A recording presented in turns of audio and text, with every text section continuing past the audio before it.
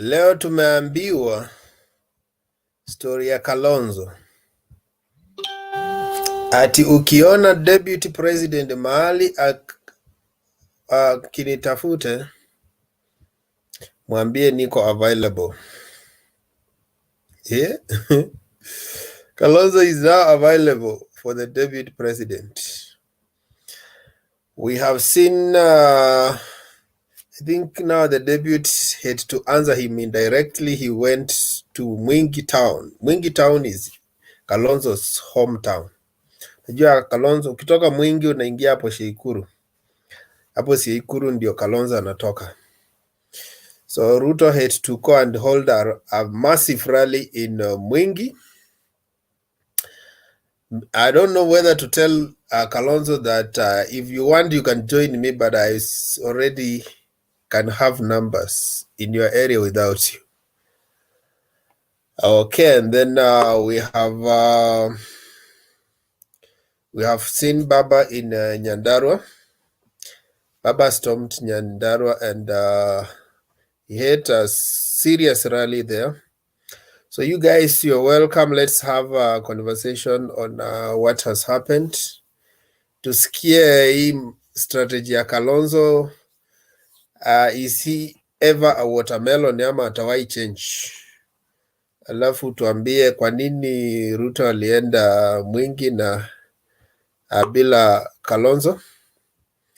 Na utuambie while Baba was away, nini ulikuwa umemiss?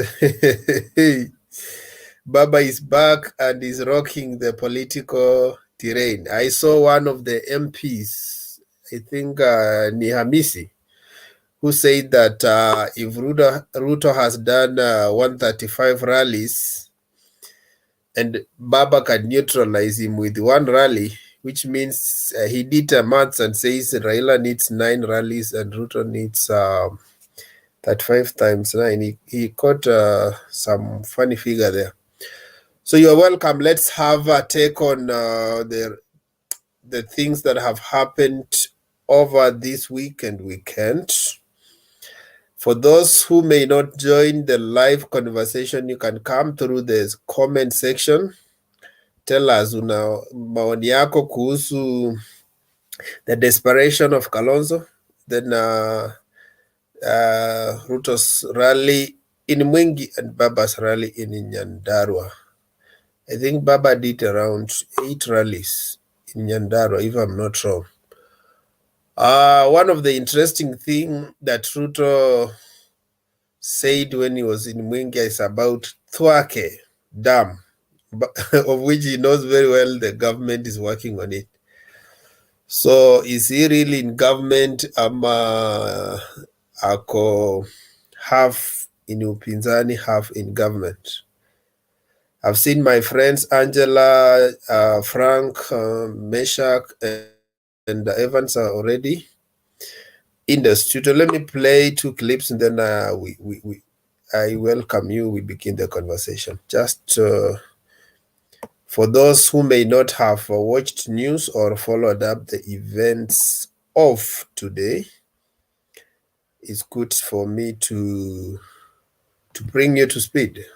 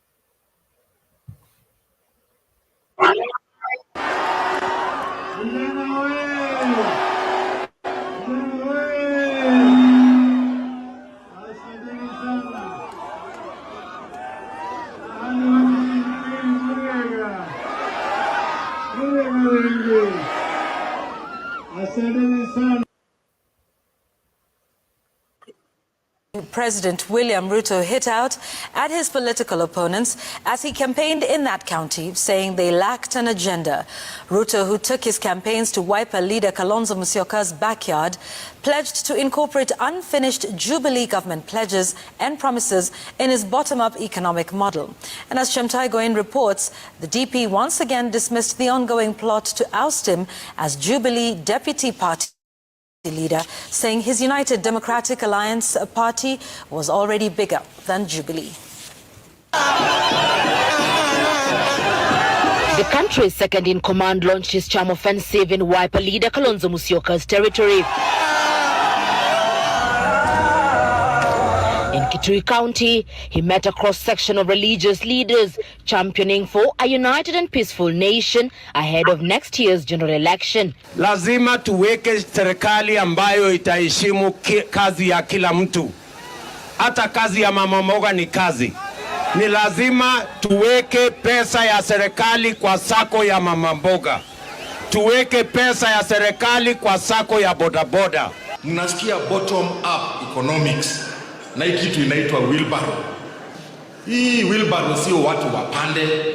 Ni wheelbarrow ya kukumbusha sisi sote mahali tumetoka. Kukumbusha sisi sote unaweza toka huku chini, usaidiwe na wenzako, ukuje juu, maisha yako yaendelee na mbele, si ndio? The DP took on his opponents, laughing off what he said were small parties uniting to fight him. He claimed he has a party with the largest following. Unajua sasa hii Kenya iko na sarakasi mingi kweli.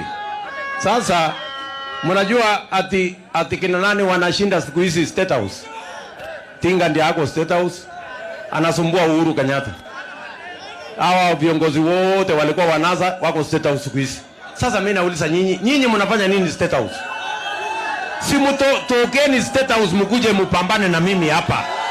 Wacheni kwenda kukwama huko.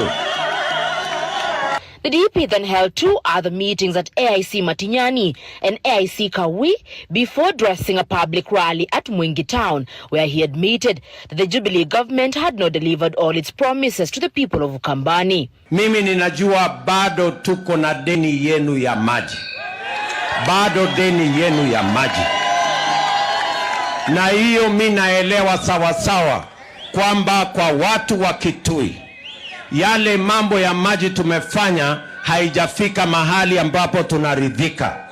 Hata ingawaje tumeweka bilioni 35 pale Thwake, na tunajua hiyo dam baada ya awamu ya pili ambayo itatukarimu another 25 billion.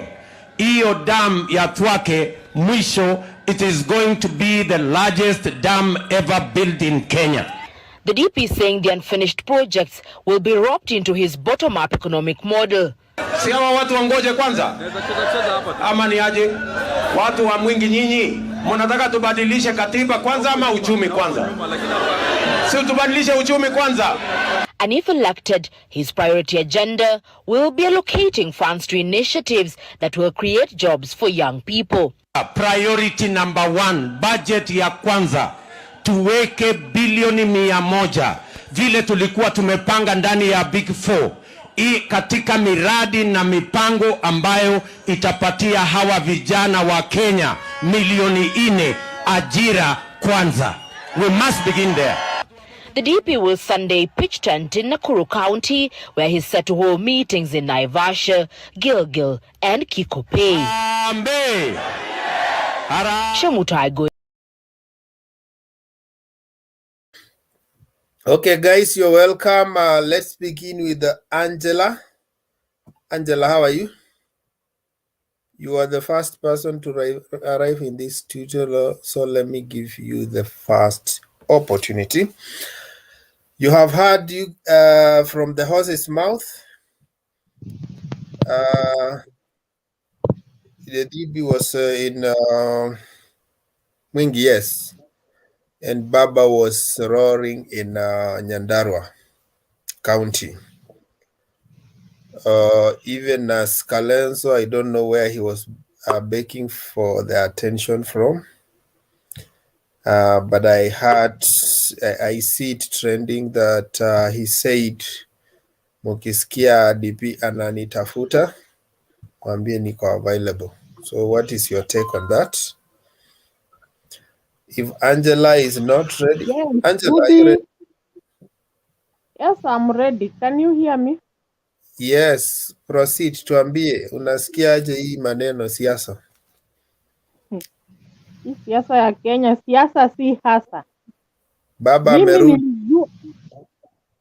nilijua Kalonzo na Oka timu yake, hiyo ni mradi imefomiwa. So, mwenye mradi sasa ameanza kukagua mradi wake aweke saidi yake. I knew these guys are not serious. Wanajaribu kupima wa Kenya akili. And that's what will happen to Musalia Mudavadi, and that's what will happen to Moses Wetangula. They'll have nowhere to go. They'll just join DP. That is what they are trying to tell us. Because kama wangekuwa wamekosana, happen wamekosana, sasa Kalonzo amebreak, ameingia UDA. And that is why you have seen Ruto storming in Mwingi. And at times I normally call ourselves, we are so blind. Let me ask you. Yes. Somebody who seriously wants to be a running mate, is that how you approach? You make yourself look like you are desperate. Huh? If you really needed to be a running mate for DP, is that the approach? That is not the right approach. That this one is just telling us that he's telling us that he's so desperate, he don't have anywhere to go, and that one gives us that tells me that yani asipo haezi jipanga, lazima apangwe. So ako tu pale, hana mbele wala nyuma, hana mwelekeo. Yani inamaanisha yeye ako tu anatembea na upepo, anawave tu ile side inamveva, anaenda huko. So anaona like ni aibu kujoin kwa baba juu alishajiharibia, yeye haezi ungana na baba. So ameona afadhali ajitangaze, yeye ako ready kufanya nini?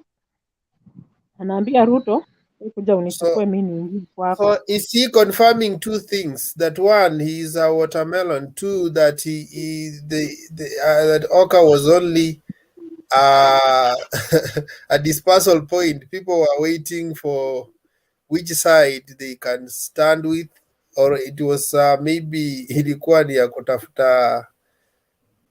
People were saying it's a brokerage firm, so they were looking for opportunities.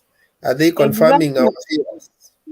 Exactly, that is the point, and that's why I said I can't support Okaju. They are not serious. They are not serious guys. They are just jokers. Wananunuliwa, wanawekwa kwa mifuko, and then story inaisha. Hawana msimamo, hawana mwelekeo, hawana chochote. They can't stand on their own. Kutupotezea tu muda wakituambia Waluya tusimame tushikane. I think from the time Wamalwa kijana died, sijaona Mluya amesimama akiwa firm with that wisdom, anaweza unganisha Waluya na anaweza beba Waluya awapee mwelekeo. That is why we are having Kalonzo ni Mluya tena. Wanatia kwa hiyo Oka team. Bado nimeona Mudavadi working with the DP, meaning all the Oka team is wana depart kutoka kwa Oka, wanajoin. I've seen somewhere kwa mtandao Musalia Mudavadi hata wewe Angela ni wa DP, so ulifurahi Kalonzo anakuja. Jamii kwenu anakuja, anaongeza numbers kwenu. Pia kuna kitu mimi hufurahi Wekesa juu, as much as nitafurahia DP, what am I gaining from DP? Is there anything I'm gaining from DP? Nothing.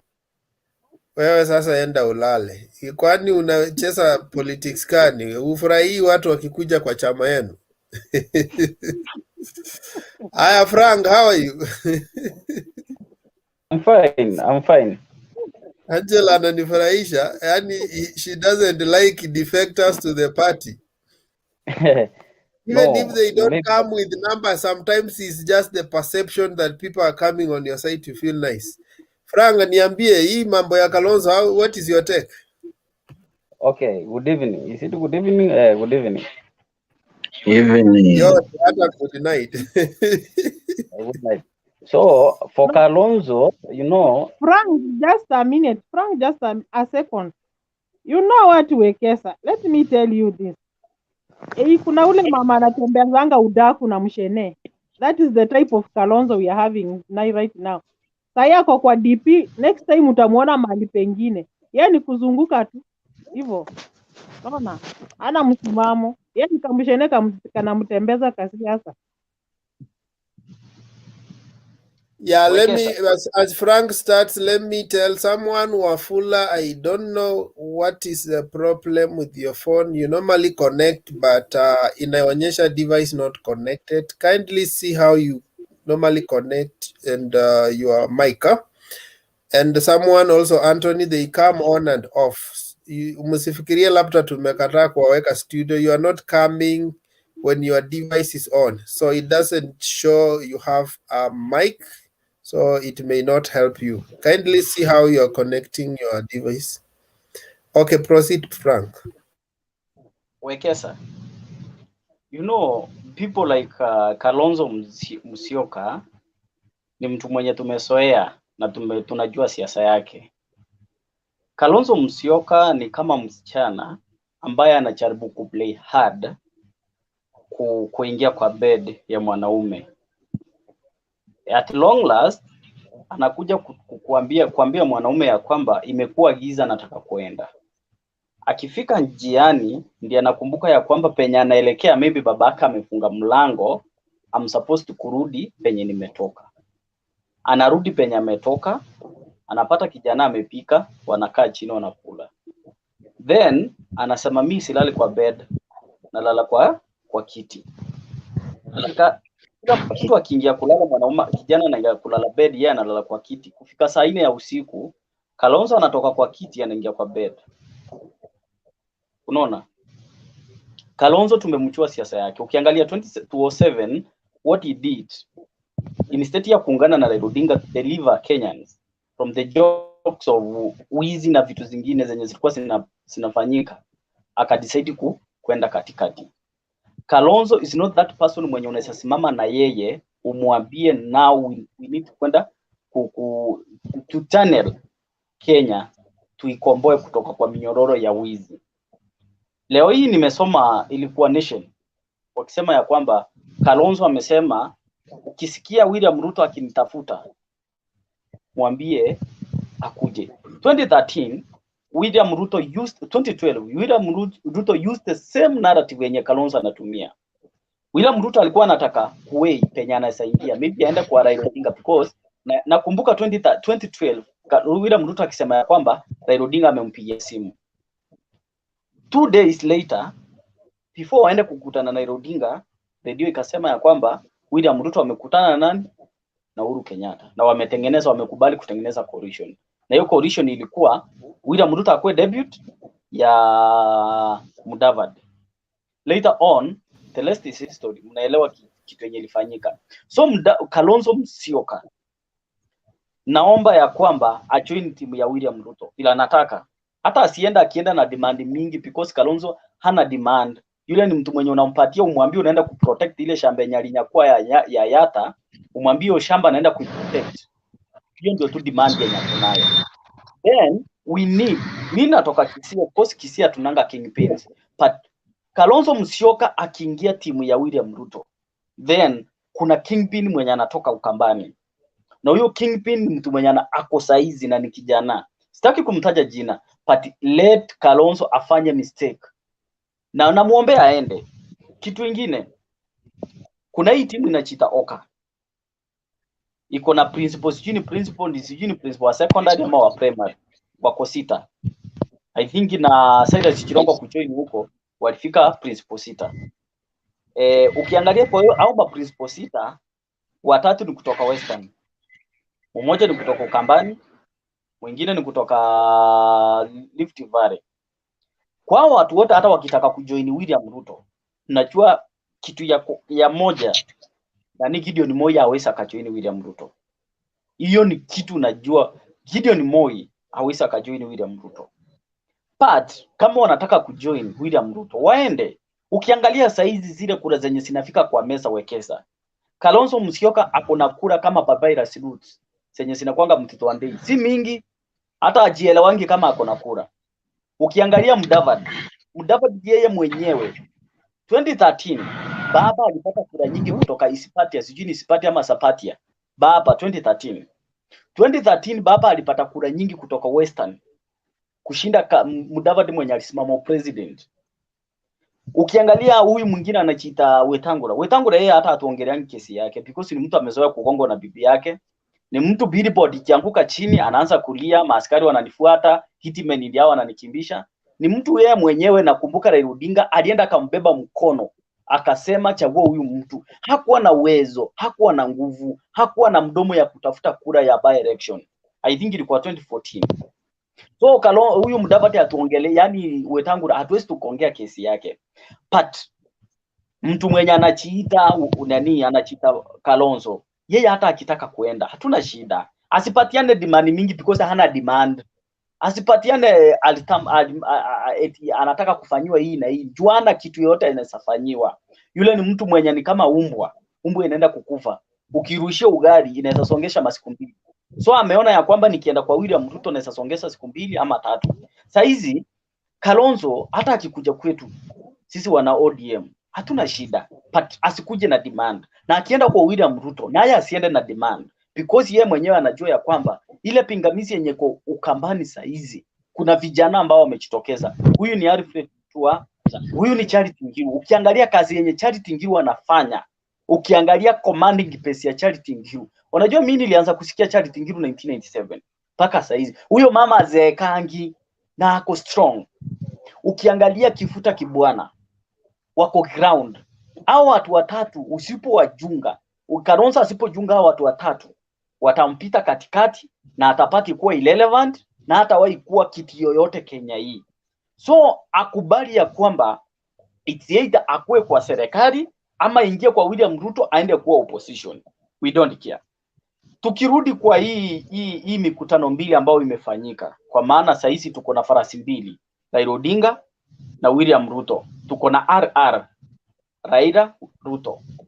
Kwa hii mikutano ambayo imefanyika leo, ukiangalia between Wilbaro na Tinga, nataka nikuulize Wekesa, kati ya Tinga na Wilbaro ni gani inaweza panda mlima?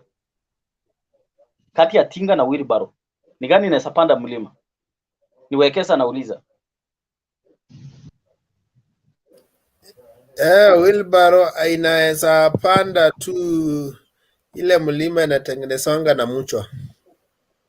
Yeah. So ukiangalia ile gia baba anatumia Tinga, unajua Raila Odinga ni Tinga. Ile gia yenye anatumia, amechukua Tinga ya Ferguson. Ile Tinga ya kitambo imeandikwa Ferguson. Iko well loaded, iko na mafuta, iko ready kupanda Mount Kenya. Sisi wana ODM, kitu yenye nasema ya kwamba watu wenye kwa ground kutafutia baba kura huko Central Kenya, we only need kama ni 10% ama 20%. Hizo zingine mpatie William Ruto zote because sisi tunajua zile kura baba ako nazo Kenya hii. Baba has more than 80 million votes zake ziko intact. 8 million votes. Milioni 8 zake ziko intact.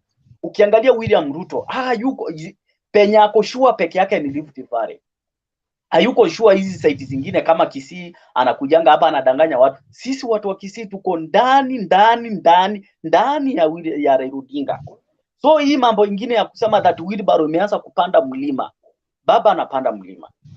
Na ikifika next year kama saizi ameanza pole, ikifika next year I tell you for free Raila Odinga atakuwa na 60% of Mount Kenya. Hata wale wenye wanampinga, hata wale wenye mna comment hapo kwa comment section mkisema sijui Raila Odinga hata wahi kuwa president. Baba, nataka kuambia kwamba Mungu jua aliye mbinguni ndio mwenyewe anajiunga na Mungu kuwa president. So ukisema hapa sijui amezeeka, sijui hata wahi kuwa president, kesho utamuka upate radio kitangaza Rais Raila Odinga leo alikuwa Central, alienda ku commission maendeleo fulani. So tusidanganyane ya kwamba eti baba amekuwa mzee, eti amefanya nini. Huyu mzee ndio tunahitaji atukomboe. Huyu mzee ndio tunahitaji atusaidie kupigana na ufisadi Kenya. Huyu msende tunahitaji hawezi kukupeleka Kanani. Kanani penye kuna maziwa, Kanani penye kuna asali, Kanani penye kuna shamba ya kulima tupate mazao. Ukiangalia William Ruto amekuwa president from 2013. Amekuwa deputy president. Amekuwa president kwanza 48 days. Kama mnakumbuka, Wekesa unakumbuka, William Ruto amekuwa president Kenya for 48 days. William Ruto amekuwa deputy president from 2013 mpaka saizi. Hiyo nini? Hiyo damu yenye anaongelea Ukambani. Wakati walikaa chini wakitengeneza manifesto ya 2013. Hatuongelei 2017, tunaongelea 2013 mpaka 2017. Charity Ngilu alikuwa huko, William Ruto alikuwa kwa hiyo meza, Uhuru Kenyatta alikuwa kwa hiyo meza. Wakakaa chini wakasema watu Ukambani tutawasaidia hii. Leo hii William Ruto ameamuka ameenda Ukambani, ameenda kuambia eti tunajua tuko na deni yenu. Mbona hakudeliver hiyo deni wakati alikuwa kwa government ama akiwa government saizi from 2013 mpaka saizi? Anaenda kukumbusha watu saizi wakati government inaenda kutoka. Zinataka kuuliza William Ruto ama saboters wa William Ruto. Wapi Kamarinyi Stadium? Wapi 9 international stadiums zenye tuliambiwa? Wapi nini wifi na nini na kazi kwa vijana zenye alisema ya kwamba in the next 100 days tutakuwa tumepatia vijana 3 million jobs. Nakumbuka wakati walikuwa wanaapishwa 2013, alisimama yeye mwanaume, William Ruto mwanaume Kasarani, akasema ya kwamba unga ikiwa ni 120 2 kg itateremka ifike 60 bob. Saizi unga inaelekea 180 ama 200 under Jubilee government akiwa deputy president. Yeye mwenyewe akasema ukienda industry area Nairobi penye imeandikwa hakuna kazi in the next 100 days, ilikuwa 2013, ukienda kutafuta kazi utapata kipango kimeandikwa ya kwamba kuna kazi. Nataka niulize William Ruto, ni vijana wangapi ambao wamefutwa kazi Kenya hii? Ni vijana wangapi hawana kazi Kenya hii? Wewe na akili yako unasema umesomea potani, unaamuka kupatia vijana wheelbarrow. Kijana mwenye amegraduate, amesoma hata kukushinda, amesoma hata kushinda watoto wako, unampatia wheelbarrow. Hiyo ndio empowerment yenye ulikuwa unataka kupatia vijana 2013 mpaka saizi? Haya, hii kazi yenye unasema bottom up economy ilikuwa wapi 2013? Ungetuletea 2013 ndio tujue ya kwamba in the next 2022 tutakuwa ya kwamba tutaangalia William Ruto juu hii kitu ishafanya kazi, ashathibitisha ya kwamba bottom up inafanya kazi. Ulikuwa imeipeleka wapi? Scandals zenye zimesurround William Ruto ni mingi. Ukuje Hasela Cheti, nakumbuka Wekesa unaikumbuka vizuri sana. Tukuje Lang'ata Land, tukuje 68 Hotel iko hapa Nairobi, hapo mnajua penye 68 Hotel iko. Tukuje wale watu wote wamekufa, akina Kenei, akina Yebei, akina Jacob Chuma. Wao wote wamesurround, ni damu imesurround William Ruto. Na bado kuna mtu mwenye ako na akili timamu amekaa chini anasema William Ruto for president 2022. Nataka nikuambie watu wengine wenye na support William Ruto wanastahili kufanywa brain surgery ama wapelekwe wabadilishiwe akili. Mtu mwenye ako na akili timamu kuamuka. Are those allegations substantiated ama ni political statement? It's not a political beat, ni ukweli. Who killed Kenei? Nani aliua Yebei? Yebei alikuwa key witness wa ICC 2013-2014. Jamaa aliuliwa, mwili yake ikaenda kupatikana zijui wapi. Hiyo ni kitu iko. Ukiingia Lang'ata ni kitu iko kwa document, iko kwa nini DCIA, wanajua. Nani alichukua hiyo shamba? Hata ya Ruaraka hii yenye Dennis Itumbi anapiganga kelele eti kijana wetu Matiang'i amechukua hiyo shamba. Hiyo shamba William Ruto alipatiwa na nani? Moi. Waligirapu hiyo shamba akapatiwa. Alikuwa anataka kwenda kutengeneza. I think we can base on the cases maybe zenye ziko court, hizi zingine zenye hatujui tunaachana nazo. If you talk about Muteshi Selanda, I agree with you. If you talk about Weston, I agree with you. Lakini hizi zingine because we are not sure tunaachana nazo. So ndio nataka niambie vijana wenye wamesoma, tuamuke tuangalie mtu mwenye anaweza peleka Kenya mbele, mtu mwenye anaweza drive economy ya Kenya, mtu mwenye anaweza fanya pesa zitembee Kenya. Sasa hizi pesa zimefungiwa, hakuna circulation of currency in Kenya.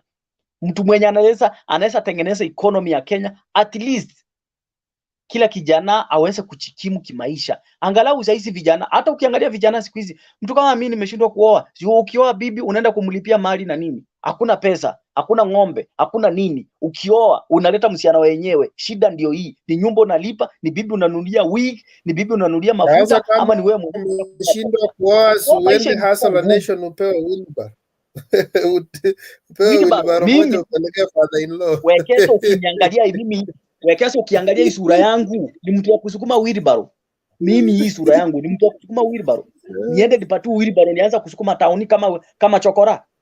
So William Ruto amechukulia vijana wa Kenya ni chokora wote, ameweka pamoja kwa bagi moja, ametufanya chokora, atupatie wheelbarrow ndio tuanza kuchukuma tao, ndio atukoro na isivira nataka. Kenya hii hatuko ready kuongozwa na William Ruto. Maybe ni Vietnam ama Sugoi. Asante. Okay, thank you for your contribution. Viewers, remember, here we deal with serious facts. So for others which are not substantiated, we don't take them as this channel's view. Those are personal views. Let's have Meshach. How are you, Meshach? You are on mute. Huh?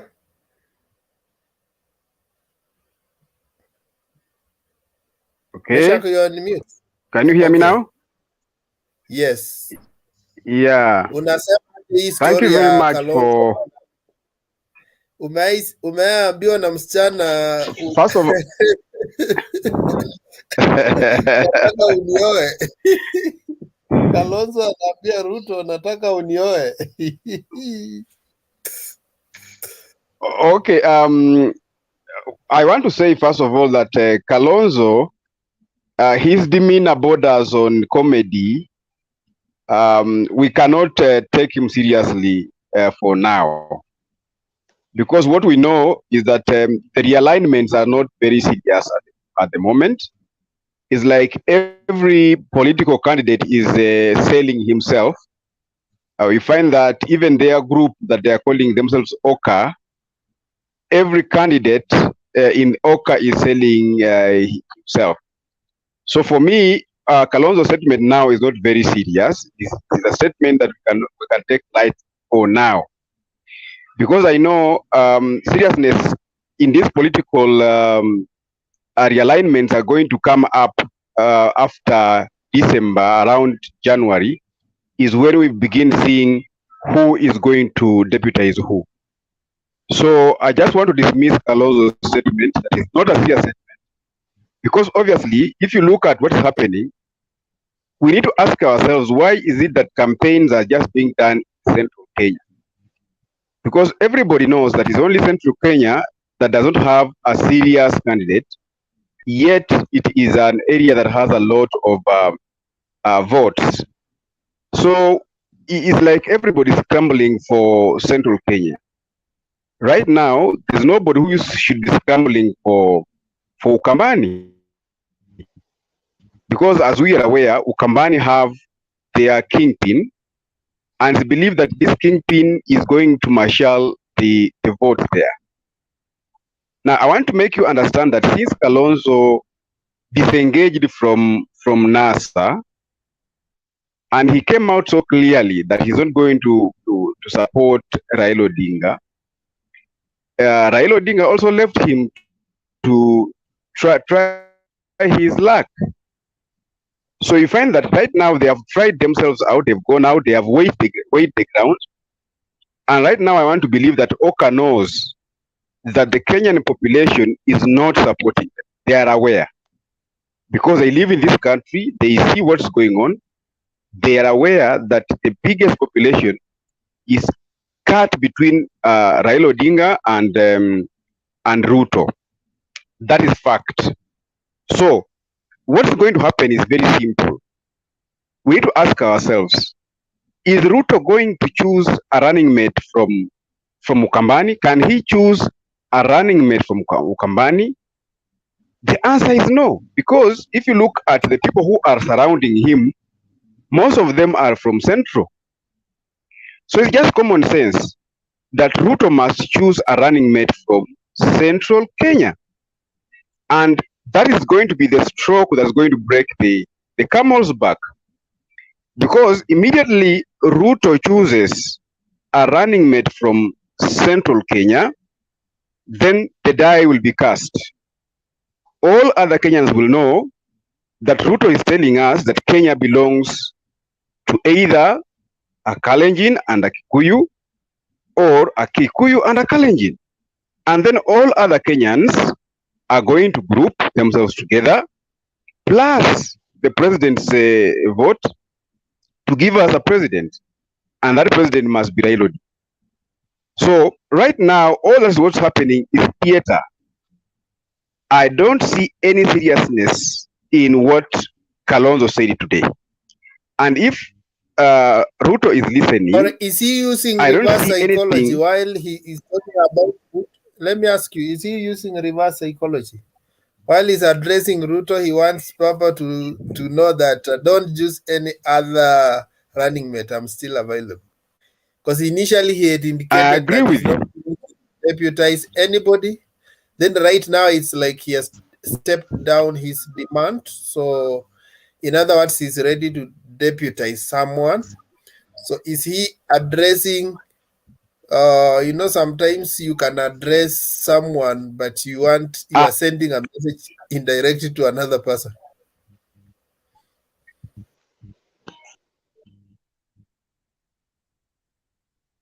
In fact, I agree with you in totality. But what's going to happen, Baba has his own game plan. Baba has his own game plan. Since this guy is disengaged from him, Baba knows that if he gets a running mate from Central Kenya, what's going to happen is simple. Kalonzo has about 2 million votes. If we assume that people are going to register, if Baba chooses a running mate from Central and he gets, let's say, 20%, 20% from Mount Kenya is enough to give him the votes that Kalonzo would have given him. So what's going to happen? Baba is talking about BBI, but people are not taking him serious. What's going to happen is very simple. That the only position that Kalonzo can get from Baba's side is to be given maybe a prime minister's position or assurance that when we win, you can become a prime minister. But it's obvious that Baba is going to choose a running mate from Central Kenya. Because if he gets a running mate from Central Kenya, he'll get the 20% that has been elusive for him. Then he can also get Kalonzo Musyoka with a promise of becoming the prime minister once they win.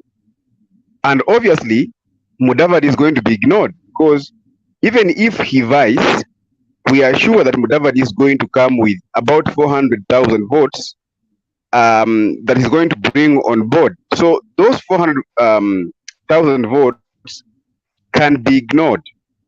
Right now, if you look at what's happening in Western Kenya, the whole of Bungoma is a unique county because it has some Kalenjin in there in Mount Elgon.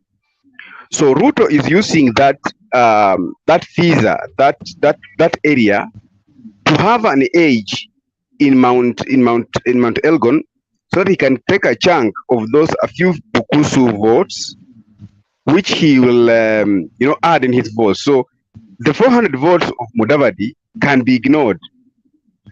So I want to say that for Kalonzo, that's how his situation is going to end. And as you are aware, he's a man who likes playing the katikati game. So his place is katikati, and these guys are going to put him katikati. Either when he joins Ruto or he joins Raila, he'll be put in a katikati position. Now, let me comment on what has gone on in 1 minute. Yes. Okay. Let me just comment a bit on what. Fine then. Let me comment on the campaigns. Looking at the campaigns, Raila has really done so well in whatever he's doing in Mount Kenya. Because if you look at all these governors that he's working with, These are people who have a muscle. And when time will call, these are people who can buy votes when time comes. And the 20% that people are talking about, I'm telling you, those votes are going to come. So I want to say that Raila has done well today, looking at What do you how mean by he was they able to can buy mobilize votes? people. What do you mean by they can buy votes? Votes are bought in Kenya, or unless you are new. During campaigns, people are bought. People write lists. Every polling station, people write lists, and those people are paid to make sure that these people come to vote. If you have voted in Kenya 5 times, and I've seen what happens, people organize voters So around let me polling ask you stations. on the same argument, why is it that half of the governors never made it back, or they forgot to buy votes? Making it back is one issue, but voting is also another issue. You can fail to make it back, but you have gotten votes that are enough to make a presidential candidate pass. You've seen there are people who have contributed to passing of the presidential candidate and they fail. And then later they are appointed to be ministers or whatever ambassadors once their government they are supporting has come to power. You know very well there are people who in central Kenya who failed, but today they are ambassadors, they are ministers because they supported a winning president. It happens, and that's the Kenya we live in. Thank you. Okay, let's have Ndemba, and then we go to Ndeto, and then Bishop Kim, in that order. So the three thematic areas we are addressing is Kalonzo begging for attention from Ruto. Then Ruto was in Mwingi, and then Baba was in Nyandarua. So kindly comment on that. Thank you, everyone. Good morning, good evening from wherever you are. Kalonzo begs for Ruto's attention. That's interesting. If it is true, it is interesting because just the other day, Oka were doing their launching at Wetangula's case. They launched his presidential candidate as he was being endorsed by Ford Kenya. I find that interesting because how would he go ahead to say he is begging for Ruto's attention? I also I'm a bit reluctant usually to take what Nation newspaper says seriously nowadays because there are times they have seemed to be so much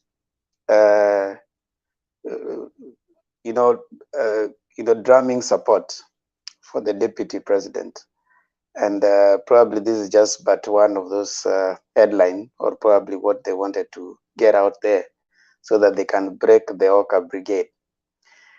Secondly, I don't think Kalonzo would want to pull that right now, especially when they're in the process of trying to make Oka look like it's a serious entity, because any suggestion of not working with the Oka team would definitely give them a blow. So I don't think that will be a statement he wants to make right now. And I'm not surprised if tomorrow or any time later today, they come out blazing that they haven't said anything like that.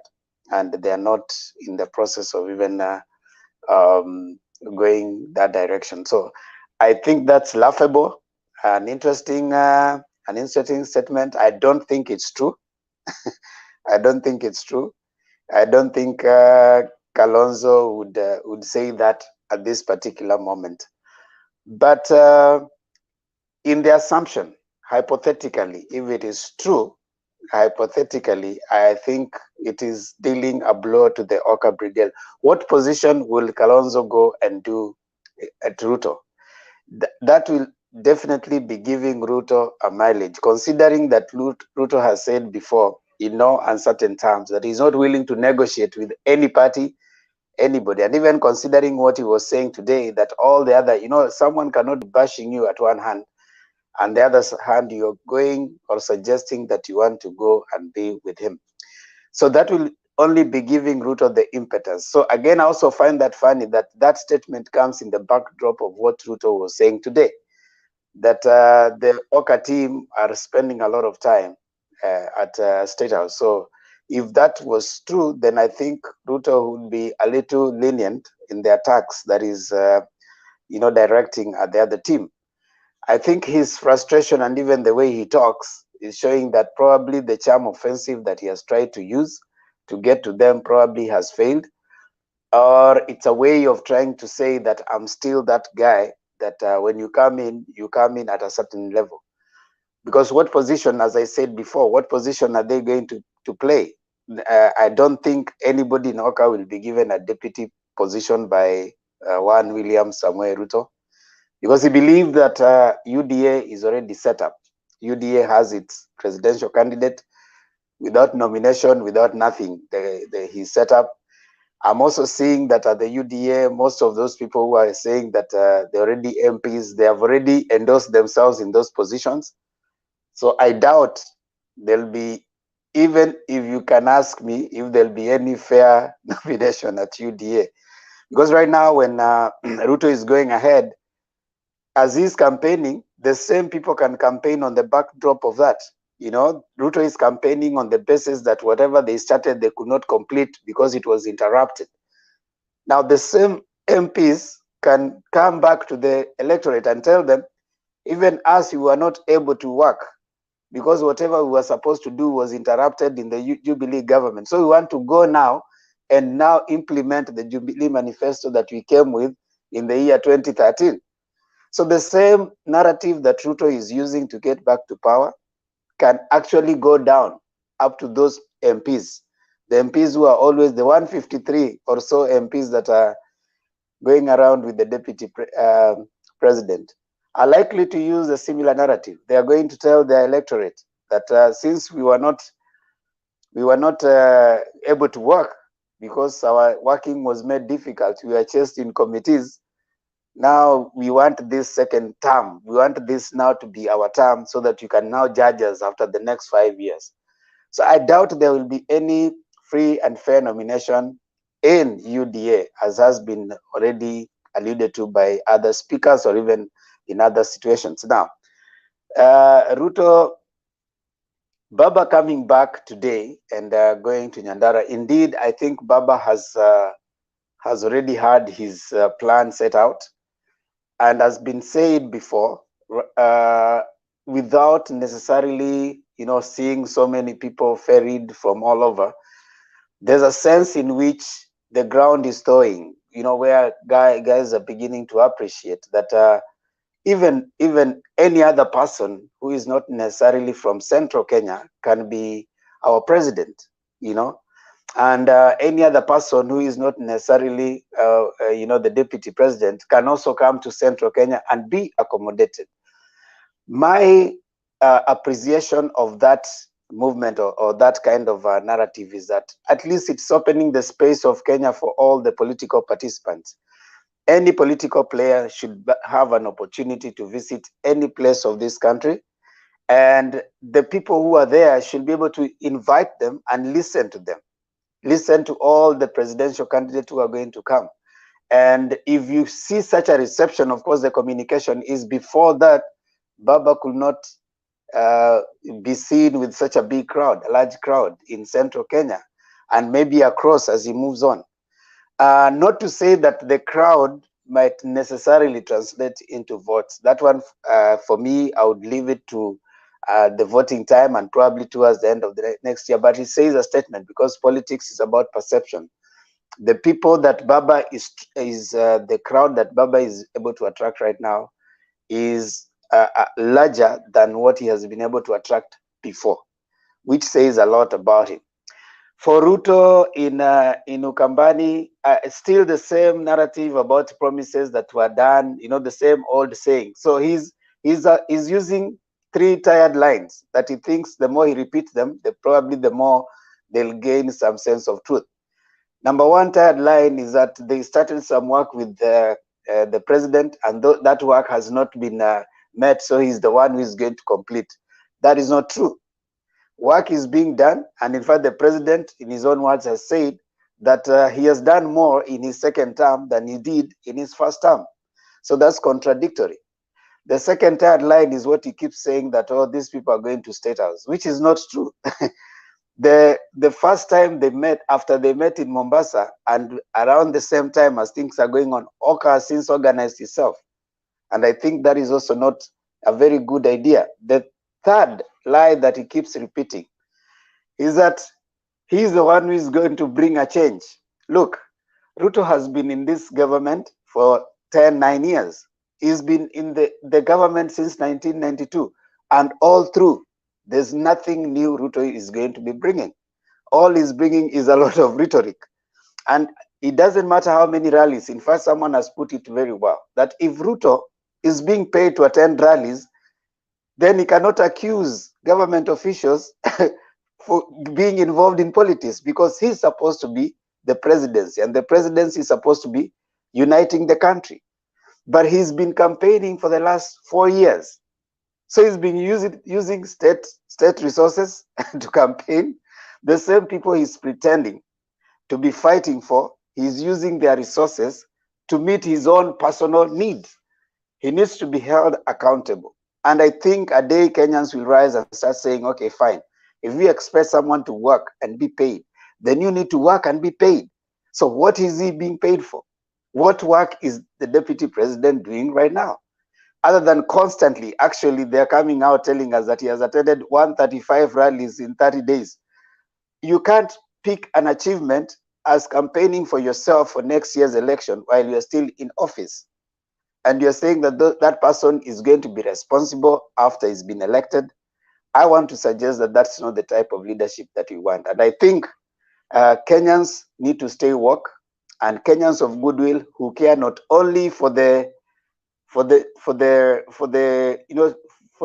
little things, for the immediate needs, should think beyond that.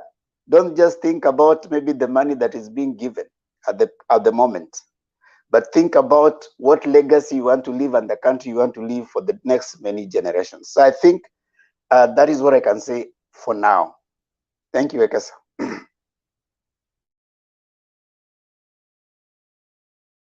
Okay, thank you for your submission, Themba. Let's have Ndeto.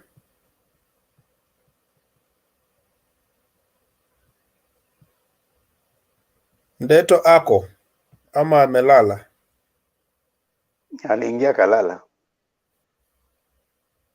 Wale muko na mmeregister na muko nitawatoa, sababu there are a lot of people queuing. They want to be part of this discussion. So if you have just come and then put the black curtain, alafu unaenda vitu zako, ninakutoa kwa, tupatie watu wengine chance. So let's have Bishop Kim. Yes, good evening. Good evening. Good evening. Yes. Before you begin, acha niambie watu wote watoe black curtain. Wale hawatoi nitajua hawako.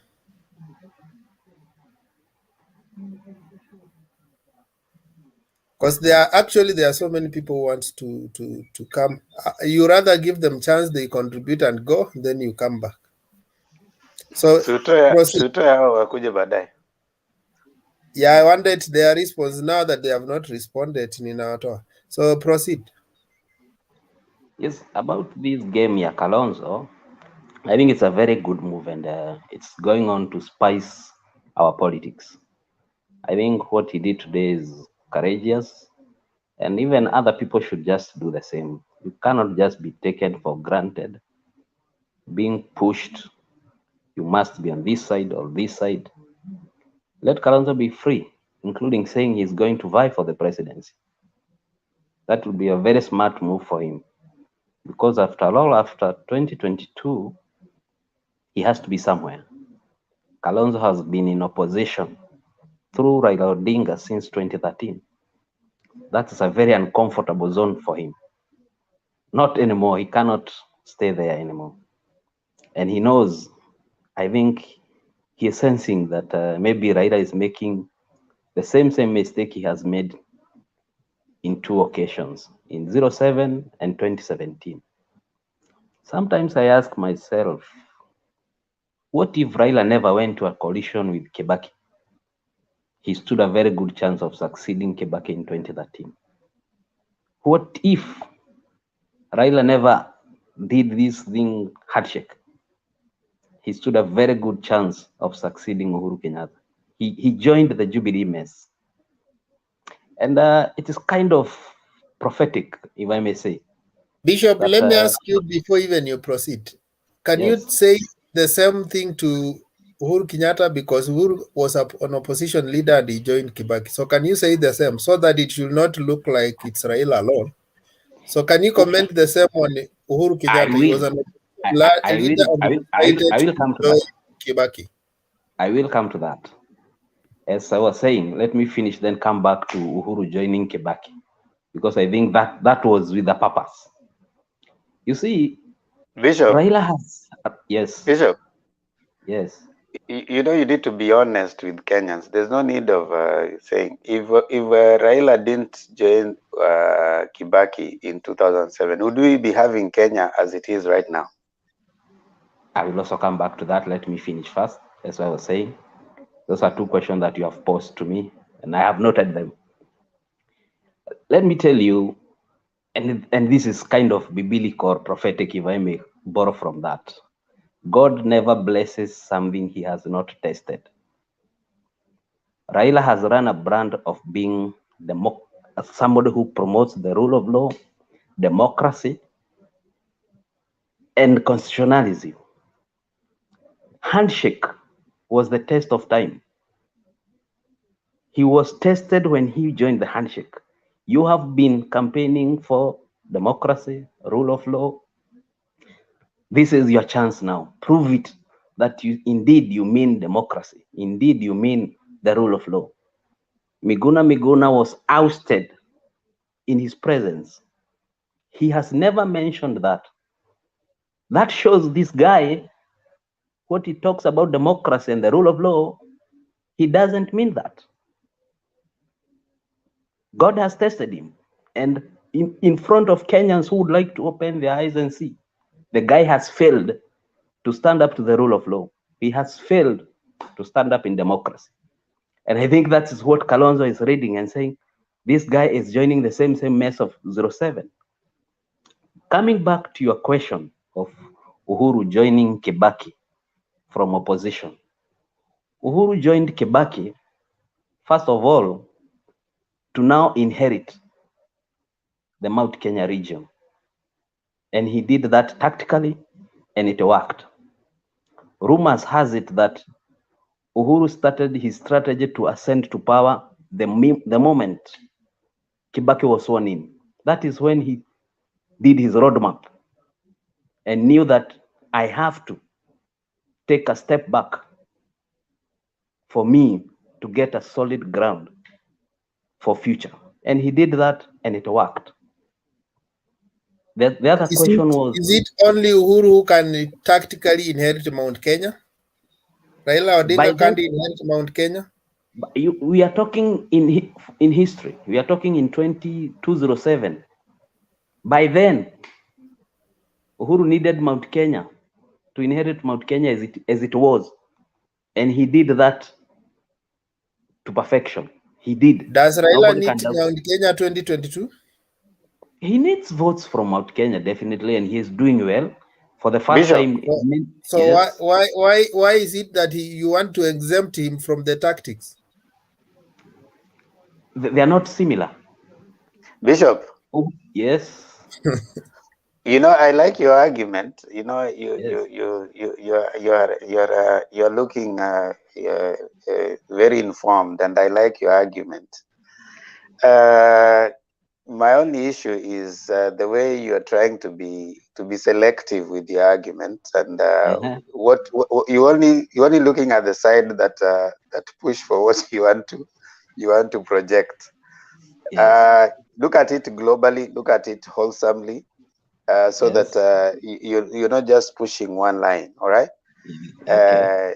It's possible that sometimes when you look at it only in one side, it might favor your argument, but it doesn't really reflect on the general thing that was happening.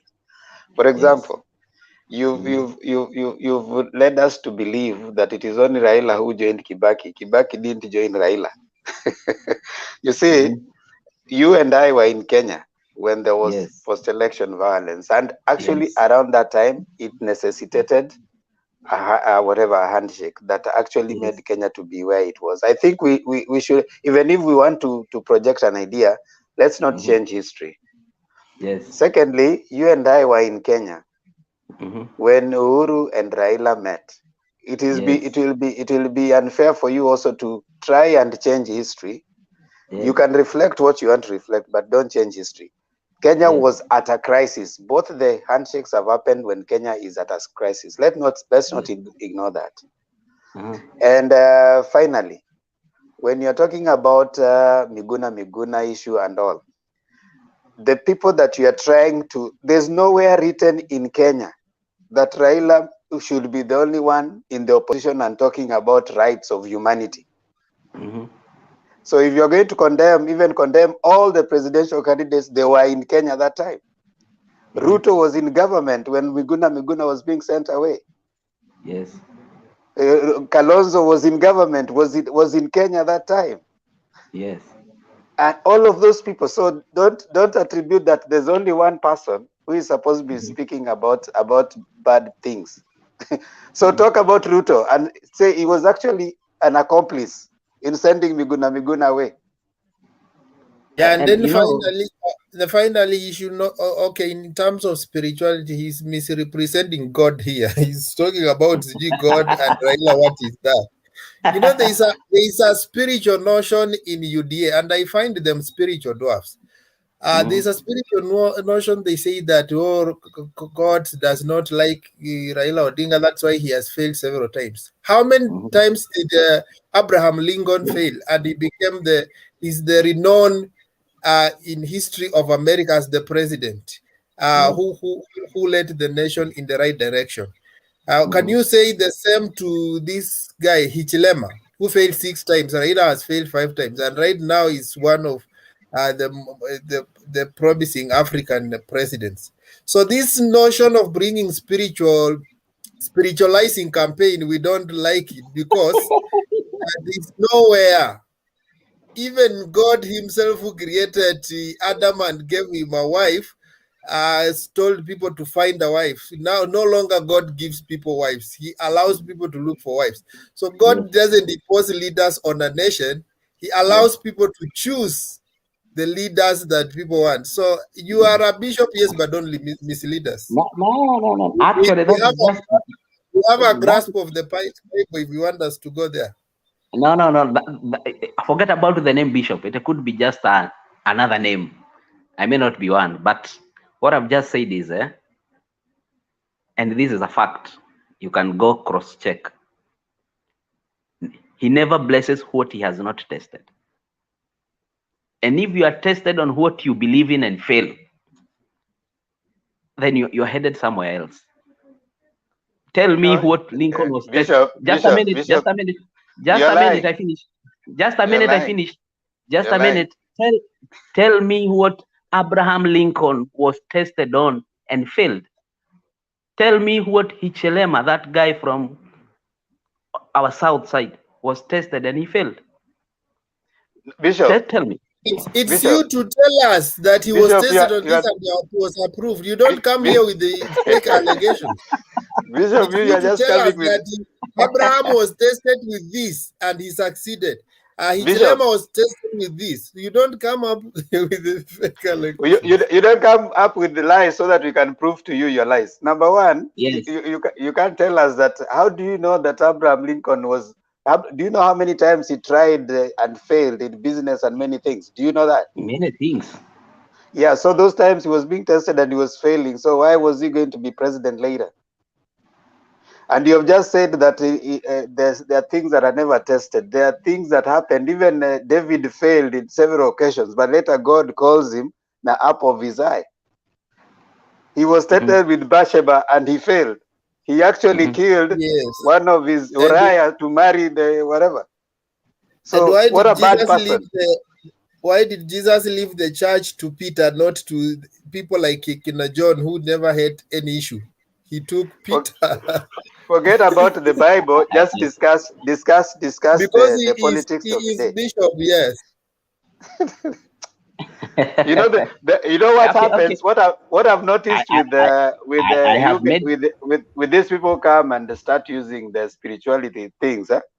They come, you use the spirituality things so that they are not argued. You know, because anytime you come in and mention God, so nobody should argue your facts. But remember, this is not a church. This is not where we say amen. Don't think you will come and say spiritual things and we say amen here. We will question you. We will censure every statement you say. This is not a sermon place. Yes. And then Bishop, in 2013, we had 2 presidential candidates who were being accused in ICC. So where was Christianity at that time? Because when they were not supposed to vie for positions. So the same God that has forgiven them is the same God that is capable of forgiving Raila for any other thing that he has ever done. So I have not spoken about a religion, Christianity, or anything else. I've just made a statement that if you proclaim to be a defender of democracy, you will be tested against democracy. And if you fail, you have failed. That's the point I was just making. What has Raila failed first? So Bishop, in that case, Bishop, Ruto has failed as a Democrat. He refused to support a constitution that most Kenyans were supporting because the voice of the people is the voice of God. He said no to the voice of God. Miguna was sent away and he was there. He said nothing. So he doesn't qualify, according to a statement, to lead Kenya in a democratic society that we have today. I'm going by your statement. And he has never claimed to be a defender of democracy. Oh, so he's not a defender. Okay, thank you. So you can continue. Has he ever said he is a defender of democracy? Has he? No, but kindly don't argue in circles. You have said God never blesses what he has not tested. So this guy now, in your own submission, you are defeating your own argument. So if he has never claimed, he has never been a defender of democracy. So he has never been tested. So God can never bless. I'm using your own words. I'm not saying God does that, but I'm using your own words. Anyway, let's drop that topic. It's a bit, I think you are getting out of it. I was just making a reference.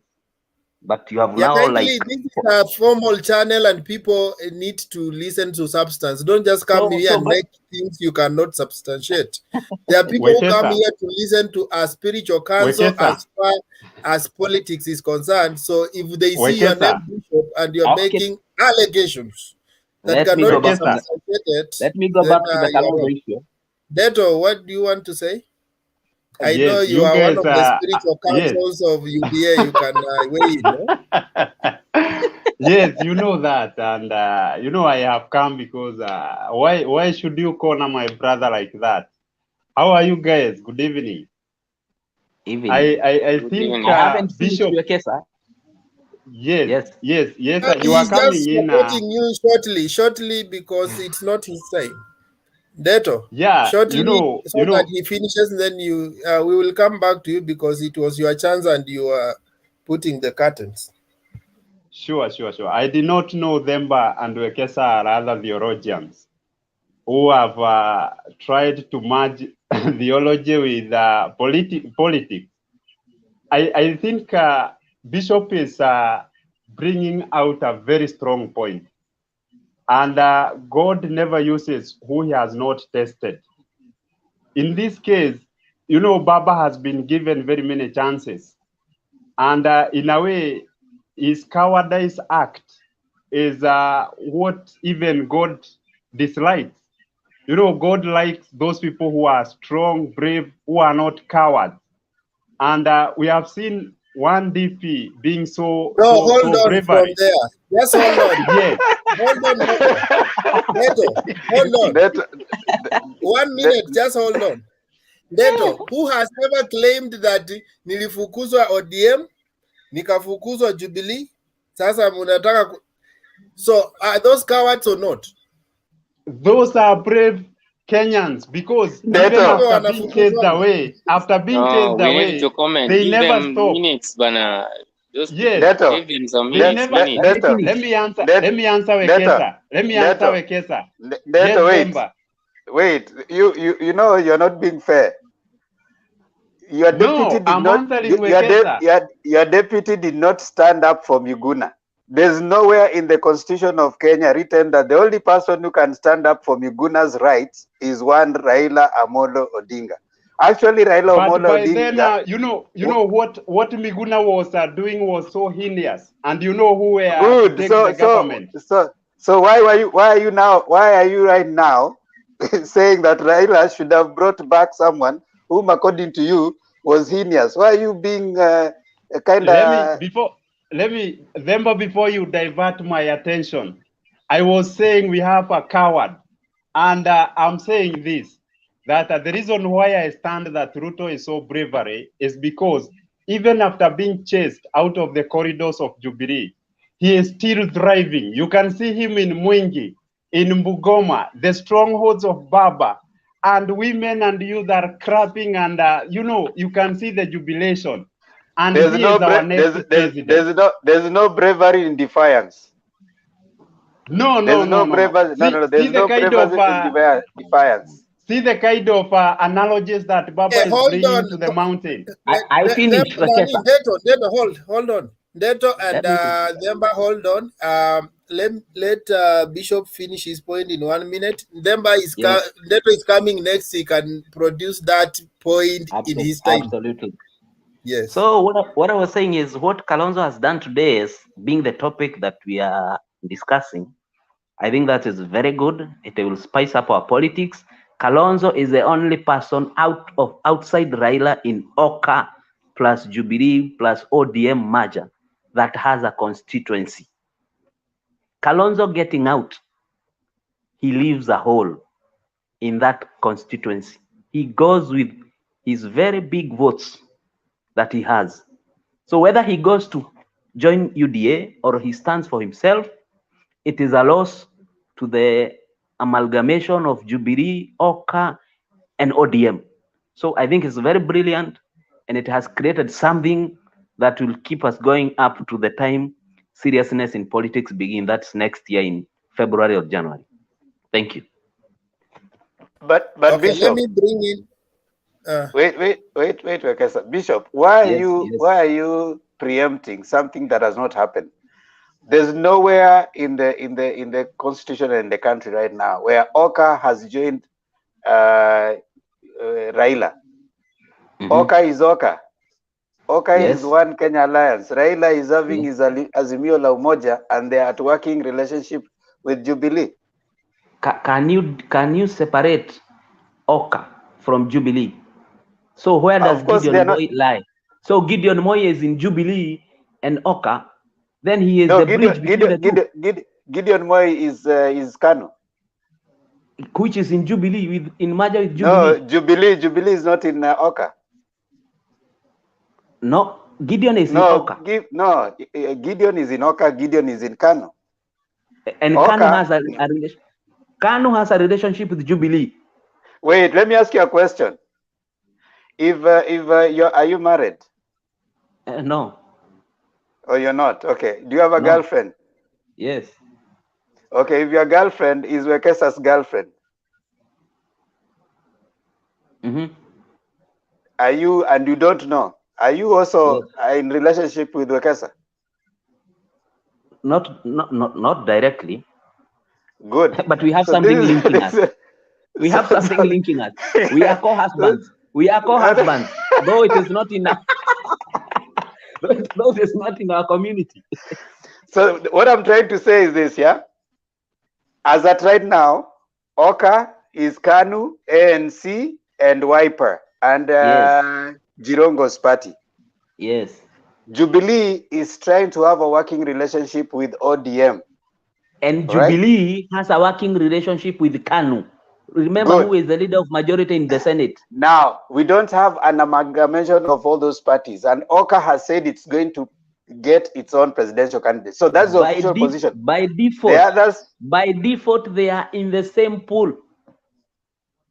I have full stop.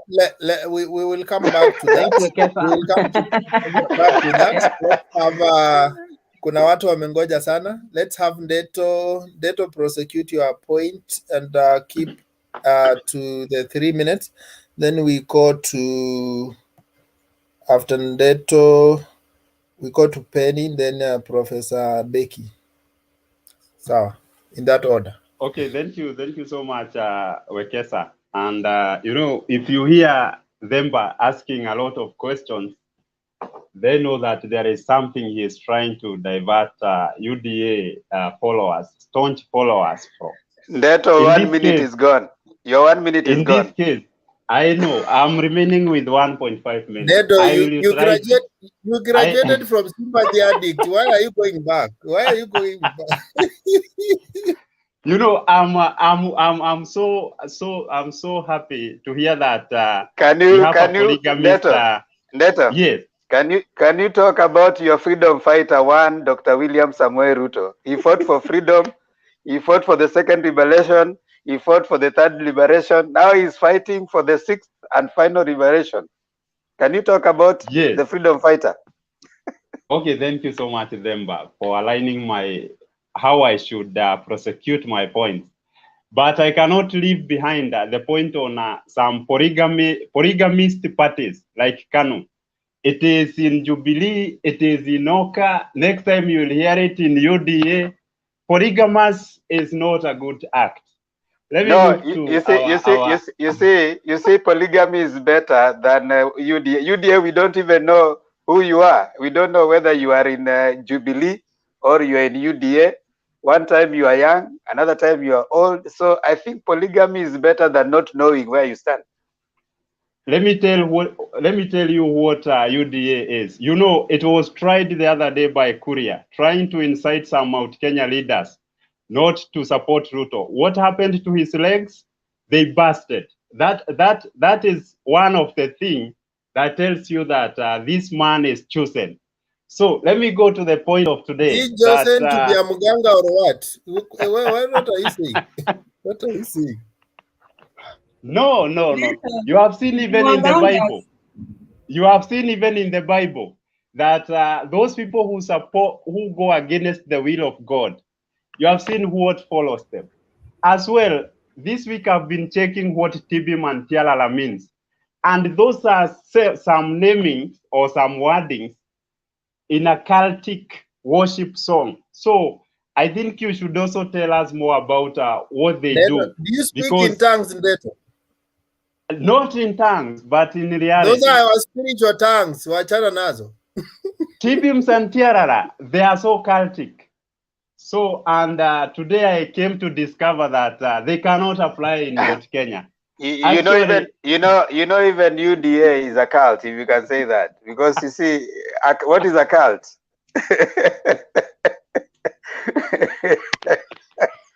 But you know, a cult cannot be taken to the altar in the church. You know, UDA, what our leader has been always.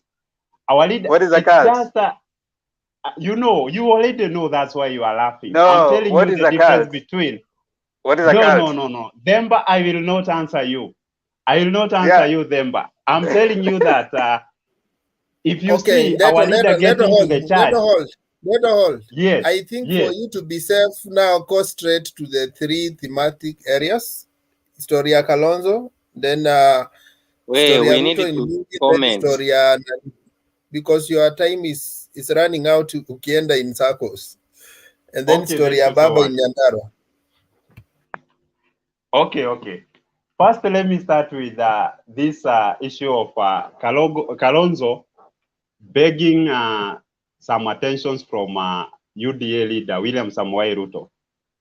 I foresaw this, and for sure he is so late. He is too late to come in our congregation, because you know, he thought that Ruto will not make it alone in Mwingi or Machakos or other areas in the Ukabani region.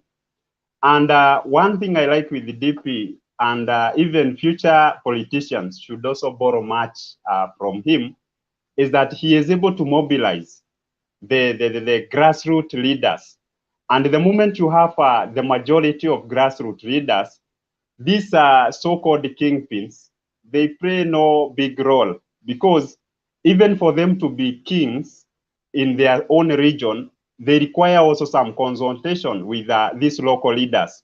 So I think for DP, he has really tried, but it is good that today Kalonzo seems to use his machineries to pass a certain message that he might be joining UDA. But let me tell you, it is still too early.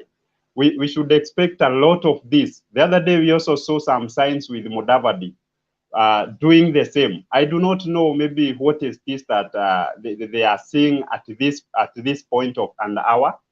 And one thing, we have seen that Kalonzo has been supporting ODM leader for so long. I think Raila has tried 3 times without a success.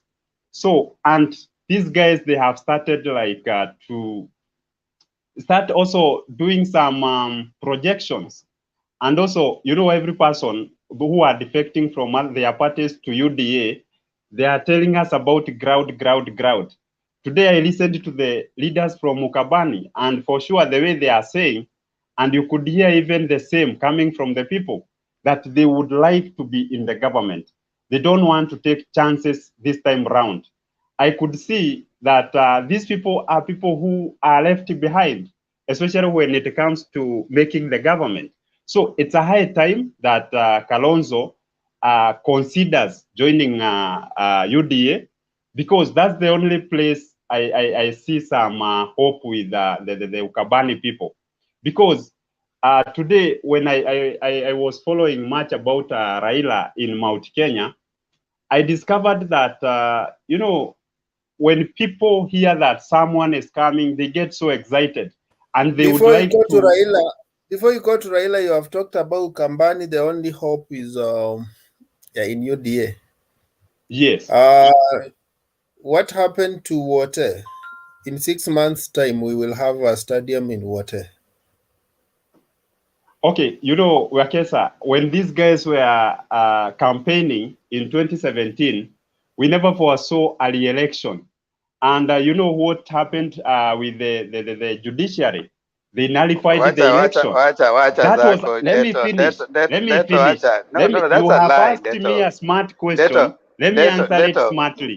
It is not the government that does election. It is the IEBC that does the election. And they usually plan all the scenarios. They plan with scenario A and scenario B. Wait, Neto. No, not you're lying to us. That's the other line of propaganda, the excuse that now you want to use. So you want to say that the money that was meant for stadiums is the one that went to the re-election. That's a lie. In fact, what you need to tell us, normally IEBC, when it's going to any election, they go with the budget for one. If elections are won within the first round, this is the budget we'll use. If the elections go for the second round, this is the budget we'll use. So they have all that money put and set aside. So coming in to start telling us that we did not foresee, are they the ones who are conducting the elections? What is that? Don't make it a government project. Demba, let me answer you. And but don't lie to us. Don't lie to us about you should not. You should not suggest that I am lying. Exactly. You should not suggest that I am lying to Kenyans, and yet I can see a lot of them listening. So yes, what I am lying. saying is this, Yes, Demba. you are lying. Yes, listen, Demba, and don't play smartly to divert my attention. I mean this, that in 2017, no one foresaw that there will be a re-election. And imagine it went away with 13 billion Kenya shillings. That is the amount of money that was used for the re-election. So what I mean is, if you do some maths of how much maybe this one stadium can cost, maybe it's roughly 2 billion.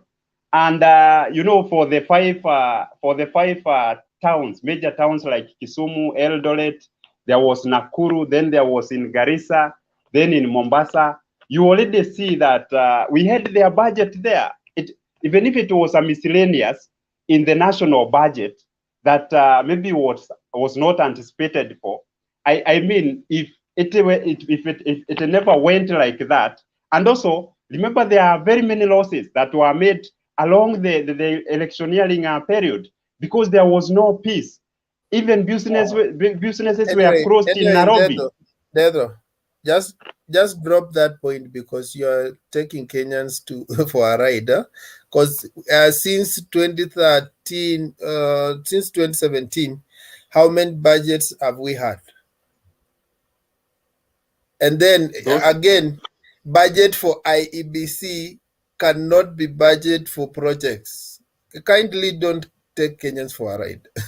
And again, when we talk about re-election, listen, re-election, not even re-election, the runoff is always constitutional.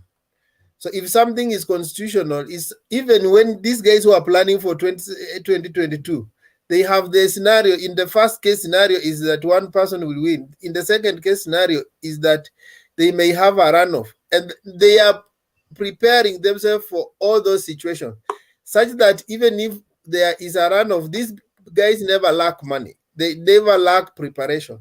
So don't tell us that someone who is ready to be a president to run the country can never. And mark you, they were already presidents.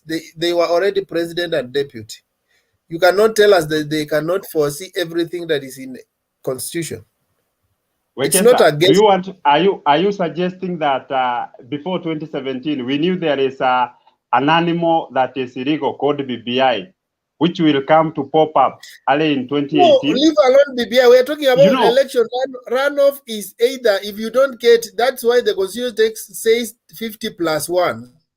So you know very well that if you don't get 50+1, you will go for a runoff. That is, it's provided by the constitution. This is my line of thinking, Wekesa, that BBI has also used over 17 billion Kenyan shillings, which was not budgeted for. Wait. So are you suggesting? Listen, you have a right to your opinion, but you don't have a right to your own facts. Okay? You may have your own. It is all over. Listen, what Wekesa has said, someone has actually corrected you that the rerun costed 2 B, not 13 B. Now listen. One thing you need to appreciate is this. Whenever IBC, like right now, IBC is looking for a budget, was looking for a budget for the election. What IBC doesn't have is the budgeting for any, in case of any amendment like referendum and all that, it doesn't have that.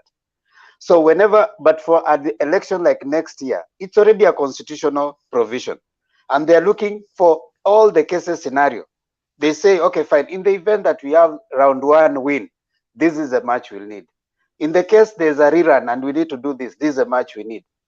But you can't say that because there was a rerun and these people were like, okay, fine, now because there's a rerun, let's release some money. Did you see IBC at any point within the rerun asking for more money? Did you see any day that because we have a rerun, the court has said there's a rerun? Did you hear anywhere where IBC said that we need money from the president to get a rerun? Okay, Demba, you know, did you see that? I mean, did you see that? Did you see anywhere? Listen, you have asked me a question. Yes, let me answer or no? you. Let me answer you, and I will answer you this way. There are very many factors hidden when it comes to election process, and we cannot just say that. No, election process is not hidden. Let me election finish. process just is listen. you are Why not should representing. You dictate what I should tell Kenyans? Because you are not representing. Because you are not presenting. You should listen. I'm representing more than 10 million people here. You should listen and wait for 2022. So my point is this. Are you implying that the DP was not able to provide for the stadiums because there was a rerun? Or what are you telling? Penny, they have also. That's exactly what he's saying. That's exactly what he's saying. And the IBC matters election are not hidden. There's a law. They follow the constitution. They follow the constitution. Kenyans have heard you, Demba. Listen, Demba. Kenyans have listened to understand what that is all about. But can you finish in 1 minute, whether you have made a point or not? I may not even finish 1 minute. but tell them to give me my time. I might finish even in 30 seconds. This is my point, that there are very many factors hidden when it comes to election process. And there is one thing we call about the period when an election should be carried out. And if the period prolongs, then it comes also with a lot of contradictions when it comes to the economy. For instance, in 2017, maybe there was something very huge in terms of revenue that government lost because the electioneering period, it prolonged so fast. In fact, if you are keen enough, you could see nothing was going on in Nairobi City. All the business were closed. These are the people who boosted the economy of this nation. And if money is blocked from getting into the KRA or other systems, that means also the money you are talking about, the stadia, it could have also be brought up. Wait, you are not addressing the facts. There's nothing hidden. There's nothing hidden in election process. The election law is very clear. Demba, what do we need to construct these stadiums? Don't we need money? You see, I'm telling you that if you block the systems where money is received from, then you will not get the output, which is the stadia.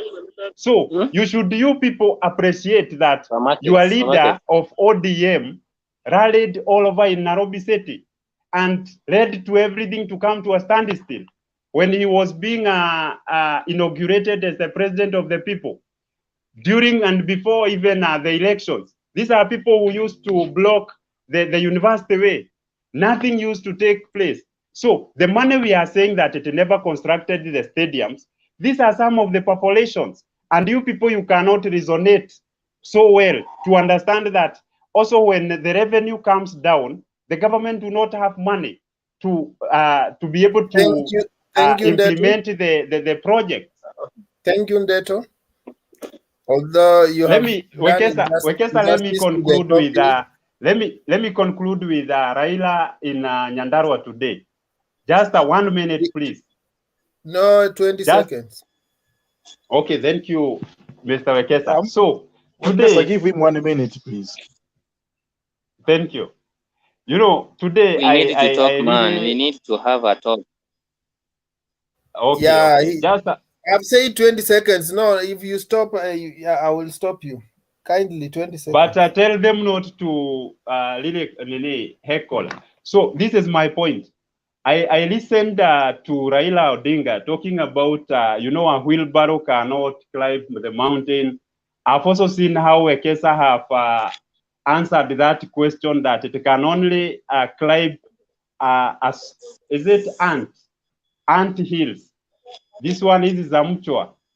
You know, that's a high level of deception. And you people, I tried to magnify the leaders who were together with Raila Amolo Odinga. There were no MCAs. There were no even MPs. I think only Kioni and only Kimemia. The others from Nakuru, like Lee Kenyajui, plus a few people from Kisumu. I also spotted some from Western. Then there were like 20, a group of 20, but those who came from the mountain were less than 5. So you people, let me tell you, we do not have issue with Baba coming to the mountain. Tell him even not to fear. We are so welcoming people. I had even prepared some waru to give to Baba, but I did not get a chance to go and give him in the Nini. So thank you. But thank you. Your 10 seconds are over. Waru utatuambia baadaye in the second round. Let's have Penny.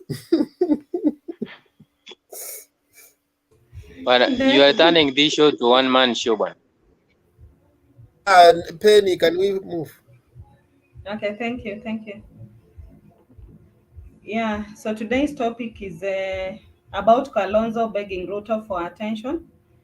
And it is not established whether Kalonzo actually begged Ruto for attention, because if anything, I think it is Ruto who first requested Kalonzo when he was at a rally in Ukambani. He actually began requesting Kalonzo to join the UDA team because UDA is the winning team. And the reason why there are speculations or why the media is coming up with the fact that Kalonzo is begging Ruto, I think Kalonzo on his side, he also has he also has a character of not being decisive. And as a leader, the moment you are not decisive, people are left to make their own conclusions. So I think the issue of him begging Ruto was just something that people were making conclusions for him because he has not come out strongly about whether he wants to support Ruto or not. But on the other hand, when you look at his rally, I think he met some women from Central yesterday. And when you look at the way he was criticizing the UDA slogan of kazi ni kazi, you know, he changed and said that kazi si kazi, but kazi bila wizi, you know.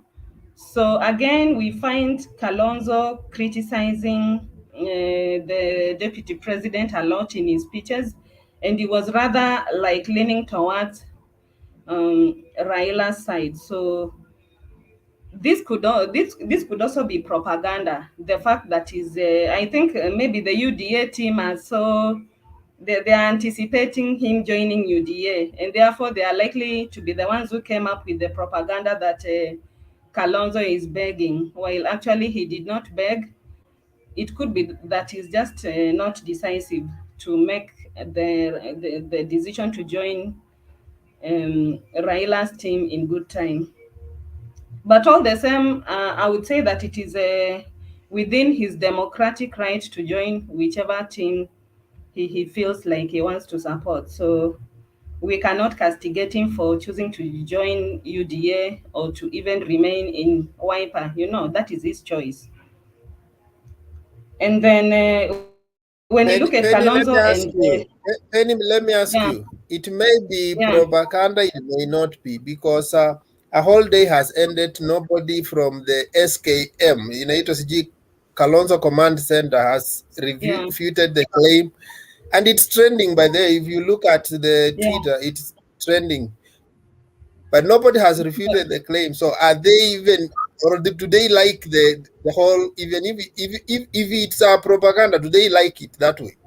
Do they want to achieve something politically if it's a Okay, propaganda? we might not have true answers to the question, but we can only but try and analyze the events between yesterday to today. Because why would there be a sharp turn? Why would there be a sharp turn in yesterday's rally when he was saying that kazi bila wizi, and then today he's now, what has changed overnight when he could just wake up today and begin to insinuate that he wants to join UDA? So I think something is not very, very clear. It's not very clear, but we can only analyze from the events, from the turnout of events between yesterday and today, and that is why I'm saying that it could be propaganda by the UDA team so that he can be able to make a concrete decision, because he seems very undecided. Okay, the other comment that I wanted to make about Kalonzo, and I wanted to make a comparison between Kalonzo and Mudavadi, where you find that their junior supporters are like holding them ransom.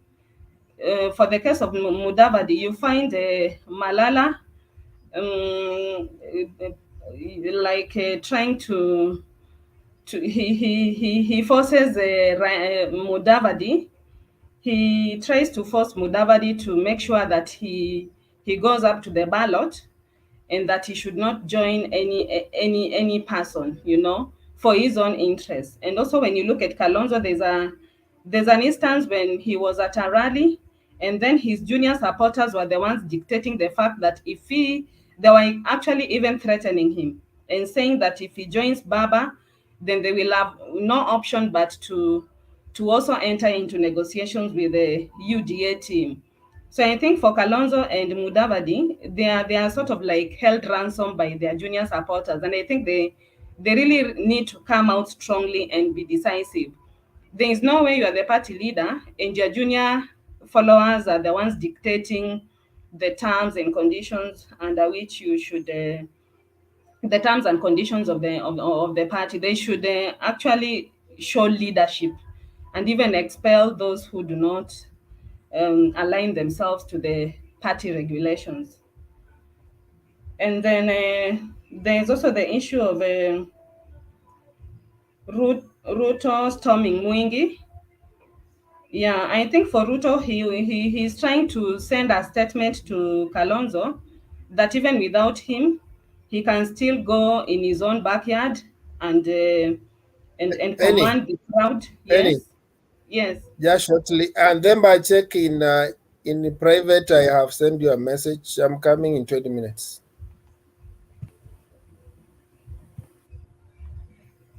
That's okay. That's okay. Okay. So for about Ruto being in Mwingi, I think Mwingi is it forms the backyard of Kalonzo, and I think he wants to show Kalonzo that even without him joining UDA, he's still commanding some level of votes in his own backyard. And I think even in the recent by-elections that were done, the DP might have seen the potential of Cumberland, in which his candidate emerged number 2 in the by-election, and I think this for him gave him some form of motivation that he can be able to garner some more votes from Cumberland, even as Kalonzo is still buying time to decide whether he will join either UDA or Raila's side. So for Ruto, I think the motivation is that he sees a lot of potential in Cumberland, and that is why he was still camping there in a campaigning rather. Then about Raila conquering Nyandarua, I think that was a very good rally. There were no incidences of there was no violence, and I actually commend the Nyandarua people for the way in which they carried themselves. And I think for Raila, it's a plus. Like we normally say that politics is all about perception. Yeah, we might say, one might reason and say that the crowds were not necessarily consist of people who support him, but rather maybe some people came to just look at him and listen to him, and maybe they are not gonna vote for him.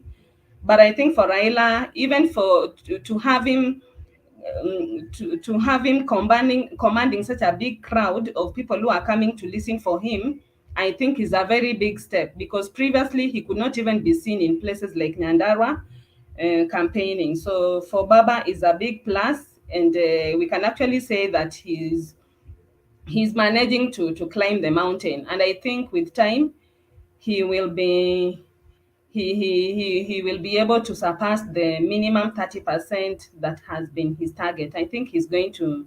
There are very good indications that he's going to do well. Yeah, I think I will stop my.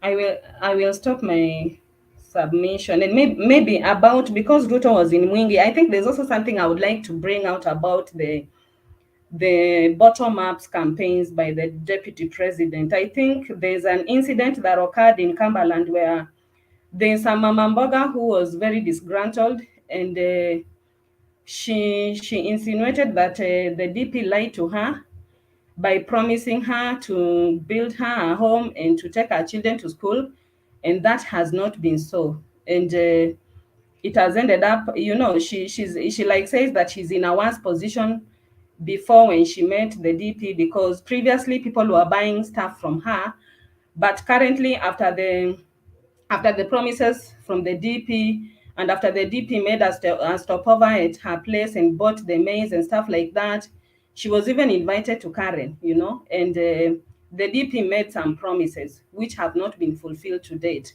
So for me, it seems like this bottom up thing is like a PR thing, because we also have an incident where Millicent Omanga, the senator, nominated Demba, can I ask senator, Penny a question? we also have an incident where Let me ask you a question, Penny. he posted like someone who was helping a trader, a small business lady, a lady who deals in fast foods, and then she had they even took photos, you know, implying that they Penny, are. let me ask you a question, Penny, before you let me proceed. finish. Let me finish my sentence first. So I It was will just using evaporate. two examples. I was just It will using these two evaporate. examples to bring out the fact that these UDA, these bottom up things, I think for me, Mama Mboga's thing and the small traders is actually a scam, you know, because it's coming out like it's a PR thing that is being done by the likes of DP and Omanga. My question is this, Penny, very simple. If you give a man a hook, a man who has been used to get a fish, should you follow and take this man also to the ocean? But you see, what I'm trying to communicate or to pass across is the fact that we have someone who has a culture of making promises that never come to materialize. You know, so we are not even sure. We are not even sure that these are not a billion. We are not sure that these are not the who was roasting maize promised by the DP. We are not even sure whether it's a reality or it's just a scam, because going by the two examples of the two business ladies who seem so disgruntled after being subjected to PR by the DP and Millicent Omanga, we are wondering, is this bottom-up thing a reality or it's just a scam for people who are so vulnerable? Penny, let me ask you a question. I know I've opened up a can of worms, but it's okay. Okay, my question is this. You know, on this platform, we say that it is good to validate the source of your information. If it is about Twitter, if it is about the Twitter things that has been going on, I think we are in an electioneering period, and anyone can come up with such a setup to show how DP is not fulfilling his promises. Because like the woman, let me finish my question. Like the woman the other day who was roasting maize, I saw DP giving her a lot of money. In fact, she could even have a way of transferring her business into a small house, if not along the road. So when you say that you are given money, then you are promised, that is a sign of lethargy. Not necessarily, you know. I want to comment a bit, please. Who is commenting? Okay, wait. Anan, Anan. Anan, wait. Penny, are you done? Yeah, I'm done. Because Ndeto is making a point, which I think Ndeto, you also entitled. So your point is that it might have been a setup, so we don't know. But Penny's point is that such is a show that there could be a sense of lack of promise keeping on the other side. So those are two different perspectives. So it's out there in the public, and of course now you also as UDA you have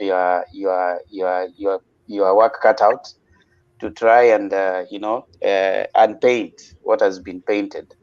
So that is what Penny is saying. So the merits or demerits of the case, we are not going to look at it right now because we have no way of verifying whether it's true or not. But the perception out there is that, of course, on the two cases, the lady used by Omanga and that one from Machakos, definitely the perception is not good. But you're suggesting it wasn't true. So we'll leave it there for that for now. Let's go to Imaya. Imaya, kindly. Hello, Themba. It was me after Penny. Okay, you are jumping me. You are jumping. Just give me 2 minutes. If I can read. It's Professor and then Mwango. It is Professor. I said Imaya. It's Professor Imaya and then Mwango. I mean, I just said Imaya. He's Professor Imaya. That's what I said. Okay. Demba. So what's your problem, Mwango? You just want to fight for no good reason. Demba. Fight for a reason. Don't fight for no cause. You said Amaya and I was saying Professor. So if it's Professor Amaya, it's okay. It's okay. Professor Imaya. It's there. You just want to fight. You are just in a fighting mood. No, yes. no, What is Demba, what Demba, is in data? You have not given us a chance to ask Penny some questions. You have just asked 2 questions, and we have other people who have been waiting. Let's allow them, and then we will ask all the questions you have. Okay, Okay. I'll Just write them down so that we can have also these other people. You know, they have been here for a while, and we don't want to keep them waiting for a long time. So Imaya, go ahead. Okay, I'll take 2 minutes. Habari zenu. Yeah. The issue of Kalonzo begging Ruto, but I still think that Kalonzo remains to be the kingpin of Kambani. Look at the scenario in 2017. We had a Maendeleo Chap party by Alfred Mutua. Kivuta Kibwana was with Kalonzo, and then Ngilu, I don't know which Ngilu the side she was, but still Kalonzo managed to give NASA a very good percentage of votes. And Kalonzo cannot leave Baba. Kalonzo makes it to be known through Raila Amolo Odinga. So I think it's a propaganda which is being used by UDA people to taint the name of Kalonzo. Sijapata hiyo clip ni watch vizuri what Kalonzo was really talking about, but nilisikia like if he has to support Baba, then he should be given a very good reason why he should do it. And then that is a statement I read somewhere. Then akamalizia akasema if UDA wants to look for him, he is still available. So bado Kalonzo hajatangaza msimamo, but some guys are rushing to take sides very easy. So bado Kalonzo still controls Ukambani. Don't underrate Kalonzo. Despite the fact that Alfred Mutua alikuwa amejitoatoa kidogo, ameanza kuonyesha that he can still take Ukambani, but hii kesi yake na bibi yake at least ndio imemharibia. Sahii hata hajulikani mahali hako, is fighting mambo na familia yake. Look at the case of Kivuta Kibwana. So tukianza kuongea mambo ya Ukambani, ni kama Ukambani imeanza kujidivide. Kuna that side that supports Alfred Mutua, kuna ile side ina support Kivuta Kibwana, kuna Ngilu. Those 3 guys, if they form a coalition, wanaweza toa Kalonzo nje, but still Kalonzo remains to be a strong guy in Ukambani. And then the issue of Nyandarua and Mwingi, I am from Mount Kenya. I can guarantee you Baba atapata more than 40% of the Mount Kenya votes. Take that one to the bank. This is the reason behind. From all the time immemorial, Mushayona, if somebody is running against a Kikuyu, make sure that person will fail. So Raila has been running in 2007 with Kibaki, who was a Kikuyu. Automatically Kibaki got the chance. 2013, Uhuru Kenyatta, who was a Kikuyu, alipita. 2017, the same scenario, alipita. So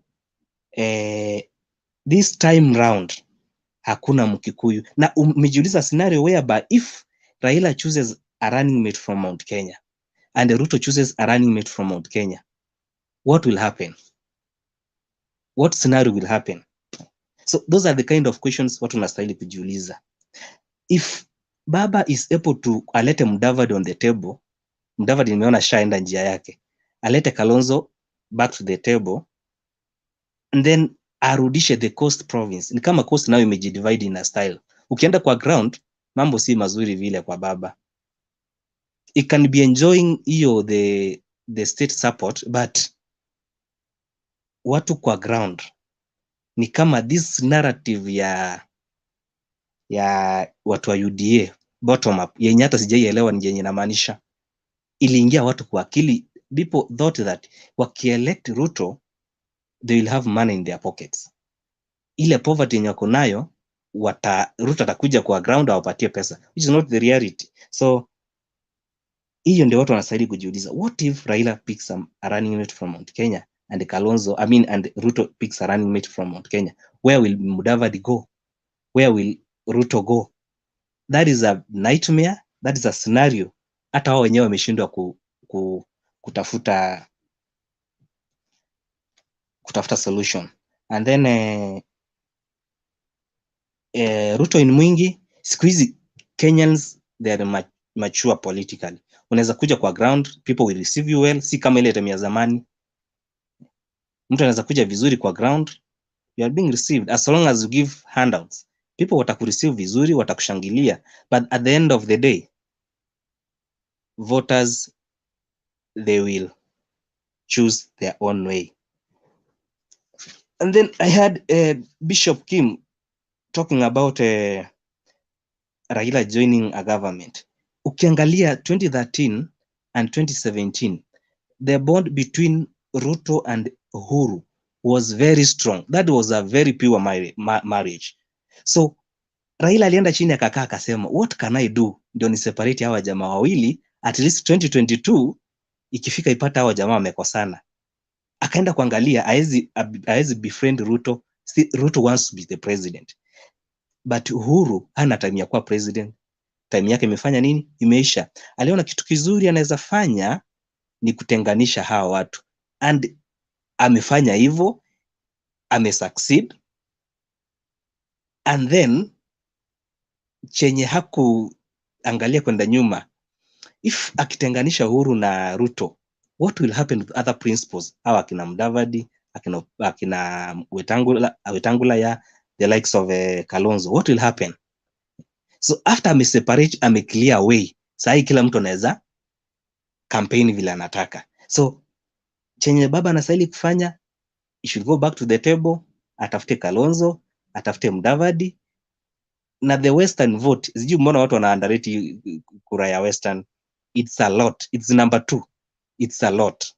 So the reason why baba aliingilia kawa separate is to give a clear way, ndio watu huyu Ruto asikuwe supported 2022 with that majority ya kutoka 2013 na 2017. And then kuna kitu nimerealize haiko kwa baba, that energy ya kucampaign. Ukiangalia hajakuwa na ile enthusiasm na ile energy yenye alikuwa nayo from the beginning. Ukiangalia kutoka 2007, 2013 and 2017, it's not the same baba vile alikuwa na campaign. Sasa hii ako very soft. I don't know what chenye amerealize kinaendelea. Sijaona ile energy kabisa. And then lastly, kuna watu wa UDA. Actually they should come up, waelezee what is this about the bottom up. Mimi sijaielewa kabisa. Is it a manifesto? Is it a plan? What is it all about? Sijaielewa kabisa. Mimi nasikia mama mboga, watu wa bodaboda, mtaenda kwa ule mtu wa kitandawili. Sija realize what is all about it. That is my submission. Na time imeisha. Thank you. Okay, Professor, there's something I just want to ask you one question. Umesema baba ana energy according to you. What do you mean energy? If you want him to attend 135 rallies like the DP was 35 in 30 days, what do you mean? What do you mean energy? What do you mean energy? Because definitely time with it comes, of course, he is not the baba that was there 10 years ago. This is 10 years later or 20 years later. So what do you mean energy? Kindly explain so that hata kama uko na watu hapa ambao labda kwa sababu this forum is viewed by many, you can give according to you what will exude energy in your view. And remember, can I ask another question in between there? Professor, Yeah, do you go think ahead. maybe Baba is very confident and he seems no need to use a lot of energy? Anaona kitu iko kwa mfuko tayari. May I add something, Themba?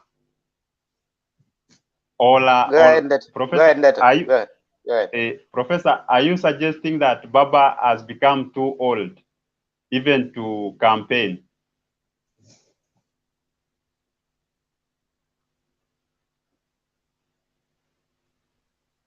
Professor, are you there? Okay, let me continue. The energy, I mean, the team which Baba campaigned in 2017, in 2013, still that energy, ile yenye Baba alikuwa anaamka anaongea, and then people, it can be able to at least alete watu yani alete watu ina style that aelezee chenye anastahili kufanya, is not the same energy Baba anatumia sahii 2021 akielekea 2022. Anaonekana kama amechoka, so na ukiangalia even the communication team yake, it's a total failure. Ukiangalia wale like ukienda in a certain region, it cannot be able to muscle au watu wa huko chini kabisa at the grassroots.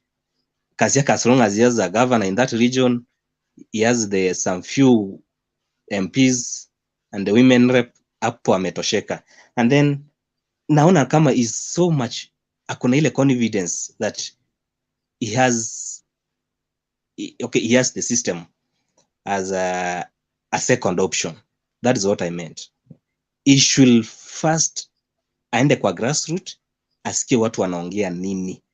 Baba, I think akona intelligence yake. He should go to the grassroots, ajue watu wanaongea nini, watu wanataka nini. That is what I meant. Okay, Themba, can I add something about Prof? Just something on top of what you were saying. Okay, go ahead. Okay, I think that Raila is not God.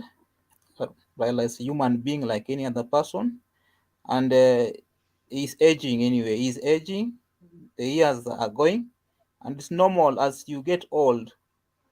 The strength also goes down. So let us not force him. He's aging, and once you get old, you cannot force.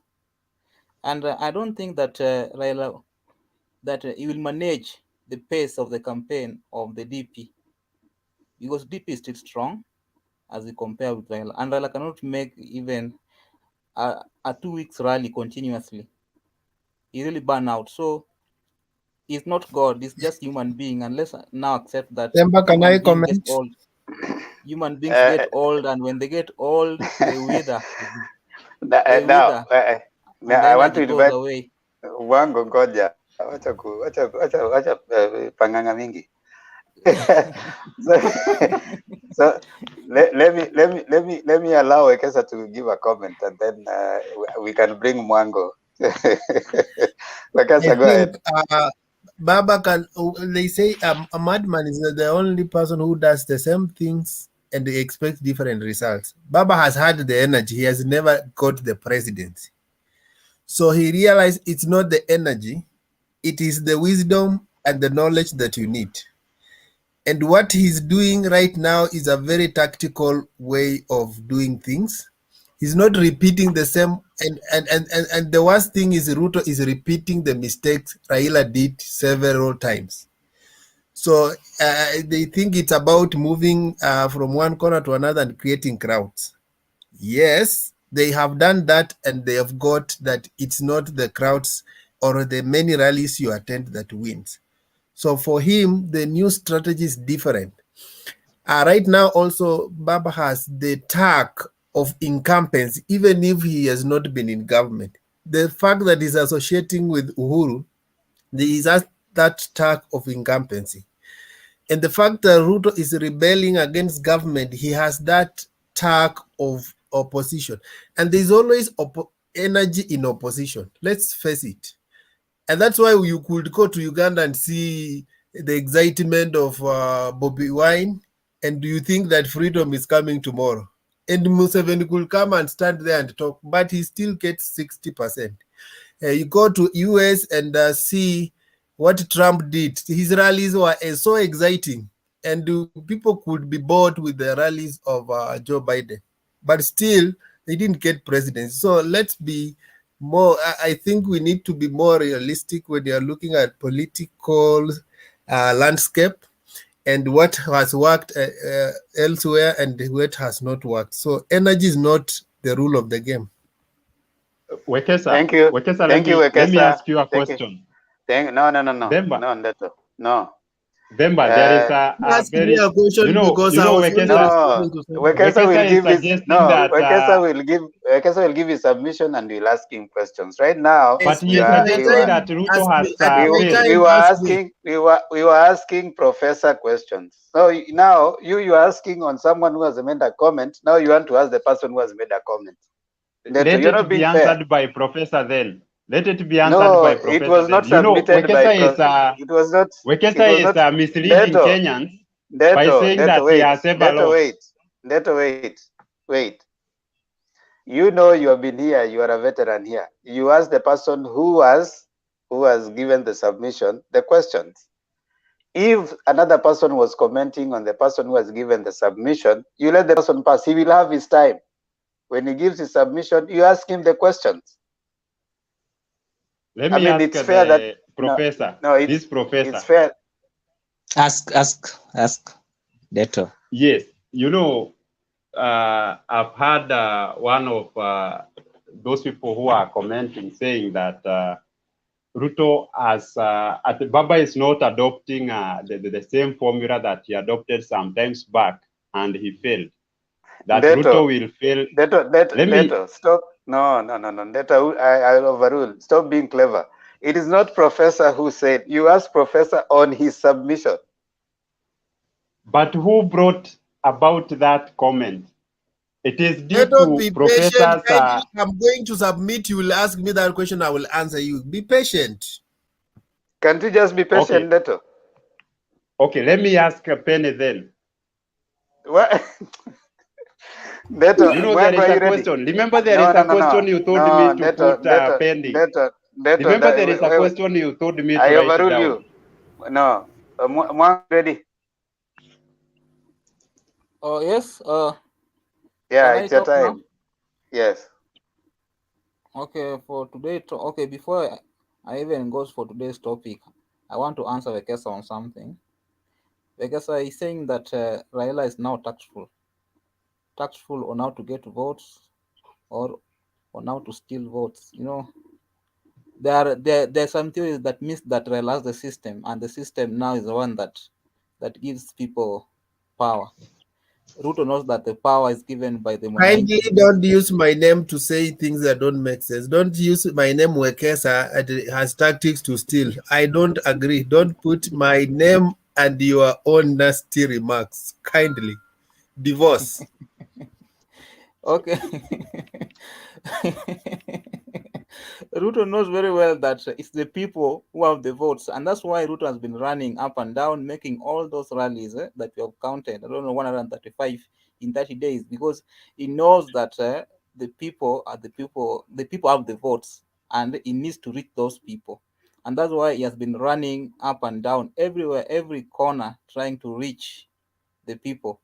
So somebody saying that that somebody is not having energy to maybe to go to rallies as much as that, and he needs these people. So I wonder when we'll reach these people if he cannot make those rallies that the DP is making.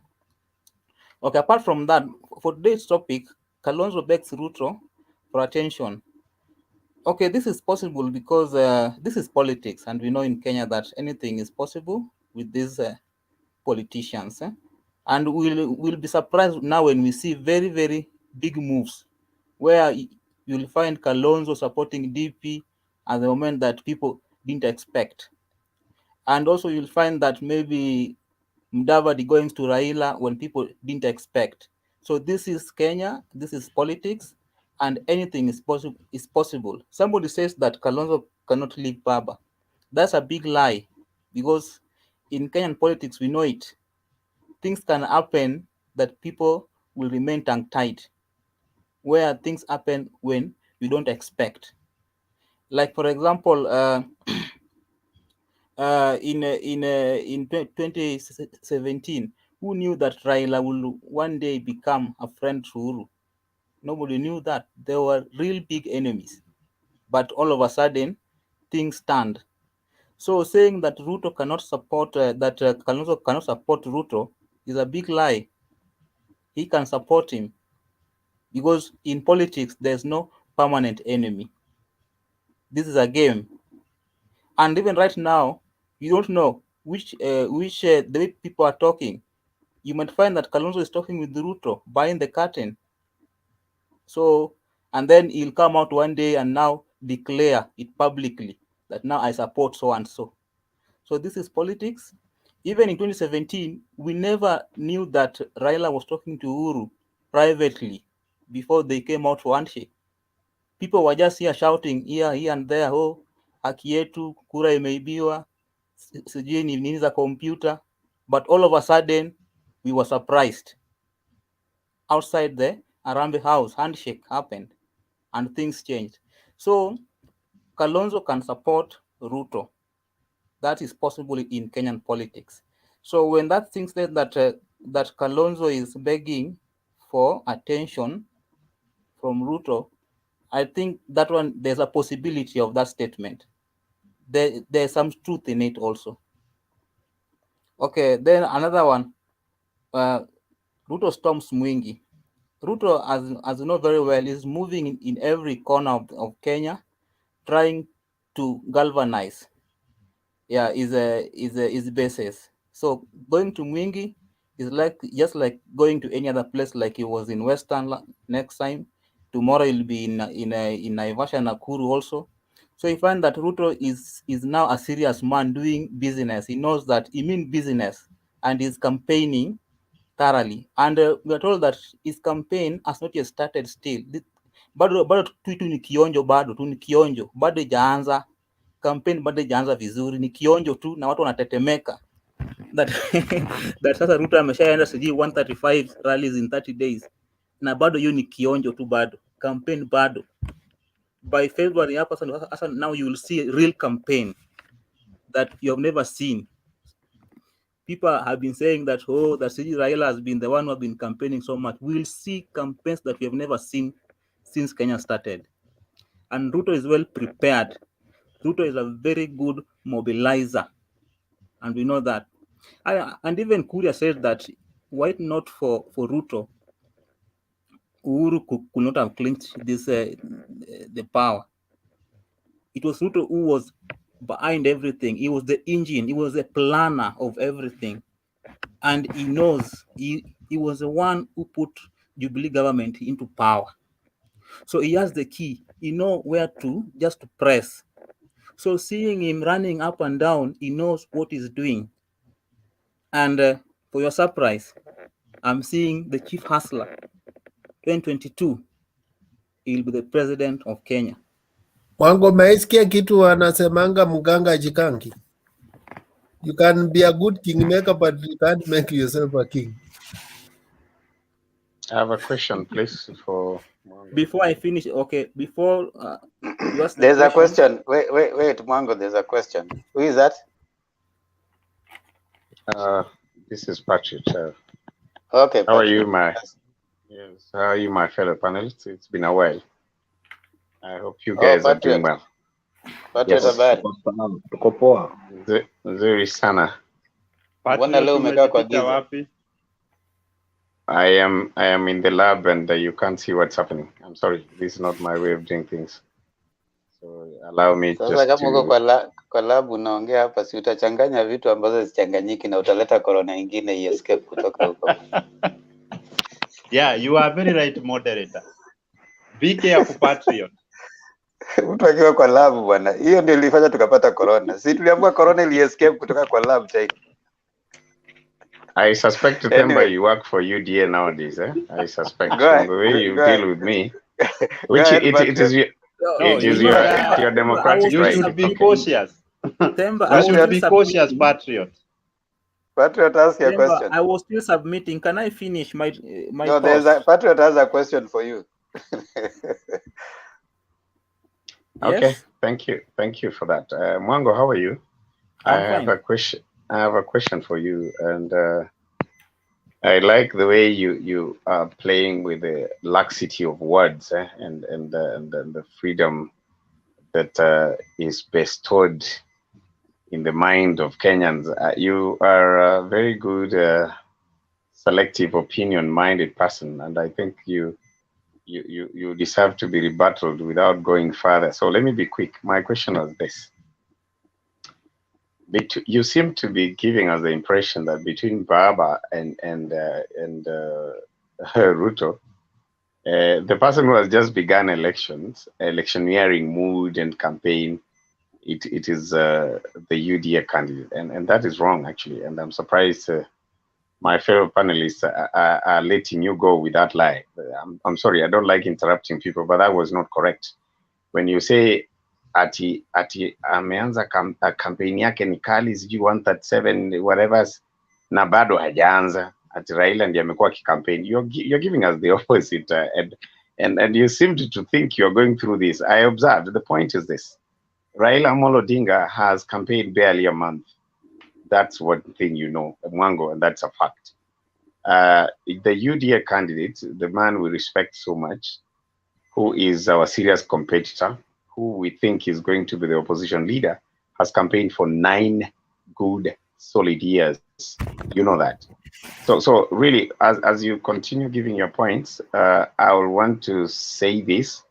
It is a question in this guy that please give your facts, but don't mix them with lies. Raila and Ruto, the person who has campaigned more than ever compared to the other, is the deputy president. Raila has just begun his campaign the other, and Raila has not even announced whether he's going to support Matiang'i or himself. We don't know what he's really thinking. So don't even look at Raila as a candidate. But so far, this guy has 31% as far as the current statistical opinion that is coming out in a week's time.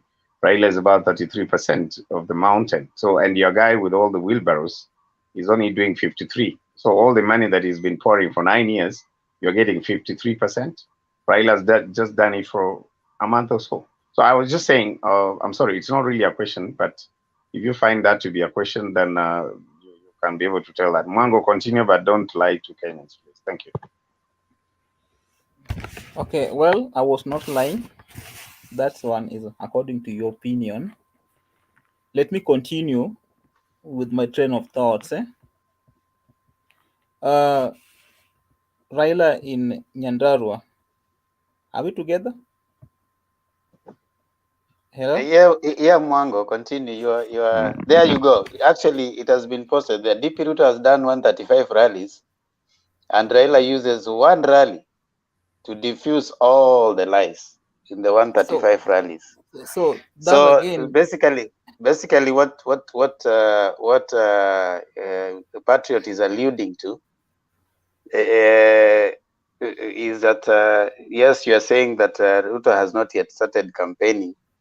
The truth of the matter is he has been campaigning for the last 4 years, and I think it is, who is this? There's someone here called Bishop who said, not Bishop, I think Ndeto, who said that Ruto has been plotting to become, since Yangu Kumi Yako Kumi was said, he's been campaigning since then.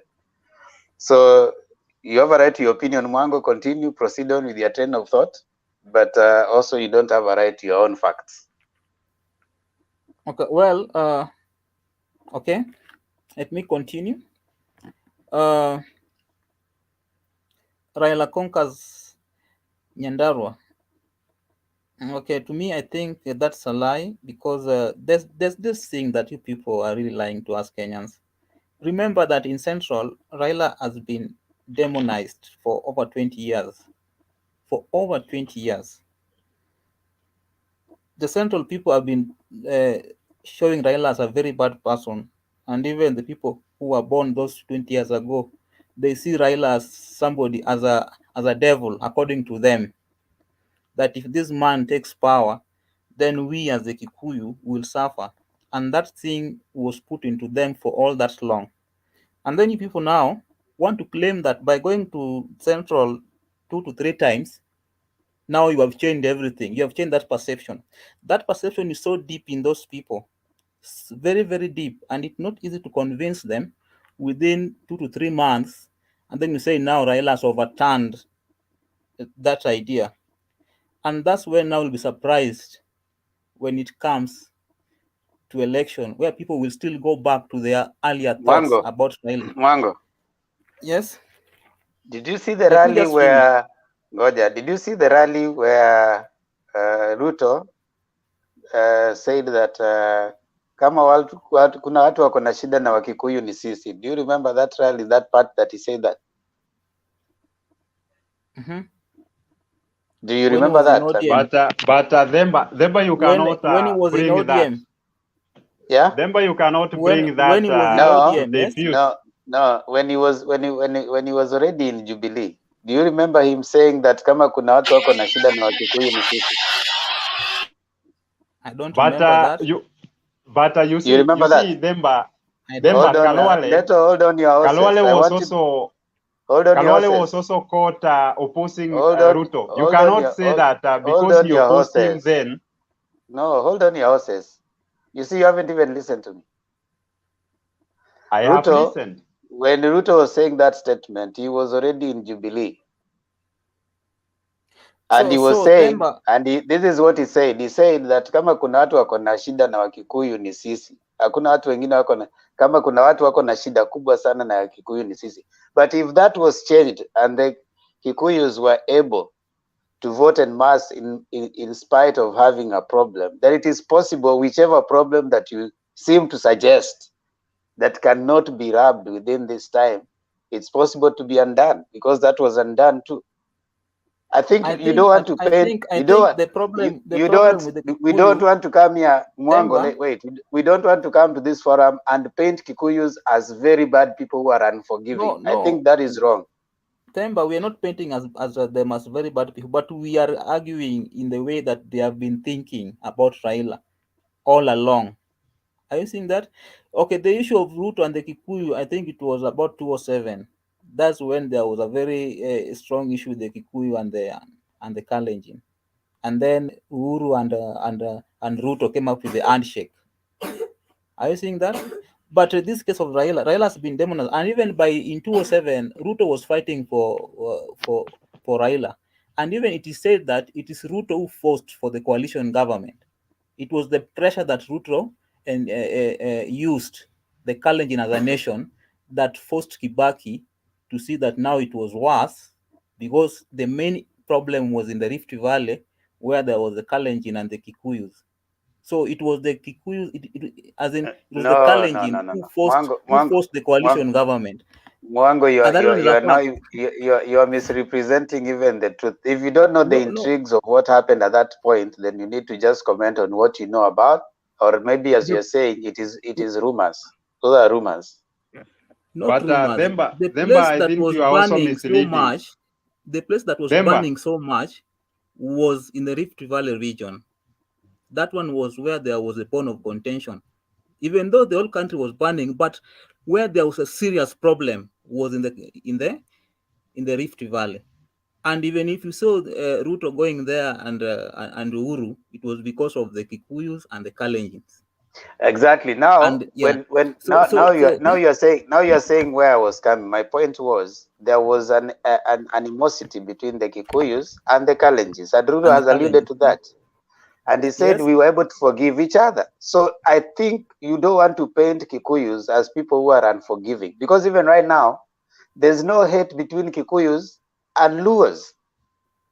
And even right now, the people who are actually going with Baba are some of the elders within the Kikuyu region. Yes, they demonized, but it doesn't mean that they cannot forgive and move on. Yes, I understand. So you don't want to come to this forum and then start painting a particular tribe as though they are so unforgiving, or they cannot see that this is something that they can. If Kikuyus and Kalenjins could work together, Kikuyus can work with anybody, including Raila. And the case study is Uhuru himself. He said that I don't have a problem with laws, but I have a problem with one man, Raila Odinga. And he's now the same praising Raila. So if he changed, it's just a case study that majority have changed. So Wekesa, you think that Uhuru is thinking for everybody in the Kikuyu, so that if I'm if giving Uhuru you an thinks this example. way, You say now everybody has. Uhuru, how many chambers does Uhuru's heart have? It has the outer and the ventricles like any other Kenyan. So I was still continuing. And Mwango, if you would apply the same kind of thinking process, that if one person, you see, every leader who stands up there, they have a particular people, they have a population around them, all right? So when even Ruto is saying that majority of us are hustlers, it's not true, it's only Ruto saying, but the assumption is that he has a particular population that he convinces, okay? So when you're saying that if Uhuru says he's the only one who has said, Uhuru has a mandate, Uhuru has people. So you cannot just casually say that because Uhuru has said, it's just Uhuru has said. And then you want to point this narrative that because this was said a few years ago, now it cannot be undone. I think we should move away from the narrative of if someone was bad yesterday, he's bad today, and he's bad tomorrow. In that case, if Ruto didn't stand for Constitution 2010, then there's no way he'll implement it. So let's be balanced in our approach to analysis, so that we are consistent across board. If you apply a certain method of analyzing, you do not start being inconsistent as we move on.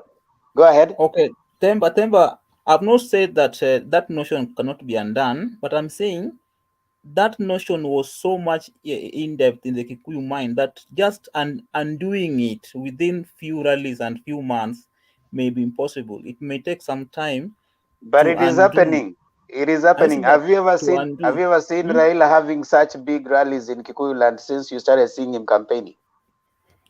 So big rallies. This is what you need to tell Mwango. If they are banging on hatred to win Mount Kenya votes, you need to wake up. If you're banging on hatred, there's no more hatred. And then there's something, Wekesa and Temba, I want to tell you about a voter. I'm a voter, and I know I'm a common person here. Do you know that I will attend both rallies? If Uhuru comes or if Ruto comes, I'll attend. If Raila comes, I'll attend. Same person attending those rallies. And now one person now want to claim because I attended those rallies, now he has taken over the region. All of them. Mwango, you are being decided. That's why I told you you are inconsistent. It's okay. No, you are it's the saying same that. people. So I'm just arguing as a voter down here. I'm saying I will attend all the rallies by these leaders if they come where I live. I'll go to maybe, and even there's people who have been going for handouts. Today I go to get 200 from Raila. Tomorrow I go and get 200 from Ruto. But when it comes on that voting day, I know the person whom I'll vote. So just having big rallies. The problem is you as a voter who is attending all rallies, and even those ones that you don't like. And it's good you are getting some handout from them. But again, this is what I'm saying. I'm arguing now as a voter because I'm down here. I'm at the grassroots and I see what voters are doing. What Wekesa said is this: we should not bank on hatred and hate speech for us to imagine that now we are going to be voted in. We should not progress a hateful statement. The same way Uhuru and Ruto were able to forget, and that was the problem that Uhuru even said, that if I shook hands with Ruto, what is the problem if I shake hands with Raila? Because political competition is about getting leaders, not about hating someone. So as young people right now, I think it's also even wrong for you to suggest that now because it was there then, now it should continue to be communicated that we should just keep on, they still hate Raila. We should not hate politicians. You should look at their policies. Does it respond to what I stand for or not? So saying that Kikuyus are very good people. Kikuyus, even right now when you hear the way they are talking and even the songs, they are forgiving. They are people, they are Kenyans. They love Kenyans. It is now the UDA people who want to go back to yangu kumi yako kumi and now paint the seeds of hatred against each other, so that you say Kikuyus hate other people. I think Mwango, as a young person, you need to change your mental attitude. You know, Themba, the Kumi Kumi thing was said by Uhuru himself. It was said by Uhuru himself, saying that it was a covenant with the people. In fact, he was saying it in public rallies, meaning that he was making a covenant with the people that let me go for 10 years and then Ruto also 10 years. So it was a covenant made. And you know, when you want to break a covenant, then it means now you are now the bad person when you break that covenant. He didn't make that agreement with the as in with Ruto himself. He made that covenant with the people himself, because he was saying it to the people in public rallies. He was not standing with people. Yangu kumi yako kumi. Yangu kumi ni nani alikuwa anaambiwa? He was telling it to the people, not to Ruto. Who was he telling? Mwango, stop contradicting yourself. Uhuru himself was telling. Whom was he telling? Telling the people. What was he telling the people? That he will go for 10 years and then Ruto for 10 years. And he was telling... Mwango, stop. Yes, Mwango is right. Rumors. Mwango is right. At Afraha Stadium. Okay, Joe. Let me talk to Mwango in his own language. He's saying Uhuru made a covenant with the people by talking in public rallies. What about Ruto when he talks of public rallies of the computer, the stadiums, the internet, the jobs? What happened to that? Do we take him on that also, that he's a liar? Because he also made a covenant with the electorate. That's what I want to intervene. So Mwango, can you answer me that?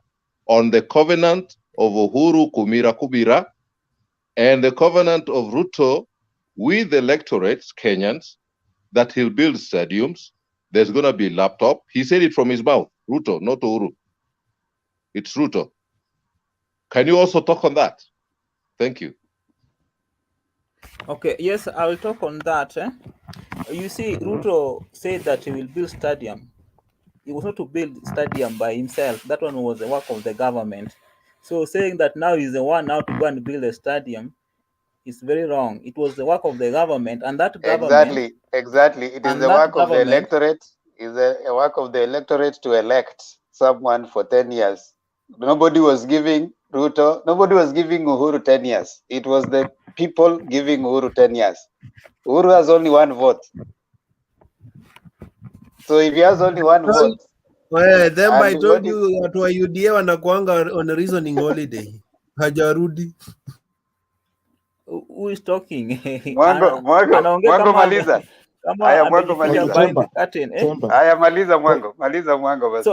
So let me conclude and say, okay, now we as voters or we as Kenyans tumechanuka na tuta invite anybody else, anybody mwenye akona anataka kuvai for nini kuwa rais, anakuja anatuambia manifesto zake, policies zake, and then ule mwingine pia anakuja, and then we compare, and then during that election day we go and elect. So don't expect that now if maybe if Ruto goes to Nyanza, for example, he will be stoned. No, in fact, even if Ruto goes now to Bondo, he will be welcomed. If now, last time Nani was in where Eldoret, Raila, and he was welcomed. So I think Kenyans are now good people, and they welcome visitors when they come and they hear them. But doesn't mean that now, because Raila was in Eldoret and there was multitude there, so he will get all the votes from that region. That one is a lie. So people just come and hear you. Some people come for handouts and then they go. But when that day comes, they will know whom to elect. And then there's something I warned you of, being so much overconfidence, that now you people have the system, so you feel that now already now you have that thing in your pocket.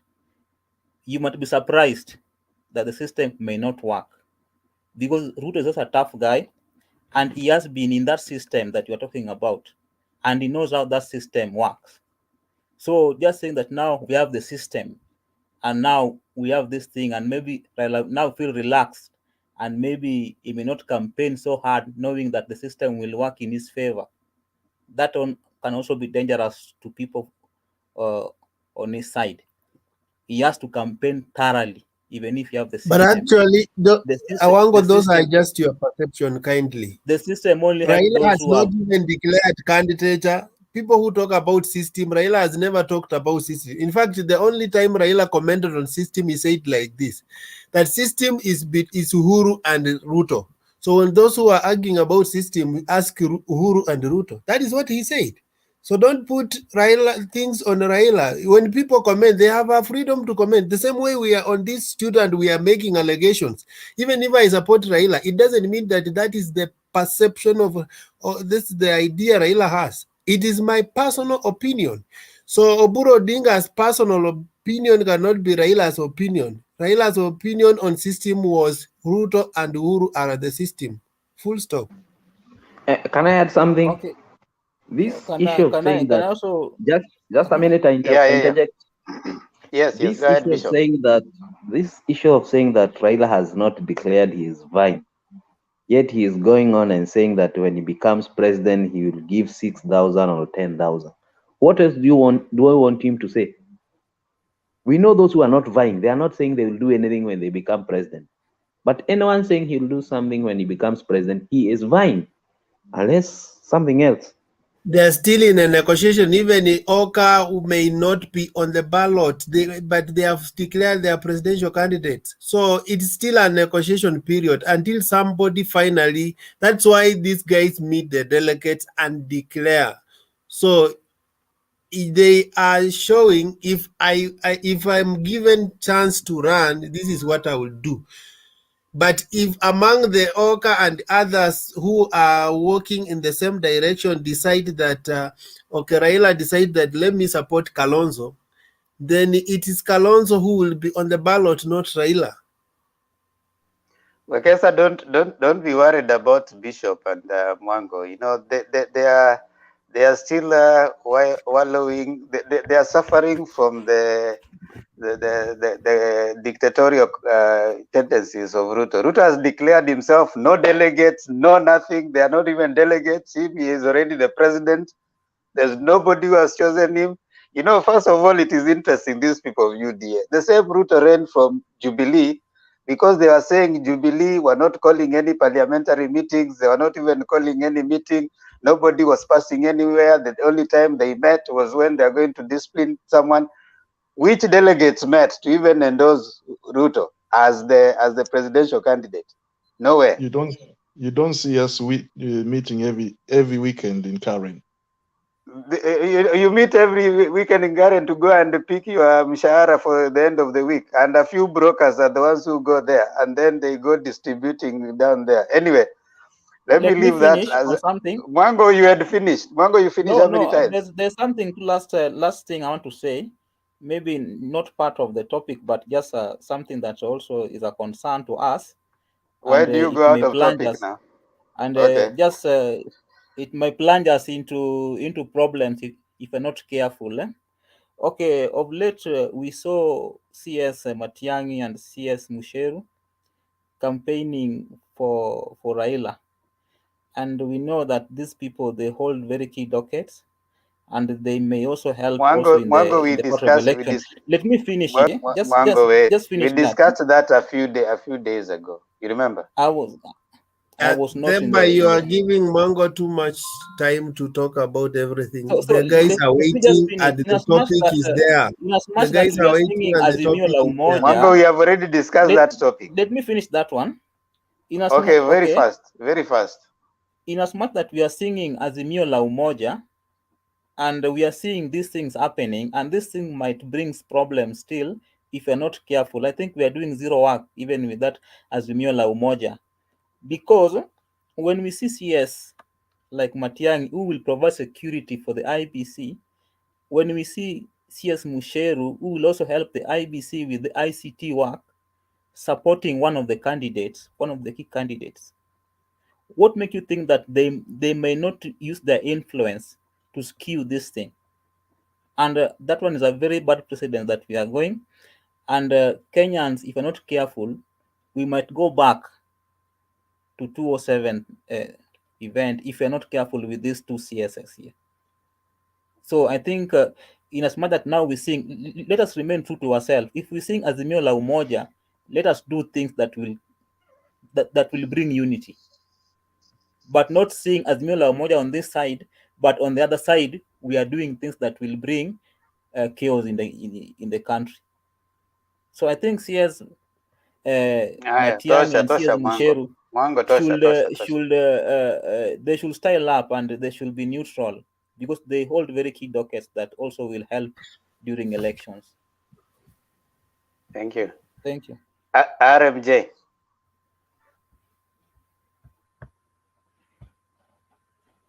Habari jamani, wazima humu? Tuko sawa RMJ, wazima sana. Wali gani huko Bongo? Bongo vipi? Bongo salama kabisa, ingawa siko Bongo.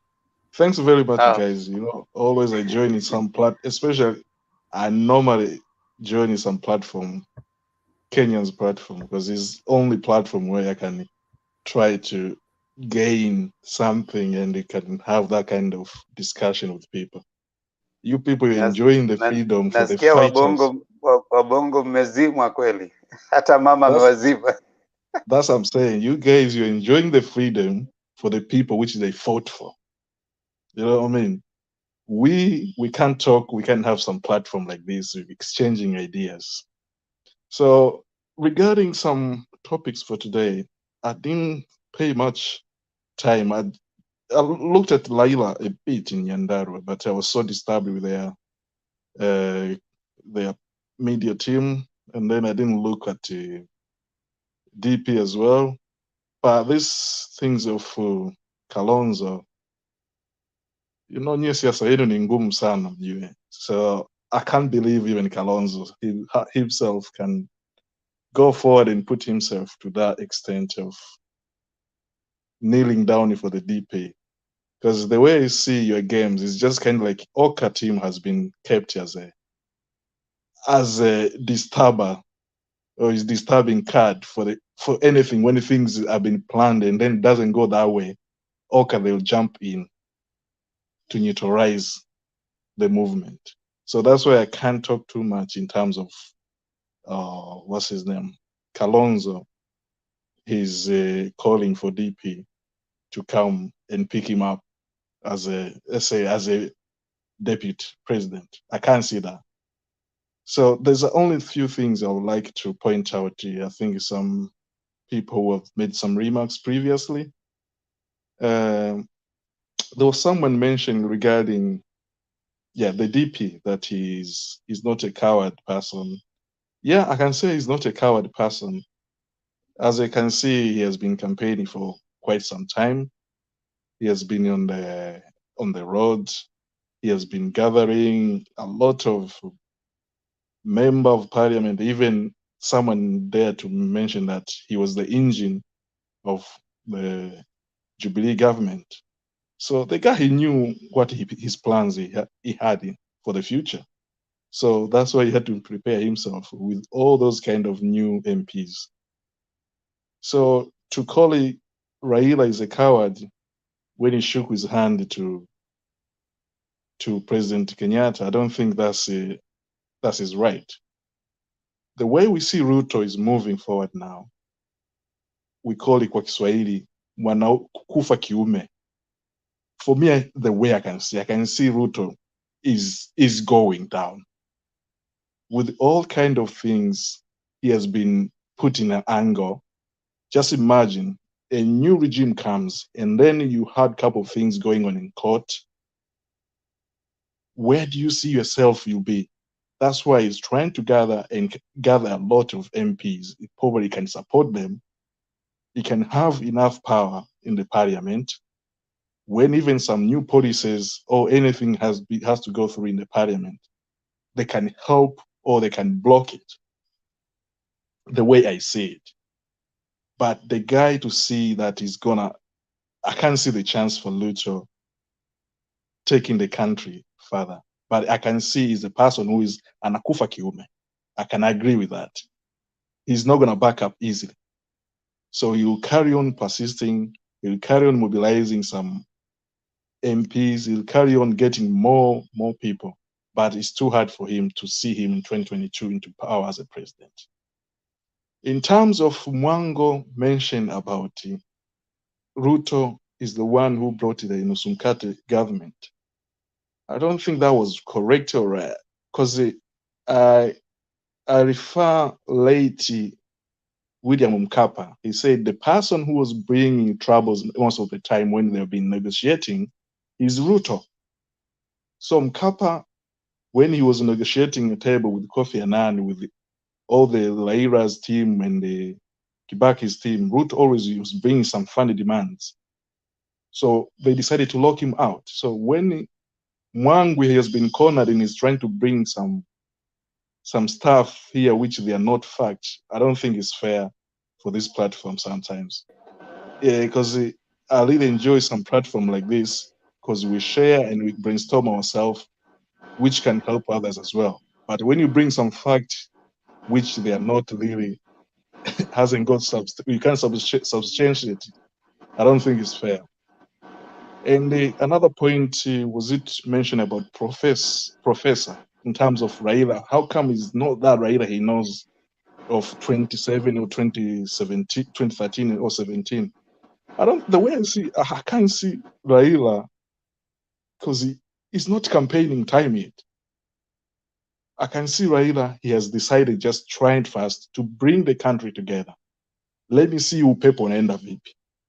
Let me bring this kind of his use first, umoja, usawa, undugu. Is this possible thing? Can be done it? That's what he's preaching it now. So it's not like in the campaigning mood. The only thing is trying, the way is so strategic. He knows his competitors, they have brought a couple of things in terms of bottom up. But for him to counterattack that, that's why he goes with his Azimio la Umoja, but he throws some few points in terms to counterattack all his competitors they're bringing up. So I don't think it's possible it's right to say that he's not the Raila we're used to see, because he's not in the campaigning mode yet. He's just trying to bring the country together and you see how is these things gonna move. If these things is it favorable to my side or not? So I'm pretty sure once we get to that kind of homa ya uchaguzi, we'll see the Raila we know. When he tells people jump, people they're never gonna jump, or they'll ask him, how high do you want us to jump, Baba? That's what we'll see the Raila we know. Those are the only things I wanted to point out on today's discussion. Okay, any question? Okay, thank you. Robert, are you there? Demba, I'm here. Finally. Okay, Robert, it's your time, Robert. I was almost sleeping, brother. Thank you for this opportunity. Don't sleep before we hear your wisdom. Thank you so much. Now, straight to the topic today. Kalonzo begs Ruto's attention, and Ruto storms Mwingi. Raila conquers Nyandarua. Let me start by addressing the first point, that is Kalonzo begs Ruto. I don't think that is true. And also, in politics, you can't rule anything. You can't rule something like that. It can happen because politics is about interest. Politics is about convenience for other people. And in this case, we've seen Oka trying to come up with a candidate, which, according to me, is not forthcoming, because the four bulls are not able to agree up to now to support one of them. So what is likely to happen here is that the four of them, or two of them, will go separate ways, either supporting one of the sides or going it alone. And in this case, I'm foreseeing Mudavadi going it alone, Kalonzo may support either the two sides that are already there. According to what will be put on the table for him. Coming to Ruto storming Mwingi, this is expected from any candidate.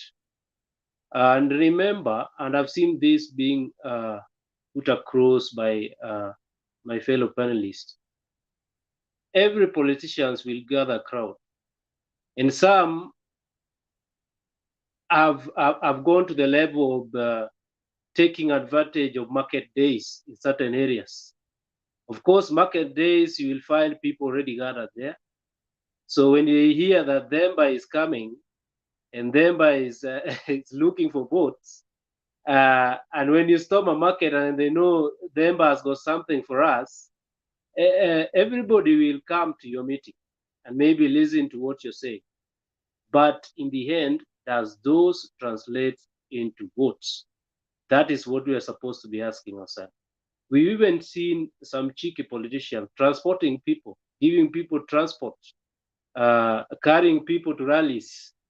That has happened just to hoodwink the public that they are the people to watch. But in the end, do those rallies translate into votes? That is what we need to ask ourselves. So across the divide, and I've seen some young panelists talking about Nyandarua and saying that Raila being who he is, of course, people would come to his rally, perhaps maybe to see who Raila is. Maybe some are being carried away by the fact that a presidential candidate is here in our town. So let's go and see what he has for us. But that does not translate to votes in the end. And that is true. So it's not only on Raila's side, but even on Ruto's side. He will pull a crowd, but that does translate into votes. That is the point. Now, my parting shot, my fellow panelists and the entire nation, is that we've seen our politicians coming up with different economic models. Some are coming up with what we call bringing people together and coining it as Azimio la Umoja. All of these things are good things for Kenyans.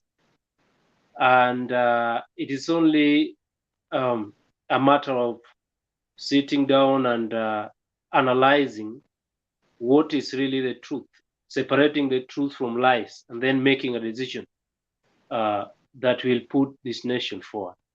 And that is where we are as Kenyans. A lot has been said, and many is going to come again. But now it is our time now to do some analysis and really look at what is being said and what is practical in terms of implementation. What can be implemented and what can just be left to be on a paper or remain as just words, as they say. So we need to be very careful as we near this electioneering period. I've seen very young people yapping and yelling at other leaders, calling some old, calling some young, but not looking at what are they bringing to them. You know, just by looking at someone and saying you are young and not looking at what that young person is bringing to you in terms of development and in terms of taking this country forward is something that we really need to look at. Telling someone that you are old and not looking at what this particular person is bringing on the table for this nation is also not right. So as a nation, we really have some job to do.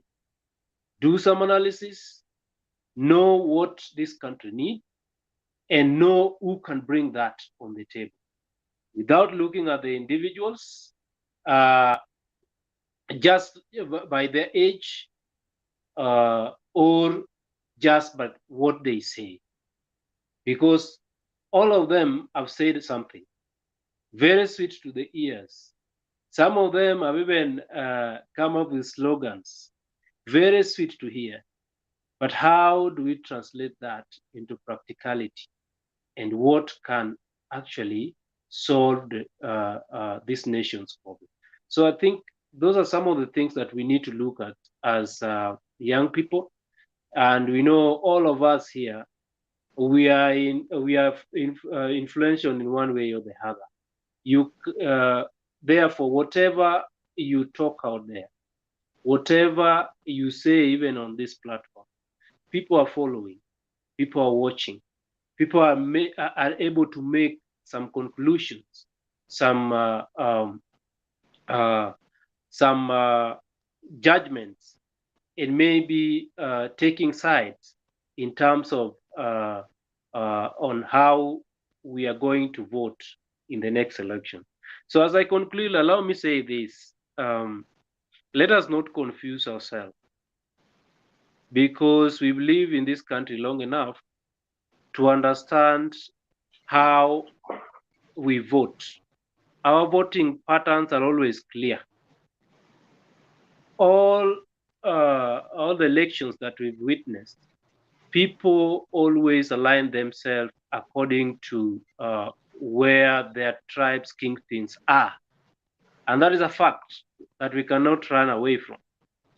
So no matter how many rallies you're going to have, in how many regions, just have one thing, that if the tribe's kingpin is not alienated to your side, then automatically the number of votes that you're going to gather in that particular region is not going to be more than 20%.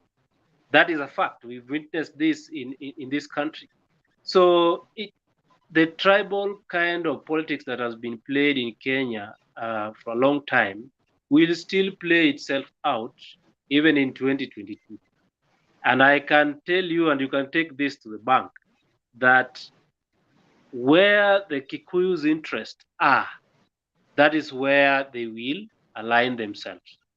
Where the Kamba Nation interests are, according to where they place their kingpin, where the kingpin will show them. In fact, that is where they will align themselves. As I conclude also, the deputy president Robert, seems to be happy. You're concluding many times. Yeah, let me just allow me say this. This is very important. Yeah, in 1 minute. In 1 minute, please. In less than 1 minute. The deputy president seems to be actually gaining a lot in terms of the Raila phobia that has been cultivated, especially in the Kikuyu nation. And it's not that he has got really something to offer to that particular community, but they see him as someone, as the only option that can still run the Raila phobia that has been there. So they will force themselves to align themselves with him no matter what. So it is up to Raila Odinga to counter the Raila phobia that has been there. How he's going to do it is up to him to strategize. And again, Raila Odinga in this election has got a lot to do in these terms.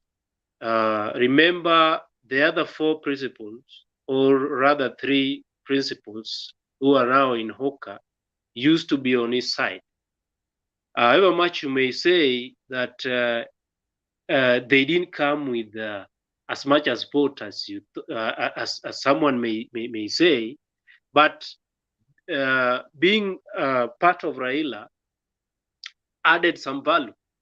And now that they are on their own, it means Raila has got some more extra efforts to make to ensure that the support that he was given in 2013 and 2017 is still solidified.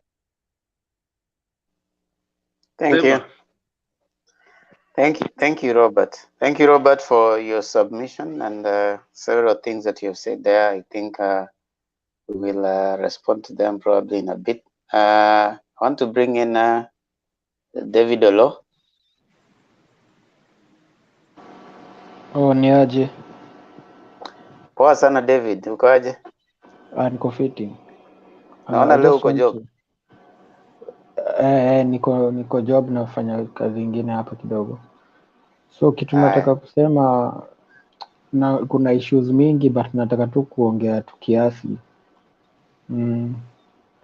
First of all nataka kuongea kuhusu hii issue ya Kalonzo. Kalonzo naona kuwa na Ruto itakuwa ngumu sana. Na pia sioni akigain kitu because posts ziko tu mbili na zishachukuliwa. So sijui kama atarudi achukue CS. Hata Mudavadi pia ni same tu hivyo. So and then wamekuwa waki exchange sana na Ruto of late tangu aende huko kwa DCI juu ile story ya farm yake. So I don't think if they will unite with Ruto. And then what I can say is that I think Tanga they are just trying to sell some fear about Raila, and they are still stuck in the past, of which things are really changing. The conversation has changed na sioni ka nikiangalia hata social media naona Wakikuyu wengi sana they have taken the front line to support Raila in whatever Raila is doing, and they are supporting Raila more than any other tribe. So I think that what Tanga is trying to say is neither here nor there. They are just living in the past. If Kalenjins were able to unite with Kikuyus, there is no reason why they cannot unite with the Luos. And in fact, Luos and Kikuyus are very good friends. Na wote ni watu wajanja, that's why unaonanga wanakosana. So I don't think if whatever Tanga is trying to sell there, that guy who was speaking in the studio there, I don't know what he was saying. You know, he's not there, but I was just looking at him and I was just wondering. Then I just want also to speak about something that I've always thought of, like siku hizi naona tu yani watu wako na kitu fulani ati we want young people to lead, as if in this world only young people are alive. There is a group of people who are really suffering, and we don't even hear anybody speaking about them, like people who are older, like even those who are like between 35 to 45. Unajua kuna watu wako hiyo age na life has been very hard for them. Wengine wao hata hawana skills, wengine wao hawana job, yet most of the people wanaongea tu about watu wako from 20s to 30 hapo. So same to women pia. Sisikia hata mtu mwenye anaongea about women wenye wako so independent, wengine ni single mothers, hawana hata job nini, hawana skill, wengine waliwacha chuo. Siku hizi nasianga tu kila mtu akishapata. Of late nimeona startup pack ingine ya manguo ikitrend kwa internet, ati startup pack ya MCA ni broken suit fulani, unakuta ni jeans alafu na sharpshooter na anavaa na koti ingine kani ya red.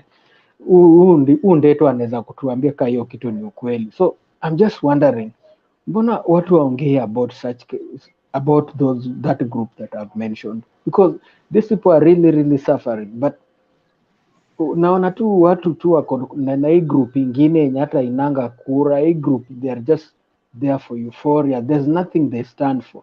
Yet you see these people, they will also just grow old and reach that age that I'm speaking of. So people should be very careful about whatever they say and whatever choices they want to make. In whose hands are they safe? In whose hands is our future intact? So watu wawache kuenda tu na mtu kama Ruto atafai hata kufungua mdomo ati anataka kuwa president. Anafaa kae kando kwanza, because he has a lot of questions on top of him, a lot of question marks. Atuambie amekuwa kwa gava, mbona hajafanya hizo vitu zenye anataka kutufanyia sasa hivi? That is one very very fundamental question yenye anafaa kuwa able kujibu.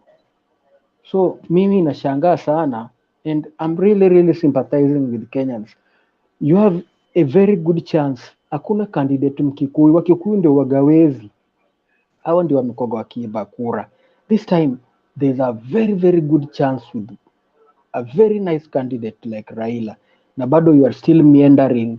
Mnataka kutuambia hapa ati hakuna kitu Raila anasema. Like Raila of late hata ongeangi about Ruto, ameshinda tu akisema vitu zenye anataka kufanya, and then someone somewhere still doesn't get it.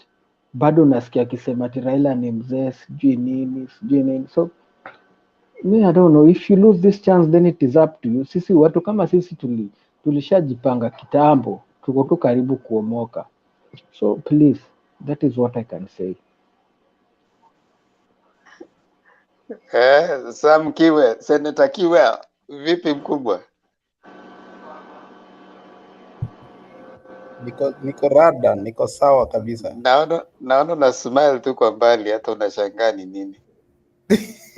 Jamaa anashika beef na hiyo nguo ya MCA. Starter pack ya MP na MCA, hata Ndeto ashanunua hiyo starter pack. Unajua Ndeto atakuwa MP, sasa ashanunua starter pack. Ako na sharpshooter, ako na checked shirt, na ako na kasuti. Na hiyo shirt ni checked kweli, sio?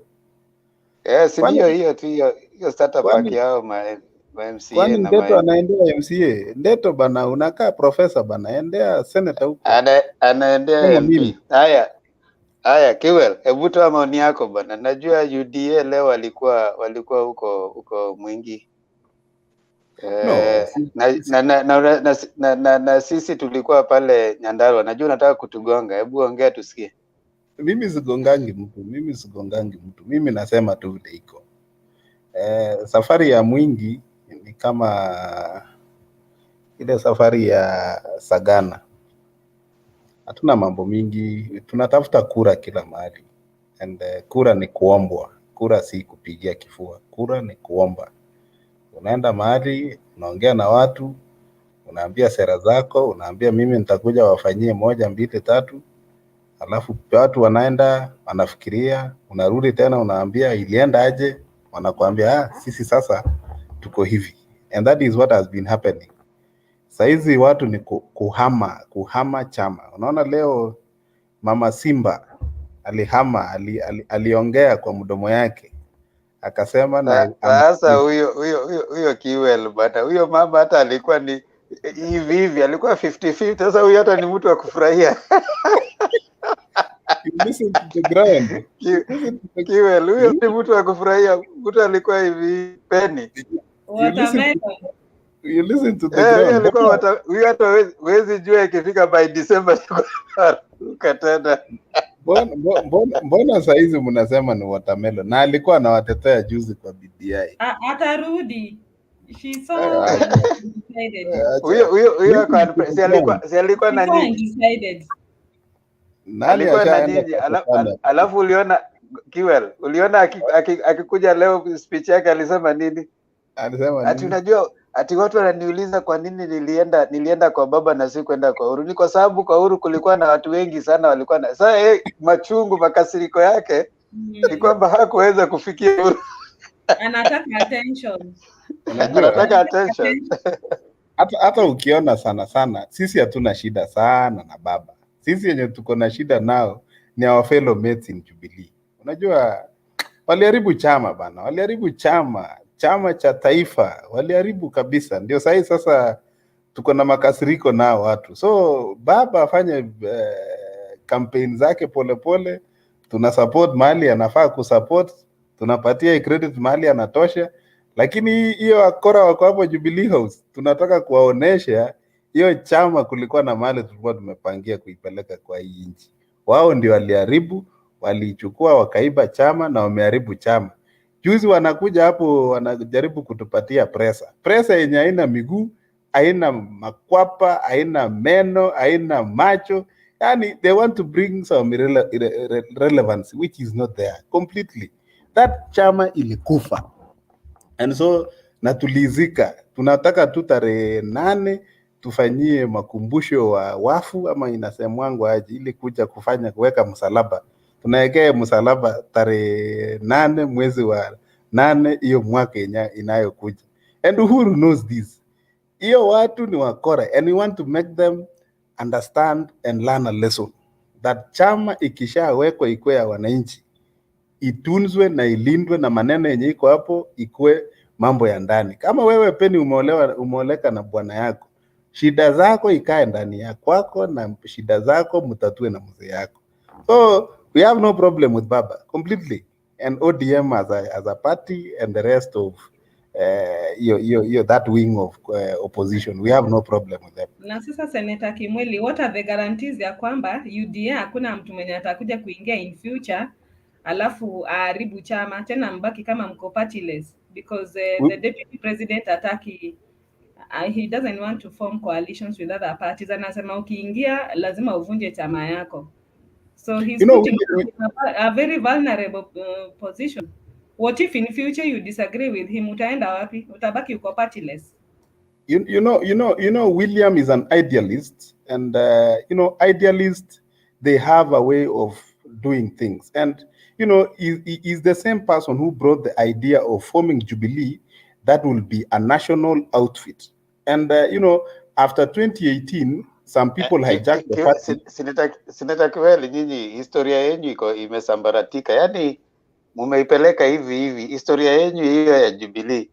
Unajua watu Jubilee iko na historia ngapi? Sasa kuna hii historia wewe unatupatia hapa. Kuna historia ambayo tunapewa na Wanjigi. Wanjigi anasema nini? Wanjigi ako ODM. Unakumbuka Wanjigi si anasema yeye ndiye aliwakutanisha? No, but you see now at the end of the day, it was all about. Sasa nyinyi mko na hii shida ambayo kila mtu ako na historia yake. Ukiongea na mtu wa upande wa Ruto, ako na historia yake ya Jubilee. Ukiongea na watu wa upande wa Uhuru, Temba. Before you go far, our friends in the maybe that's why they came up with the name hustle and they didn't look for the meaning. The guy is saying that Ruto is an idealist. Ruto is an idealist. The meaning of idealist is he's a pipe dreamer, he's a fantasist, he's a wishful thinker. So is that what you're trying to tell us? That is it. When you use a vocabulary you understand, my friend. That is it. He's a wishful thinker. Yes, we wish to have a one party, that takes the country to the next level. Lakini Mr. Senator, acha nikwambie kitu moja. Unaona, mimi napenda kuwa real. Unaona, Kenya hakuna siku wa Kenya watakuwa united. Hiyo kitu nasema, it is just a dream. Kenyans were divided by watu walicolonize Kenya. Hata tribe zote zikiunite, lazima kutakuwa na tribe moja yenye itakuwa inaenda ile side ndio isikue na wengine. Na kitu moja acha nikuambie, haita take long, but the UDA ni chama ya Wakalenjin na Wakikuyu watafukuzwa UDA. You will see. Utaona. My friend, usikuwa obsessed na hizi vitu za chama. That is myopic thinking. I always obsessed na hizi vitu za chama. Jubilee mlikuwa mmeipenda aje? Jubilee mlikuwa mmeipenda aje? Jubilee kwa mama na baba yenu. Wewe unatuambia nini bwana? Wewe mute bwana. Wewe mute bwana, naendelea na job. Hiyo story unatuambia haiwezi kuonekana na sisi. I've never thought that ODM is a Nyanza party. It's a national party. Turkanas are in, the Coast people are inside, the Kisii people are inside. ODM is a national party. And we want Kalayelo, ni tribe gani wanapenda Kalayelo? Chama za Wakikuyu zinakuwa na kala za red. We refuse to subscribe to such kind of a thought or law. No. Okay. David Olongoja. Kiwel. Mimi nataka kuingia kwa statement yako moja umesema hapo. Naona unatuenjoy hapa. Ati unasema mulihama Jubilee kwa sababu imeharibiwa na watu saa nani akatoka anaenda kutega. Haya, endelea. Jaribu chama kuu bwana. Chama ilikuwa chama ya wadhii ya mabazu. Sasa walifukuza watu hapo sijui nini, and it is all about kufikiria kwamba William sijui anafanya nini. William is a guy wenye he has a mind of to make this country a country of democracy, the way Baba wants this country to become a united country. You can't compare Baba with Ruto, my friend, please. Why not? Kwani Baba anafikiria aje, wengine hawafikiria aje? We want to bring this country whereby kama first of all, ODM, UPA, kama kutakuwa na Jubilee, ikuwe kwamba we are competing in a same platform whereby there is no tribal alienations, there is no ile watu wengine wanajiona better than the other ones. Let us come into competition kabisa. Unasikia? So maneno ya kusema ati sijui hii chama ni akina nani, hii chama ni akina nani, no, we refuse that. Tuende kwa uchaguzi kama tunajua. I understand you. The field is level. Unasikia my friend? In 2007 we were where you are now. So I really understand you, but you will grow with time, don't worry. To grow where? Aya, ngoja. Kiwel, what you are saying ni sawa. Hiyo unasema ni sawa. Chama ikaharibika nini, ikakuwa na matatizo yake, sawa. Nimekubaliana na wewe hapo. Lakini your option, Kiwel, your option. Sasa Ruto ameanza chama yake moja, mnasema sasa hiyo yeye ameanza mwenyewe. Yaani Jubilee ilikuwa na watu wengi, ilikuwa ya watu. Sasa hii yenyu ni ya watu. Hakuna delegates mahali mlimit kuendorse Ruto. Hajakuwa endorsed. Hapana, si anasema yeye tayari mko na nini? Mko na presidential candidate. Baba amekuwa ni nani alichagua Ruto? Si already ni nani alimchagua presidential candidate? Hata hawezi pingwa. Hakuna mwenye anaweza tokea sema anaweza kuwa anataka kuwa presidential candidate. Akitokea hiyo siku hawezi lala kwake. Na imagine akina Kang'ata, kina Margaret Wanjiru wote washachaguliwa post. These people they always don't talk about who they are, but they know how others are doing. UDA ni chama ilifomiwa hata mwaka ijaisha na iko level na ODM saa hii tukiongelea. Kwani Ruto yuko 1 year old kwa politics? Unataka kuniambia ati saizi Raila akiform chama ingine, hiyo chama itakuwa weak? Sikia Olo. Tumuulize how many days is Azimio la Kenya old? Azimio iko how old? Azimio imeshinda 135 rallies.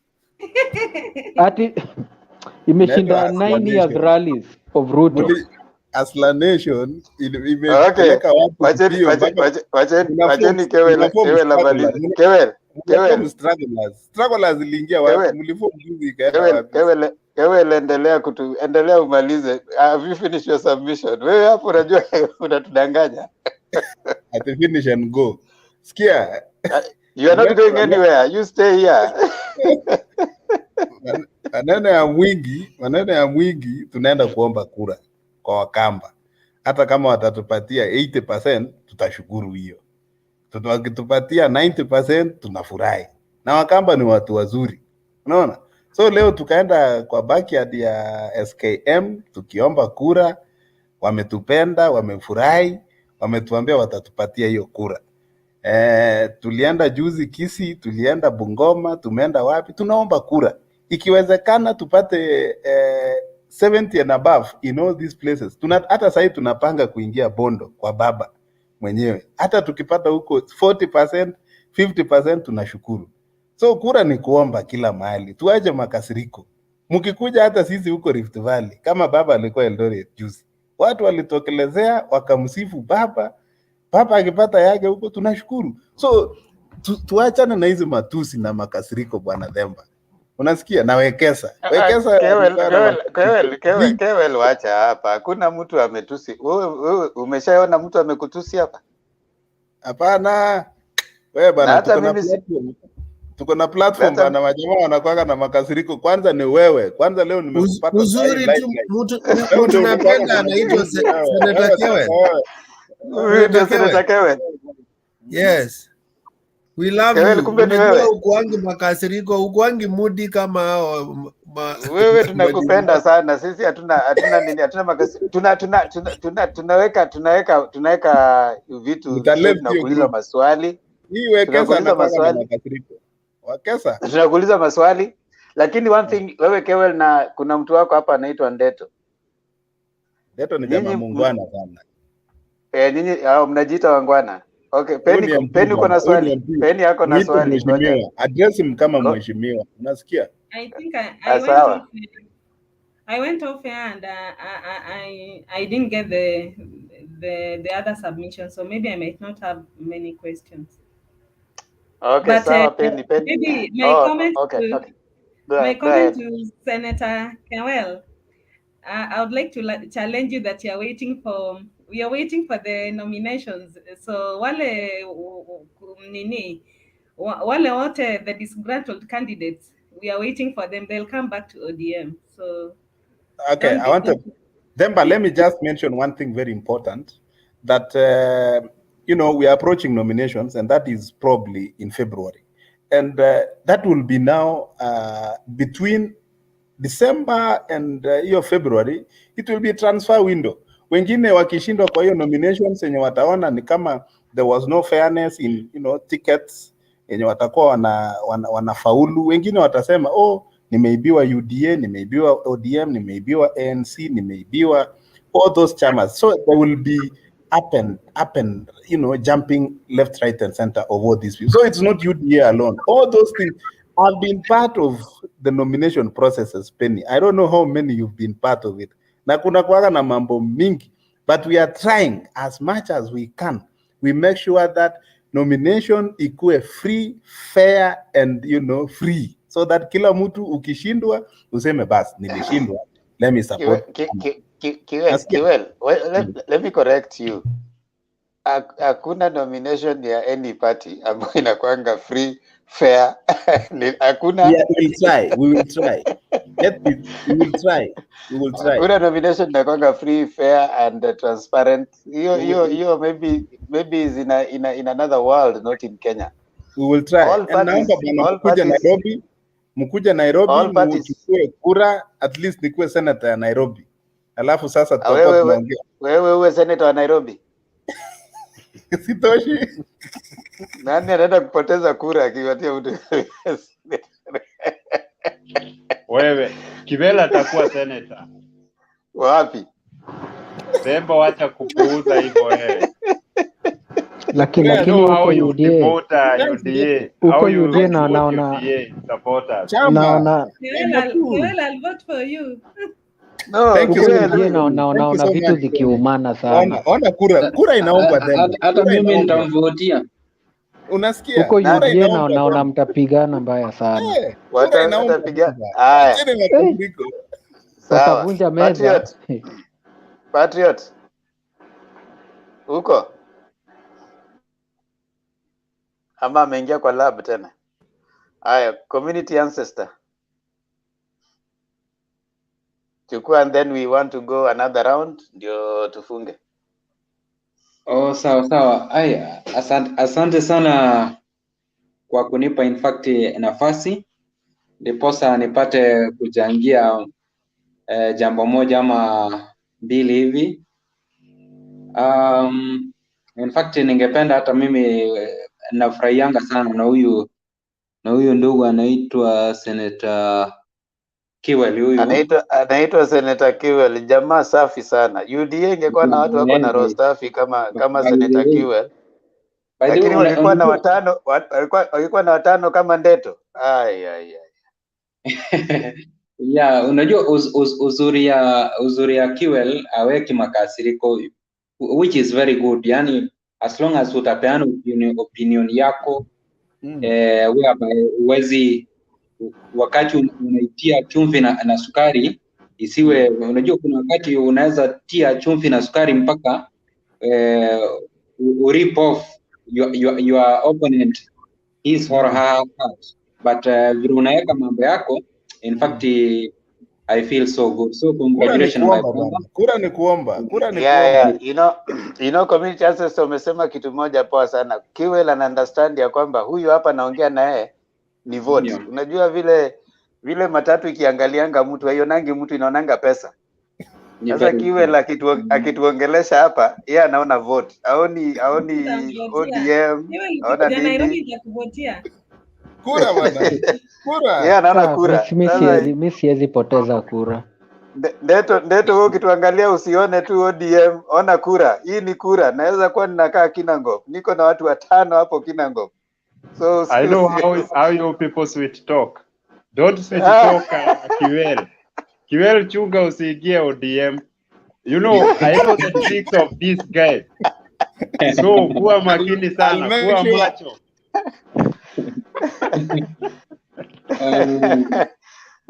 Community ancestor. Yeah, in fact Kalonzo Ruto akiwa mwingi kwa Kalonzo, in fact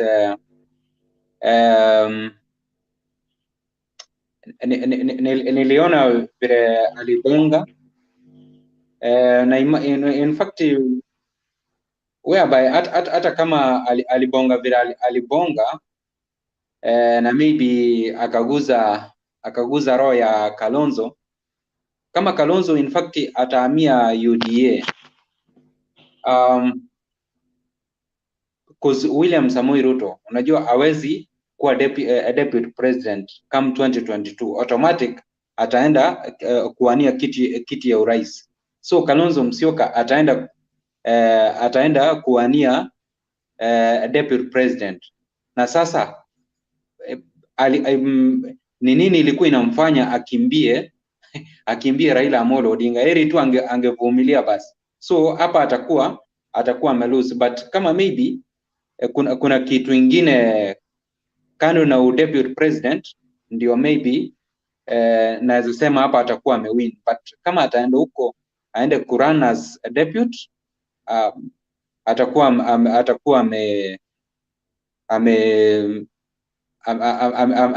ame lose. Alafu Raila Kongas Nyandarua, mimi nasema tu Raila Amolo Odinga hata kama ndio hata kama Raila bado hajaweka mambo yake wazi, lakini mi naona ile dalili vile zinanionyesha kuwa huyu Raila the moment atadeclare sasa officially kuwa anasimama itakuwa ni force by the way. So 2022 elections kati ya William Samoei Ruto na Raila Amolo Odinga itakuwa ni kivumbi ingine manzee, itakuwa ni yani vumbi itativuka mpaka watu watashangaa, cause by the way we angalia hawa mandugu wawili vile wanafanya kampeni zao, vile wanavuta watu, unaangalia kabisa. So kama hiyo mvuto itaenda tu hivyo mpaka kwa debe, I'm telling you the truth. Alafu Jepkati naye afanye tu mambo yake vizuri, aweke tu vitu wazi, whereby ukishindwa unakubali. Maybe kama utakuwa umeshinda kivingine, basi iende Supreme Court.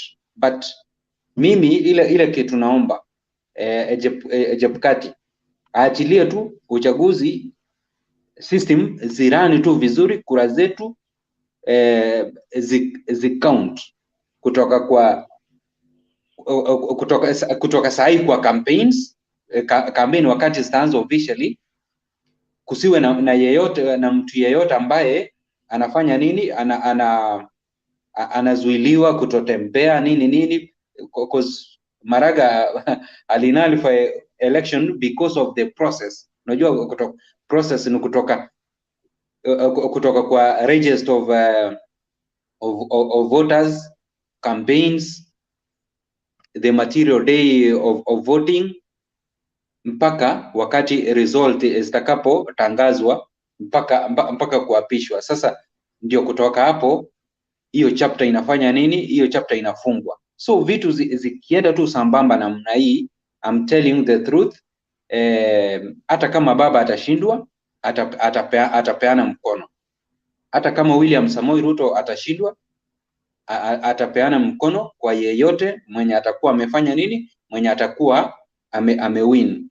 Na in fact kuna kitu ambayo inaniuma sana manzi. Kenya, we are brother Temba, Penny, Patriot, Ndeto. In fact we are losing. Angalia sasa hivi we have got a sleeping giant ambayo ni minerals. Manze zile minerals ambazo Kenya iko nazo, wakati ninapoziangalia the likes of diatomite, fluorspar, the iron ore, gold, kuna limestone, manganese.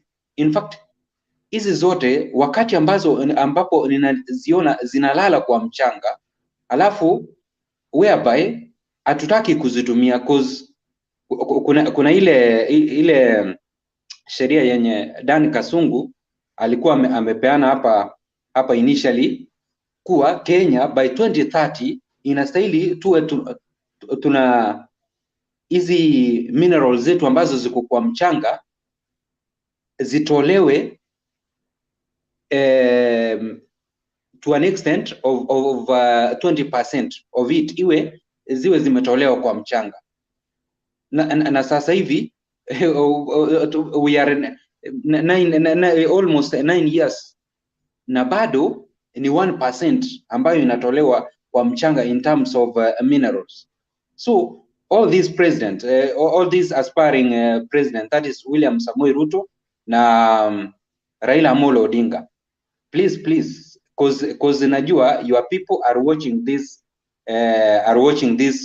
forum. Ebu wakati mtakapo take over office, muhakikishe kuwa mmeweka policies mzuri to tap hii opportunity, to tap pesa kutoka kwa hizi minerals manze, tuone kana kwamba zimetusaidia. In fact kuna hao vijana wenye wamesoma vizuri hapa, the likes of akina Ndeto hapa, the likes of Temba, the likes of Mzee Wekesa. Tunaweza amua kuwatuma kama ni Germany, tunaweza amua kuwatuma Britain, tunaweza amua kuwatuma Japan, wasomee kulingana kama ni iron ore. Tujue nini wakati hii iron ore inapopitishwa kwa moto kwa industry, ni nini ambayo the finished product itatupatia. So wakati watakapoenda wasome warudi wakuje kuwa engineers kwa ku oversee hizo machine vile zina run in our industries. Bas sasa instead kama ni ku import bidhaa za kuunda maybe mabati, sasa cause tuko na hizo minerals, mabati yetu tutakuwa tunayatengeneza kwa industries zetu. Sasa hatutakuwa tuna import, whereby itakuwa sasa tutakuwa tunatumia the excess tuna import into our neighboring countries, or tuna export into neighboring countries, ama tuna export to Europe, na hapo tutapata pesa mingi isaidie uchumi wetu. So Mungu wetu azidi kuwabariki na azidi kubariki Kenya yetu. Asante sana. Asante community ancestor, karibu Jakindu Bay, karibu iko na sarakasi mingi kweli. Sasa mnajua ati kina nani wanashinda siku hizi State House? Tinga ndiye ako State House, anasumbua Uhuru Kenyatta. Hawa viongozi wote walikuwa wanaza wako State House siku hizi. Sasa mimi nauliza nyinyi mnafanya nini State House? Si tokeni State House mkuje mpambane na mimi hapa.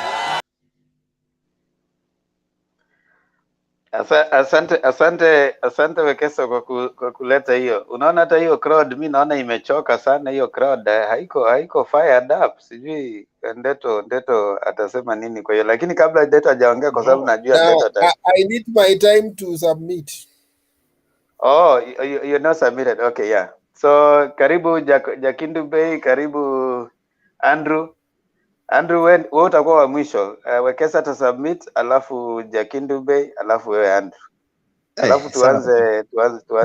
Ati sawa tu, umekuja saizi unasema sawa tu. Wewe Andrew. Asiwache nisalamie pia panel hapa. Umeniruka tena Themba. Hata Jabriti ameanza kucomplain. Nasalamia panel. Nasalamia panel. Ati nimefanya nini? Wekesa. Nasema nasalamia panel. Tumesalimika. Washasalimika hivyo tu, washasalimika. Wewe Andrew nakujua. Ati tumekuruka Ndeto. Oh, ama ninakuja after Wekesa. Wewe wacha zako. Ndeto, you have already submitted. Wekesa has not submitted even once. So wacha waja submit mara moja Jakindu, then Andrew, alafu sasa tupige round, alafu kuna jamaa pia amejoin sasa, alafu ndio sasa tupige round ya mwisho. Aya, Wekesa. Yeah, I just wanted to return people to the debate. I know we always tempted to chew different stuff here, politics, but it's good to discipline ourselves to remain in the topic. Because if we discuss everything else, sasa kesho tutadiscuss nini jamani, and we are always here. So the reason we choose the topic is so that we also encourage you to dig. When there are political events that are running up, you need to dig deeper, and then after that also you need to try to analyze. Like a case scenario, if Kalonzo is moving from Oka to UDA, you see there are many case scenarios. So what will happen to Oka itself? And then how will the Kamba Nation respond? Then how will the other kingpins that are coming up in Kamba Nation, how does it affect them? Yeah, so when you look at it, you realize the discussion is deeper, but most of the time people just want to rush through and then discuss other things. My take will be that the time when Kalonzo shifted from Raila to Kibaki, it finished him almost completely. Remember Kalonzo when they were running up to between 2005 to 2007. There are even opinion polls, and we can see they were still documented. You can see the old newspapers can show you. Kalonzo was ahead of Raila in terms of the public perception. But just a few missteps took Kalonzo very back, such that he has never recovered. So while it's okay to see an opportunity and run into it, just as what Kalonzo is doing is what Waiguru has done recently. You know, she was among the front runners of inheriting Uhuru Kenyatta. But all of a sudden, because of dilly-dallying and trying to play politics of survival, so she cannot be counted among the Uhuru successors. So Kalonzo, if actually he wanted to add value, for me, he would have bargained hard such that other principles of Oka backed him. After he received the backing of the principal Okas, he can now negotiate either with the two forces because he's coming with a force. But this idea of you guys come together, and for all those the time you have been together, you have never decided anything. You have never decided who will lead you. You have never told us where Oka is going. And then we see you, everybody's trying to look for a place to to go, it demonstrates something that you guys are not ripe for leadership, and nobody can trust you for any meaningful posts. So you can only, like he himself projected that time when Handshake had begun and he was given a portfolio by Uhuru. He said mimi ni mtu ya, alitumia the word sijui mtu wa mkono. Uhuru's what? Boy. Errand boy, yes. He used that I will be Uhuru's errand boy.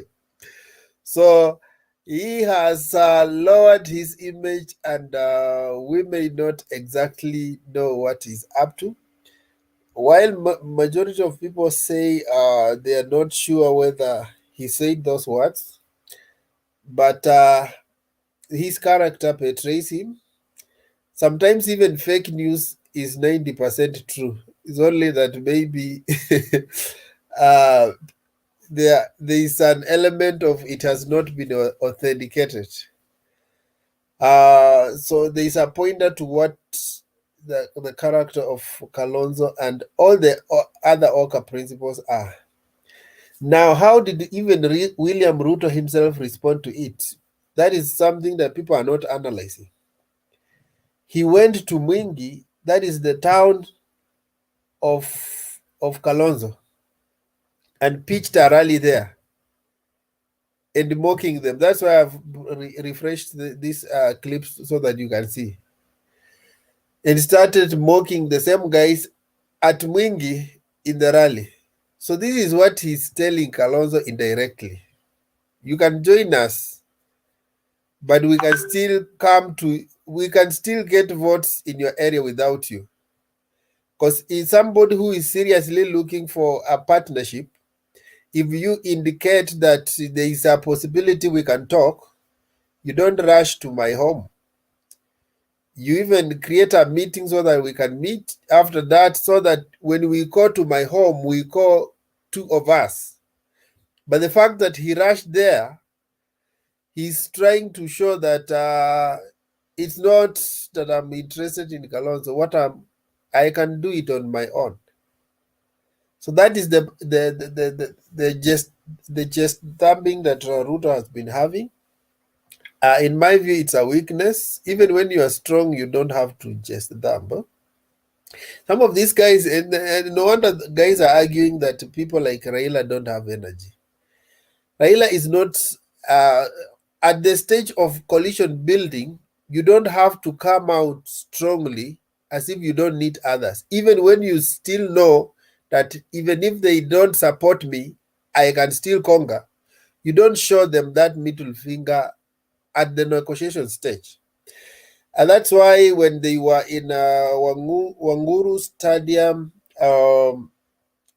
Kirinyaga, Raila gave an opportunity for Musalia to greet the crowd. Yes, it still shows that he's even these guys, even if they may not have numbers, but that even political perception is very important. There are people who come just to increase the perception. It may also be true. That's why the UDI excited about Waruguru defection, as if. And so the question is, she's defecting from where to where? She has been in that side. She tried to come and shake the hand of Baba, but then she disappeared. So when you tell her she's defecting from where to where? Has she been in handshake? What shows that Waruguru has been in handshake? Tell us one or two things she has done in the other side. So she has just been in between there, trying to weigh and see which side she's going. And also we need to look at most people don't analyze and go. They will tell you we are listening on the ground, but they will not tell you the factors on the ground that determine people's alignment in political parties. The reason why some candidates move is because there might be even stronger candidates on the ground in the same political party they are in. And so for them to survive, they look for another political vehicle they think they are more advantaged. So when you see Eric moving from ODM to Fort Kenya, it doesn't mean that ODM has lost popularity to Fort Kenya. It just means that Eric can gain more ground when he is in Fort Kenya, because maybe in ODM there are more stronger candidates that I may fear even I will lose a ticket on nomination. So those are some of the factors that make people to align and realign. When Sakaja was moving from, I think he was trying to move from Jubilee to ANC. But with the time, I think he realized it's not working the way I want, so he backtracked. So that's what's happening. And most of the time, mostly you will see these principles of Oka. Majority of them were there to weigh between the Raila Odinga side and the Ruto side. Which one is stronger? Which one has space for me? They're also looking on the ground. Some will want mobilized crowd. Tunasemanga kuna zile bulls zinangojewanga sishikiwe kike alafu inakuja kupanda. So some of them are looking at like, has Ruto done enough groundwork in my place? And he has the numbers so that I can go and join the fray and still continue to be a kingpin, but enjoying somebody's crowd. We want already mobilized crowd. So if Raila is making inroads in Mount Kenya, can I ride on that wave and become the kingpin of Mount Kenya? So there are that kind of people who look for opportunities in politics for survival, because on their own, they cannot even make a crowd. I've seen people argue that the people who are in Nyandarua came to see Raila Odinga. So what is so interesting about Raila Odinga at the age of 76 that has never interested the Mount Kenya at the age of 60, 50, 20? So why is it that for the first time they want to see Raila Odinga? Has he reincarnated? Because it's the same Raila Odinga, they could not even tolerate him to stop in a hotel somewhere, Sakana, just to have a meeting with a few people.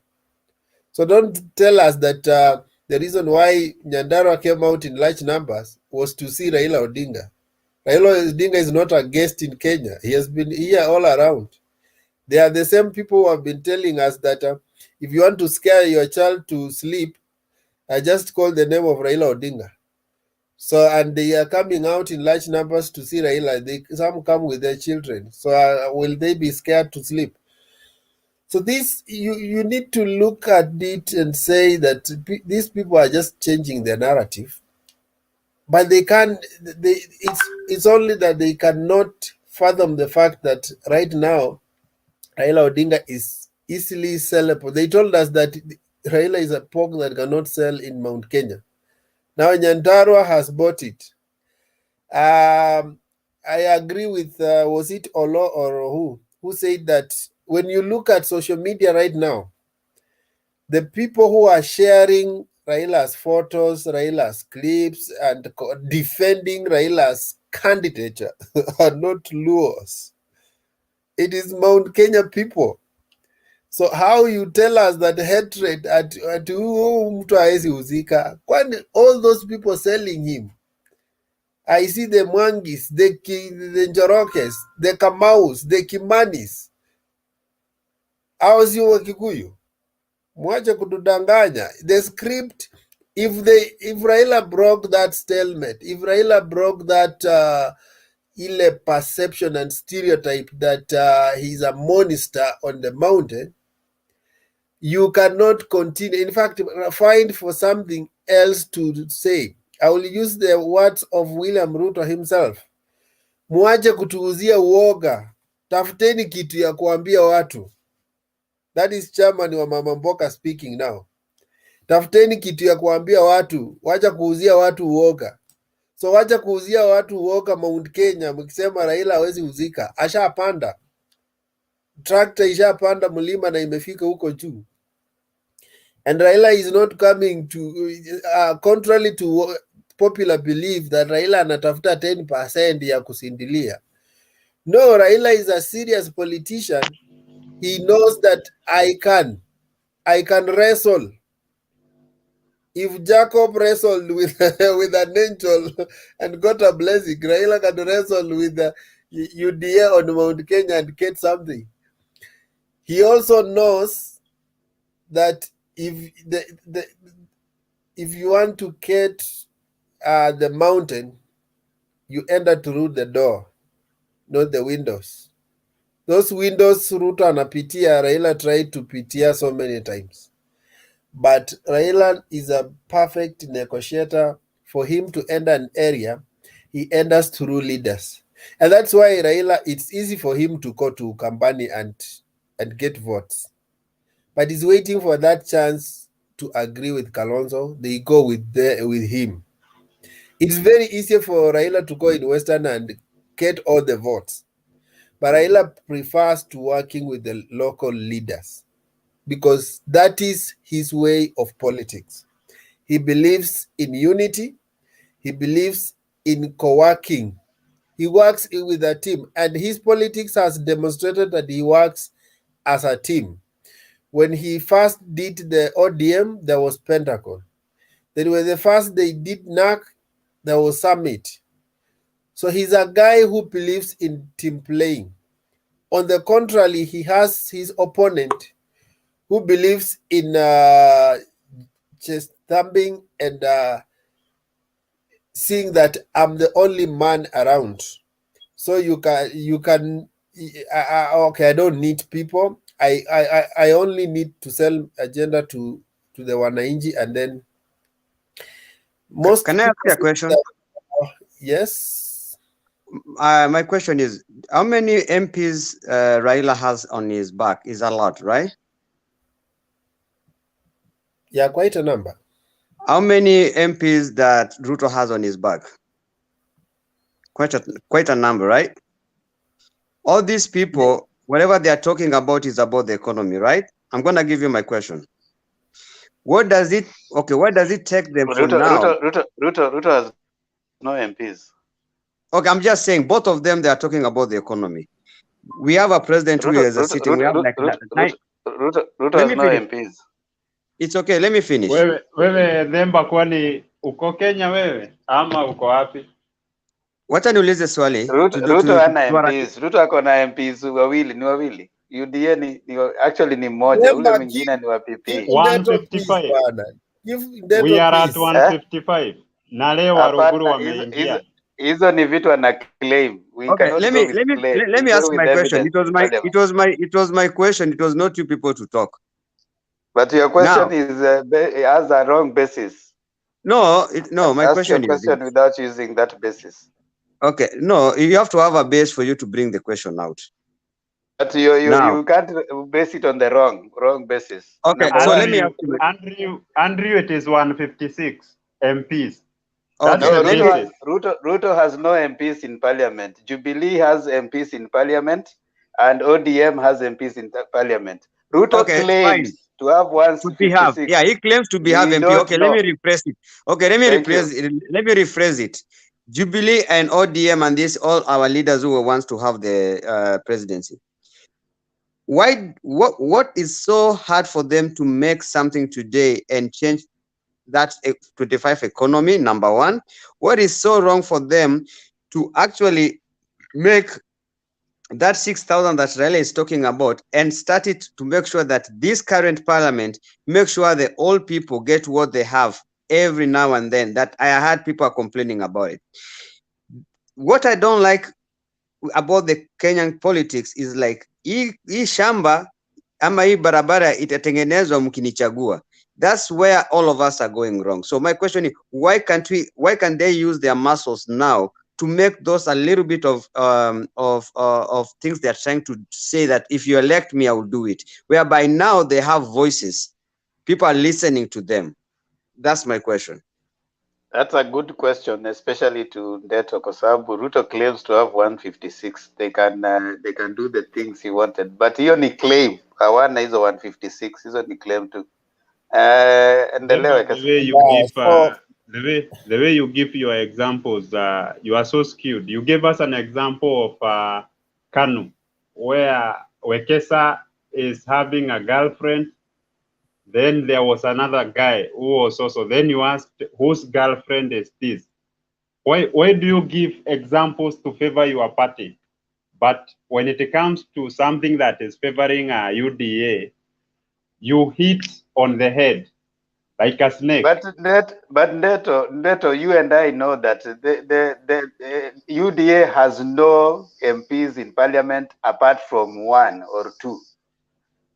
What I am trying to say is this. What I'm trying to say is this. You know, there are those who have declared. Even Ruto is in Jubilee, right? But he has not officially shifted to. Declaration is immaterial. When we go in parliament, is a house of rules. That's the point I'm trying to pass with them. Deto, I was asking. Listen, Deto.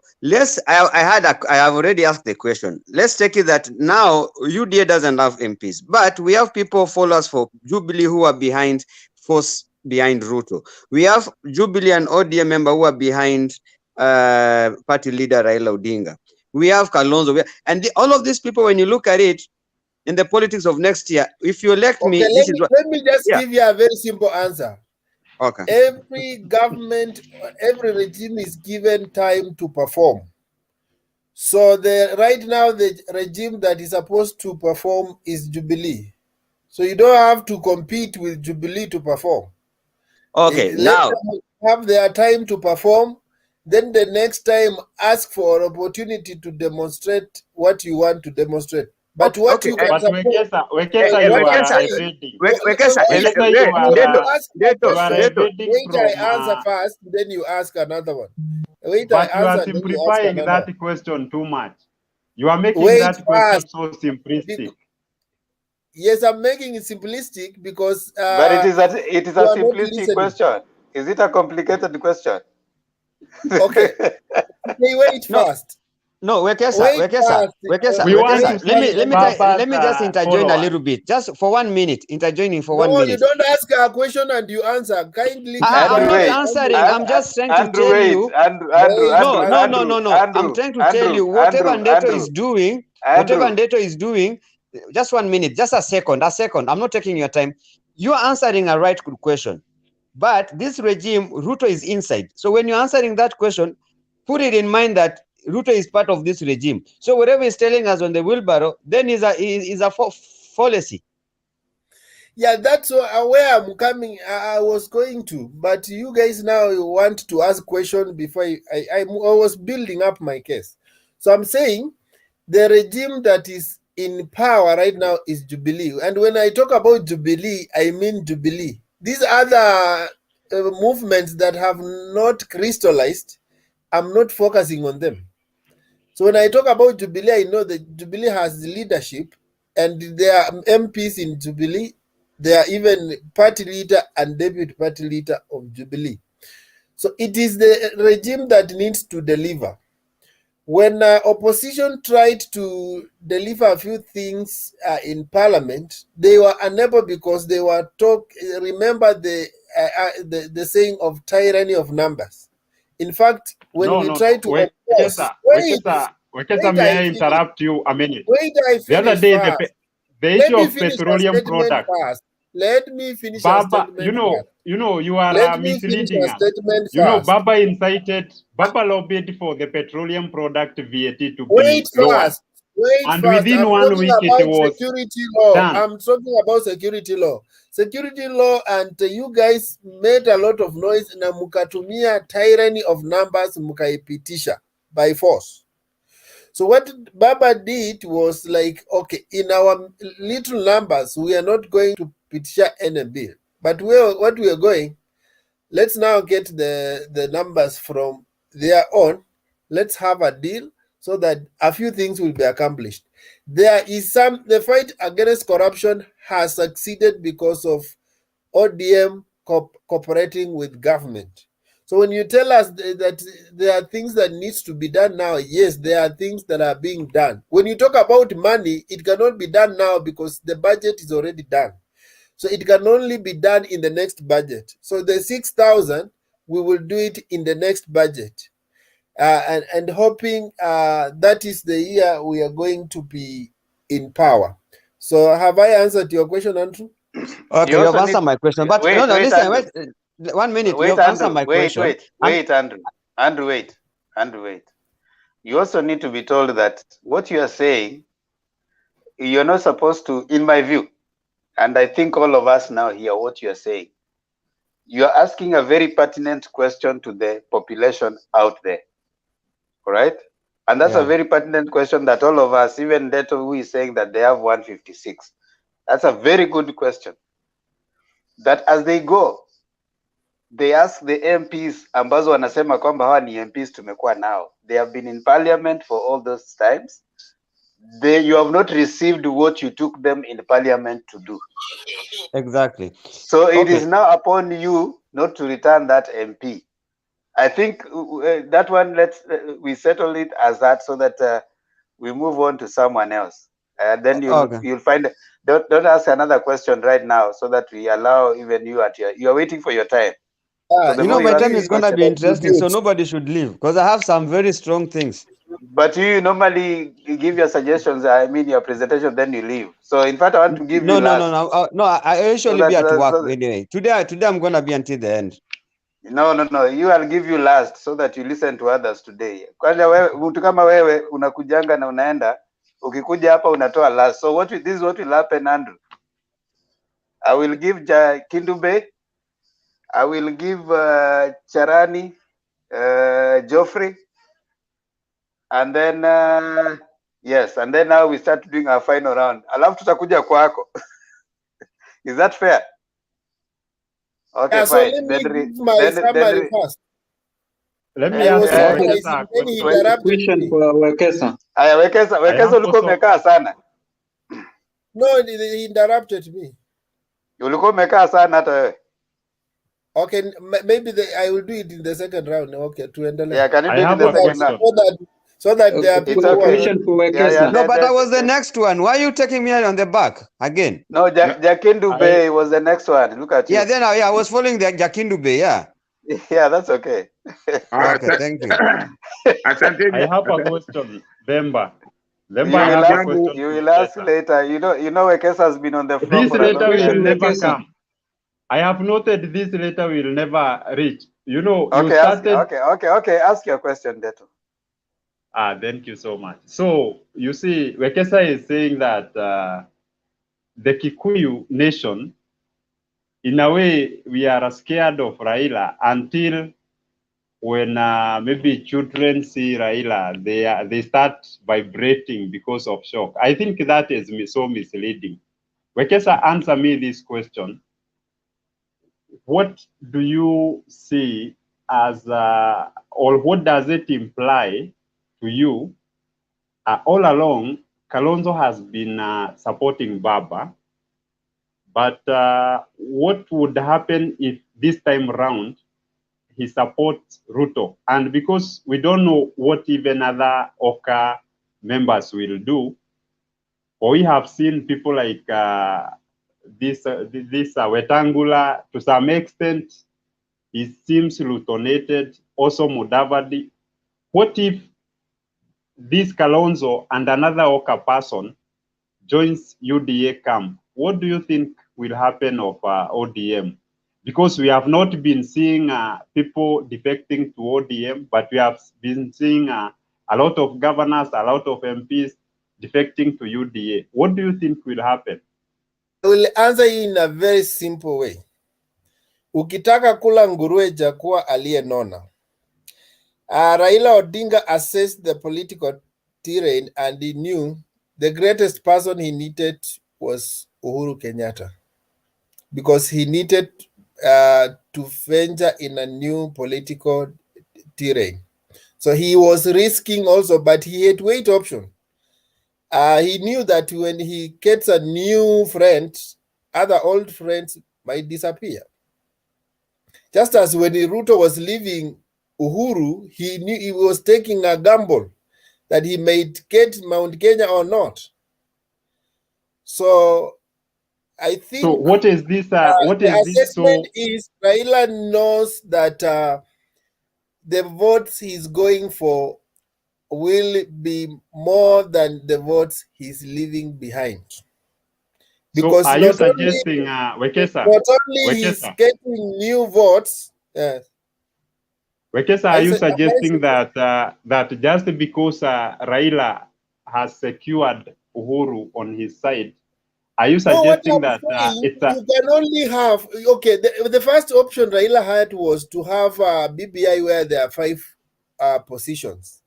But in a case where there are 2 positions, there's a time he gave that 1 position to Musalia Mudavadi. He was his running mate. So you accept the BBI. You accept the BBI was to create positions. Sasa shida yako ni kuuliza tu maswali ama unasikiza majibu? Because even I've not answered you the first question. I have not answered you the first question, you're asking the second one. But Themba said that things that have no basis, like the BBI, nimjibu Ndeto, hata mambo ya BBI hiyo anazungumzia. Nimjibu hizo maswali ambayo nimeshindwa kujibu, acha nimmalizie, shida yake asikizi. Okay, so what I'm saying is this, in a simple, I don't want to take a lot of time. When Baba is running, he's not looking at who am I going to give position. He's looking at which side can I take a political junk of votes. And to his assessment, when Uhuru is leaving power, Mount Kenya has a large vote. So he cannot afford to ignore that. So he's taking a gamble to get that vote, and he may lose a few votes in the Ukambani and Western. But still he has foot soldiers on the ground that will ensure that he doesn't get atatoka bure Ukambani. In fact, today I have been having my Kamba friends, and they are telling me, you know me, I'm in Ukambani. If Kalonzo goes to UDA, he will go along. So not everybody will follow. You should not give such a... So kwa nini anatoka? So I'm saying not everybody will follow Kalonzo to UDA. There are those who will follow him. There are those who will not. And Baba has taken the right gamble. For me, he should settle for a running mate from Mount Kenya. The rest he can. The same way Ruto decided that, okay, Kuria akitaka ni support, lakini mimi chama ni UDA, lakini asikuje na chama yake. So you see, they are fizzled out. They looked like they were strong, but they have not added so much value to Ruto. So Raila also is putting his feet on the ground and saying, I'm getting a running mate from Mount Kenya. So there are people who will be disgruntled, but some of them will fizzle out. Just as Gina Moses Kuria have fizzled out, Gina Kiunjuri have fizzled out. They look like they have numbers, but sometimes they may not have numbers. Okay, I think Ndeto, we will leave that there for now. Jakindube, it's your turn. Asanteni sana. Hamjambo jamani. Hamjambo. Hatujambo Jakindube. Unajua hatujazoea salamu. Huwa tunaona tu mtu anakuja anaendelea. Sasa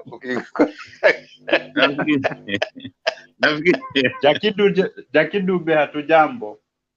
Ni jambo la busara kwa kusalimia wenzako. Nimefurahi sana kuwa na ninyi tena leo. Mimi nilikuwa nataka kusema kwamba juu ya Kalonzo ambayo mnazungumzia, mimi naweza kusema kwamba kwa kweli ni jambo la kusikitisha sana nikiona sisi wana Kenya ni kwamba hatuangalii sifa za mtu, hatuangalii huyo kiongozi amefanya nini. Tunafuata tu mtu bila hata kama afanyi chochote, mradi ni mtu wetu. Hiyo haifai. Hizo ndizo mambo ambazo zimeturudisha nyuma, kwa sababu kiongozi kama Kalonzo, kama angekuwa kiongozi ambaye ana vision ya kuangalia kwamba Kenya inatakiwa wapi, lazima Kenya inchi ni lazima muungane, muungane na muwe na mtizamo mmoja, ndio mfanye inchi iendelee.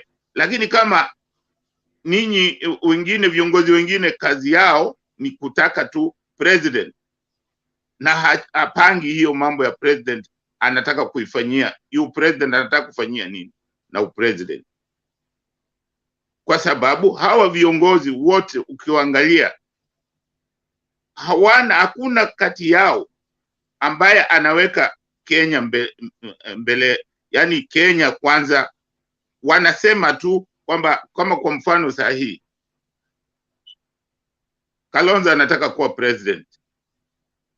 Ametayarisha nini? Kitu gani ashafanyia? Mimi ukiniuliza kitu gani ashafanya kwa manufaa ya Kenya, ambayo mtu anaweza kusema huyu anaweza kuwa kiongozi, anaweza kuwa president mzuri, anaweza kutuongoza? Ni kitu gani? Mimi sioni. Sioni kitu ambacho anaweza kusema. Lakini nikichukua kama Raila ameweza kufanya vitu hata kama hayuko serikalini. Ni mtu ambaye anaangalia makosa ile tulifanya, tunaweza kurekebisha namna gani hizo vitu kama kuna kosa. Sasa ninyi kusema kwamba Kalonzo anataka kujiunga na Ruto, ndio anaweza kujiunga kama anapenda, lakini sidhani kama ataongeza chochote pale. Sehemu ambayo labda anaweza kunufaika ni akijiunga na upande wa Raila, kwa sababu Raila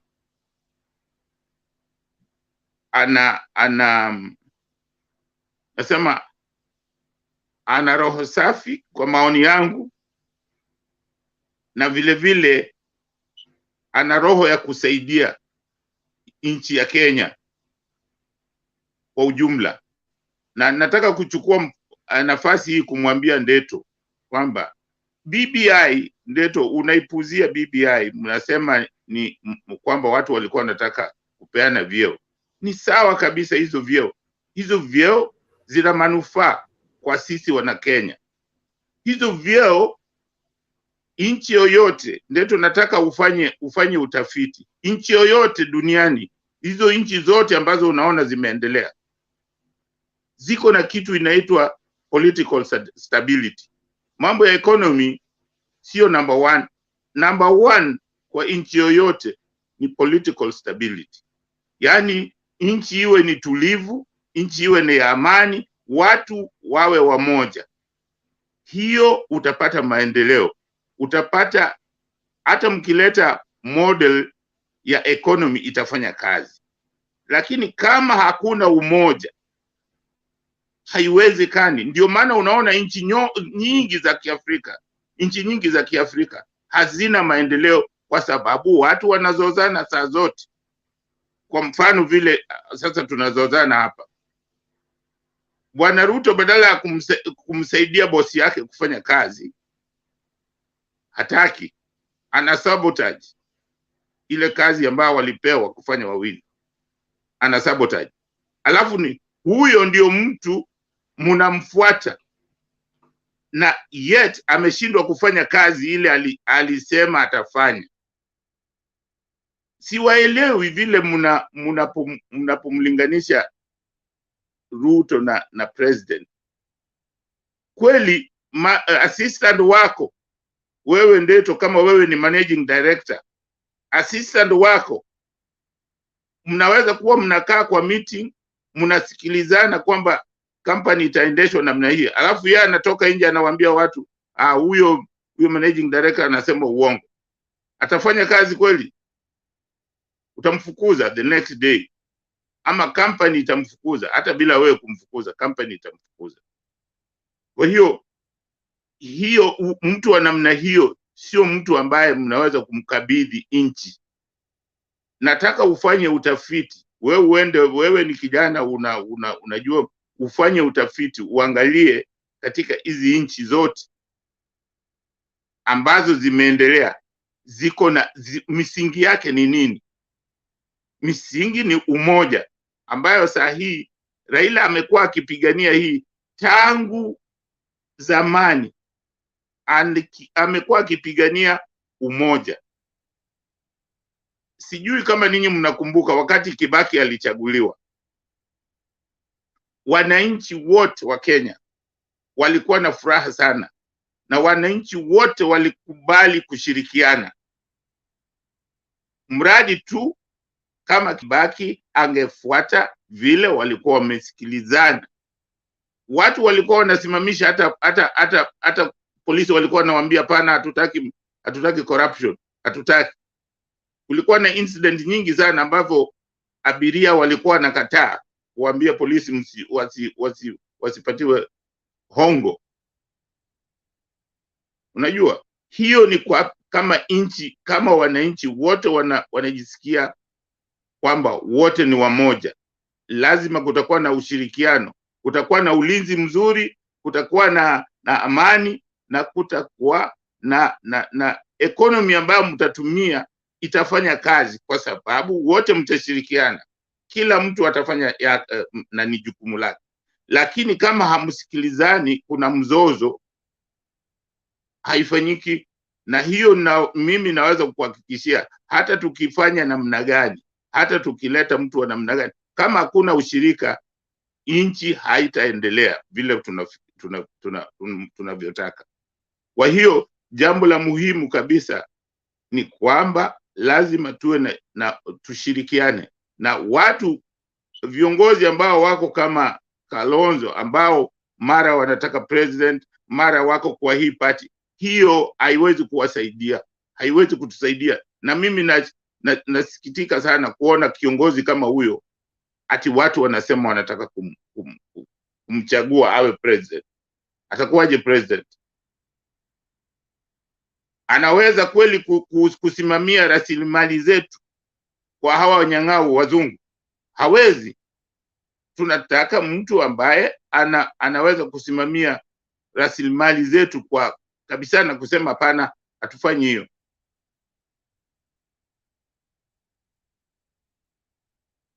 Nafikiri bila shaka Ndeto utafanya utafiti kwa hiyo mambo ya ile BBI ambayo unasema BBI ilikuwa ni jambo nzuri ambayo ilikuwa inaleta utengamano, umoja. Kwa hizo vitu ambazo ulikuwa unaona pale ndani, ingawaje unazipuzia, inaweza kuwa haikuwa 100%, lakini kitu inatakikana katika nchi yoyote ni stability. Kwa hiyo unaweza kuwa angalia hata kwa bwana na bibi, kama kuna stability kwa hiyo boma, hata ukiwa na pesa ngapi, hiyo pesa zako hazitafanyika kama hakuna ushirikiano ya bibi yako na wewe. Hata ukiwa na mali kiasi gani, hiyo mali yako itaharibika. Lazima mshirikiane. Kwa hiyo hata katika nchi tunataka ushirikiano, tuwe wamoja. Asante bwana Ndeto. Niko na maswali. Asante Jakindube.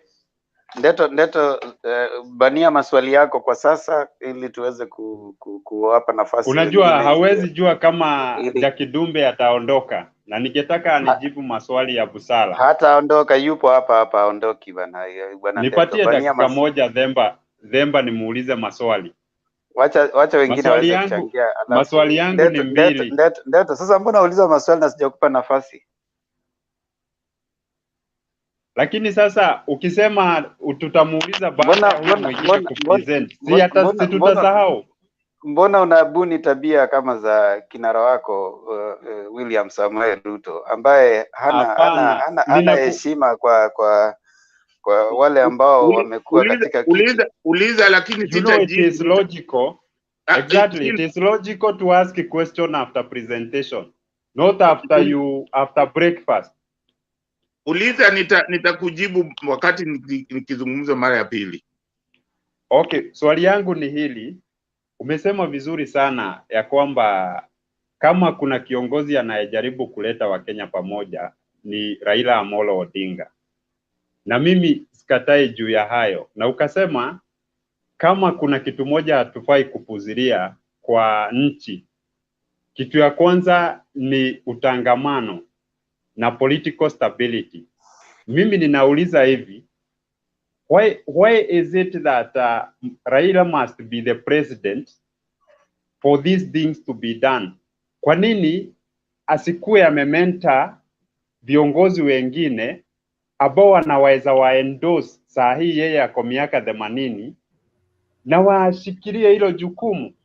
Kwa sababu ukisema leo hii ati lazima wewe ufanye kwa sababu ni wewe mwenye hilo jukumu, ni kumaanisha even our kids we mentor them so that when we are not there they can take over. Why has Raila not done that? Why can't he endorse another person to move on with that? Sasa asante, hilo swali litajibiwa na Jakindu wakati ambapo atakuwa anazungumza, ingawaje si swali sana, inakaa ni wazo ambalo analitoa ambalo mimi sioni kama nitamjibu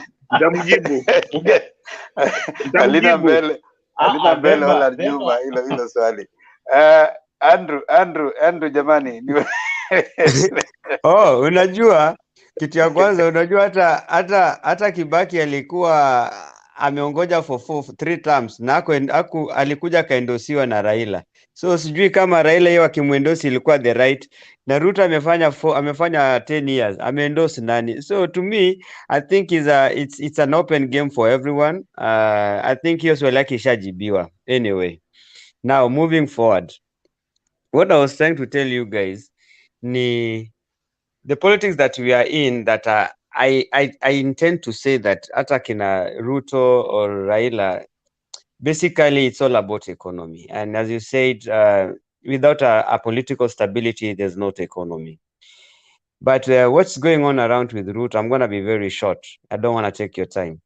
It's like my party leader, tumekuwa na a very good time ya kuchimba kisima, tumeweka maji, tumechimba kisima, tumeweka maji nayo inakuwa overflow. So hiyo overflow inatushinda kucontrol. That's whereby saizi unaona watu wa Jubilee na ODM wameanza kuchimba kisima na hata hawajafika katikati, maji inakuja juu. So we are trapping the other side. So end of the day, what I wish to say is like and I will say that actually vitu tumekuwa tukiongea hapa. I think the other day I'm the one who started talking about the 24 hours economy. All of a sudden we are now seeing people are looking at that direction, akina Kalonzo. I had Gideon akiongea. So I think you guys, you need to clap for yourself that whatever we discuss here, sometimes it always go back to these people and they think about it. So we are contributing in one way or the other, indirectly, basically through osmosis. So to me now, ningetaka hii siasa ya point out fingers like okay, ulifanya hii, nilifanya hii, au kufanya hii, au nikiingia nitafanya hii. I think we are past that Kenya now. I think the way Raila have said hiyo ni ahadi yake atapatana 6,000, which I believe by now angekuwa ameifanya because alikuwa na authority in one way or the other, as much as hakuwa kwa government but alikuwa na political powers. Ruto naye he should not tell anything. Hiyo naye sitadanganya. My party leader name to let down. Juu you have been in the government for 10 years and then now unataka kutuonyesha vile utatengeneza serikali. Hapo naye amechapa nje. Unaona? Another thing that I think inatumiza on this other side ni when you look at most of the politicians, most of them they already actually positioned themselves that like for example Dismas Baraza alitoka akarudi because alikuwa shaona kuna vile threat. Waiguru ndio ameona huko kukombaya, amekuja huko soon aongei saizi because I was expecting Waiguru today to be in Machakos in Kitui na Ruto, but hakukuwa huko. Why? They are testing the waters. So most of these leaders are surrounding Ruto, they already positioned themselves, and that's where the downfall of URP is coming in. And it's coming in, and that's why Jubilee, for the last 10 years, they hold any elections, party elections. It's just excuse after excuse. Apart from maybe at least for Kenya ilijaribu, at least KANU imejaribu. ODM, I think ODM is the only party that have been constant with their hizo meetings na parliamentary meetings na hizo vitu zingine. So the pan is coming to five to UDM very soon, especially now everybody has position, because uwezi niambia the MP for Nyeri anaongoja timu takuja simama naye, is rest assured for that ticket. And that's when unapata mtu kama Waiguru amekuja pale pia anajaribu. So I don't know how Ruto will hold this thing, and the earlier the better for us. Actually, the way they are saying inafanyika before January, I think is the best time for us to know who is who. But what I know, Ruto will be a very good opposition leader. Atatusumbua, nani tutawasumbua, but government, the guy my party leader is too young for it. He doesn't know what he's doing, and I think I will let it go for that in the politics part. Now, moving forward, as I said, this thing we take it for where namaliza. Now I said people have taken 10 minutes. I'm only taking even less than 5 minutes. So, vaa barakoa tafadhali. You don't have to 10 minutes. Ulisema unachukua muda kidogo. So you don't have to compare. And I'm trying to chukua muda kidogo yawa. Sasa, as I say, a lot of people, and I'm serious about this. Let's just take it for granted. A lot of people are, coming back and watch what we guys talk, and these are things from the basis of some politicians within Kenya. I think it's a high time we tell our young people, as much as we go out there to cheer, get that 100 shillings, 5 shillings, 50 shillings, 200. I think the message should be out there in that village. Before you vote, before somebody give you 200 shillings, what is that person going to do to? Kama hajakufanyia 5 years, atakufanyia in the next 5 years nini? As you said, the host, that's the message we need at the end of your closing remarks.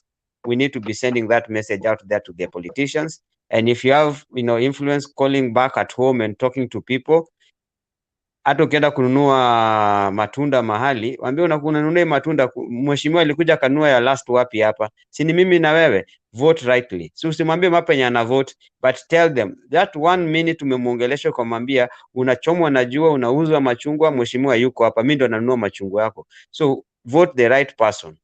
I think that's the only bottom line we can start educating our people. Thank you. Asante Andrew. Na usitoroke. Ulisema leo hautoroki. So leo kaa hapa ndio tuweze kujibu maswali pamoja. Geoffrey. Na suseme nimefanya kazi mzuri leo. 5 minutes. Na watu wanachukua kwa 30 minutes. Mazee leo umefanya kazi poa Andrew. Leo acha nikusifu mazee. Andrew. Alafu umezungumza mambo ya maana sana. Kwanza hiyo word umesema ya mwisho hapo. Imetouch kabisa Ndeto hapa. Ndeto unajua ni mtu anayapu tu UDA lakini hakuna. Jamaa amedikampenia Raila sana. mtu wa kwake hata hajaiona MP wake kutoka aingizwe sijui mwaka gani, na bado anapiga hapa 153. Geoffrey, tupe mawazo yako. Brother Temba, thank you kwa nafasi. Mine gonna be brief. Let me start with this. And I've been saying this. Right now, what you are seeing, people running up and down, they're testing water. And I know as from January, February, that's when you're gonna see people where they're standing. For now, they're just testing water and see what the reaction of their people and see which wave they can go to. Let me come with the issue of Kalonzo begs for Ruto attention. You know, sometimes I see this, our politicians that they like following the wave. And such a politician is very difficult for them to get something because why? They cannot go out there and muscle to have followers so that they can be able to do what? To look for a coalition.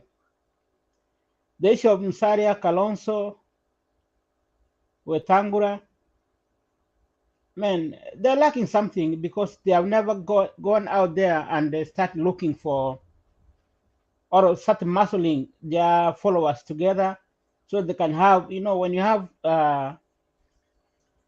your followers, it's very easy for you to do what? To negotiate for a coalition.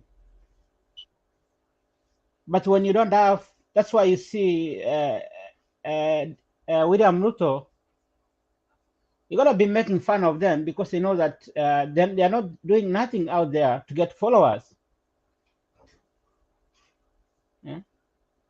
That's one thing that even if they go there beg for his attention or want to join him, they're gonna get a low deal because they know that they have nothing to bring on the table.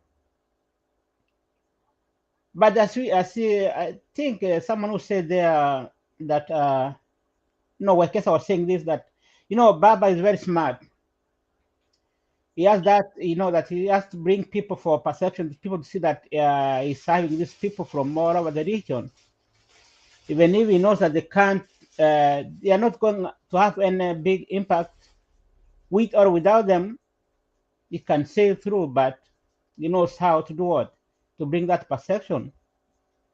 So, but when we see Ruto, he has that ego that he can go out there by himself and the muscle and bring the cloud. So he can do whatever he wants to do.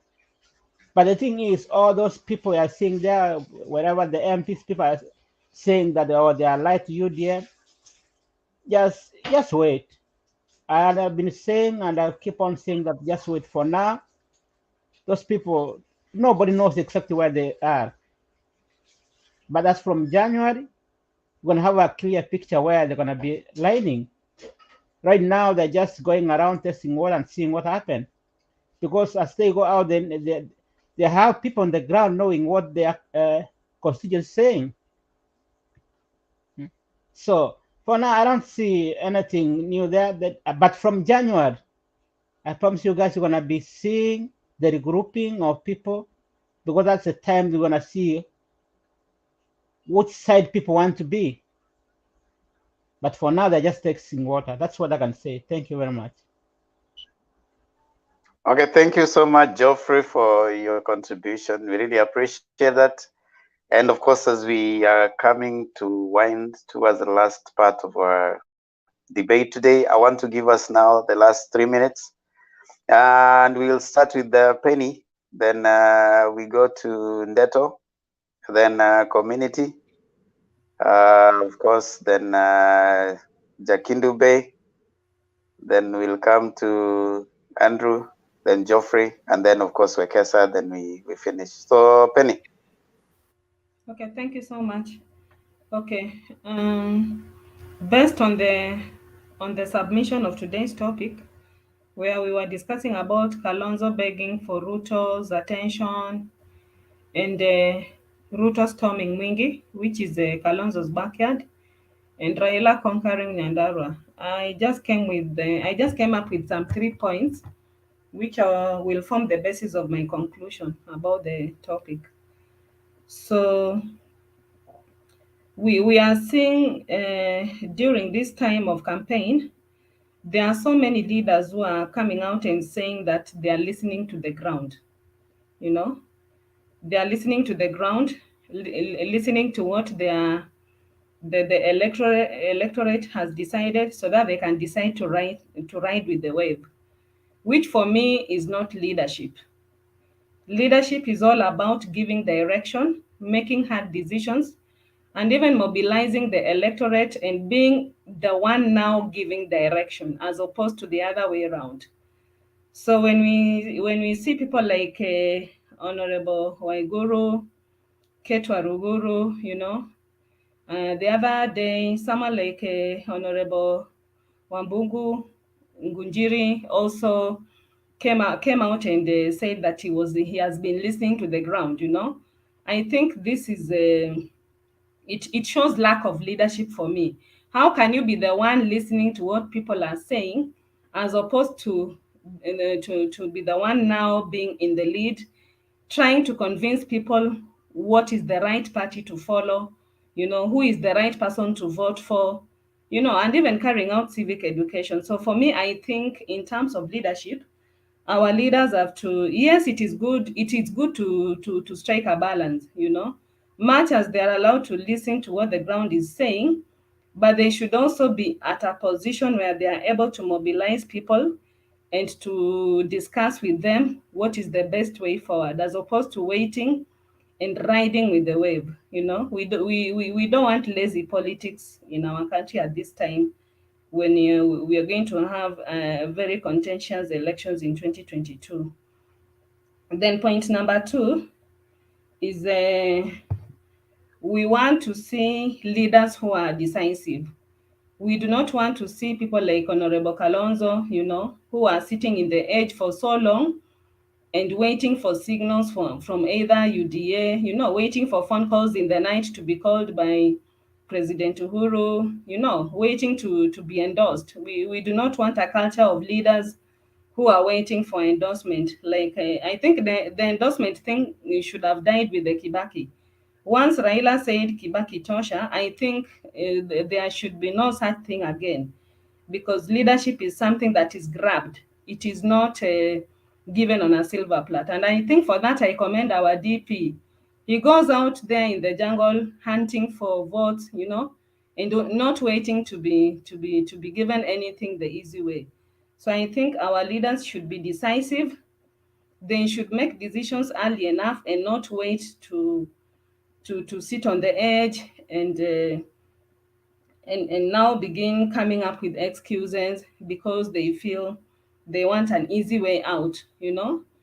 UDA has been from the time of its inception, there are people who are diehards of the DP, and they've worked hard to build that party. So you cannot be sitting at the edge waiting for someone to build something from the scratches, only for you to wait and join last minute. So I think for me that there's some lack of decisiveness amongst our leaders, and they are not genuine. They should come out genuine. They should be genuine. Then also in terms of the leadership, I think the alignment should take into interest the bigger picture, as opposed to personal interest. It should be about the greater interest of the electorate, as opposed to personal interest. So when we see someone like Kalonzo coming out very clearly and insinuating that he cannot work with the DP because he doesn't believe that DP is credible or has integrity, then I think it is very hypocritical for us now to begin hearing that there are indications that he might work with him. So one would beg to ask, what has changed overnight? Because if he lacked integrity the previous day, then today you are ready to work with him. And you can even cite incidences when you feel that he does not qualify to be the one to lead the country. Then it means that you're compromising. So I think our leaders should also base their alignment on the values. Let us be leaders who have value. Let us be, as much as politics is a dirty game, but I think some level of consistency is required in our leaders. So finally, it is we are having these discussions because it is the season for us to politic, and we are free to give our opinions, and no one should take offense. So one thing that you should bear in mind that we cannot have two presidents in 2022. Only one candidate will win. So in an event that either of the side wins, let us be open-minded. Let us embrace the person who will win. He will be the president of this nation. And I think life will continue, and we will wait for 2027 now to start politicking again. So that is my take for now. Thank you.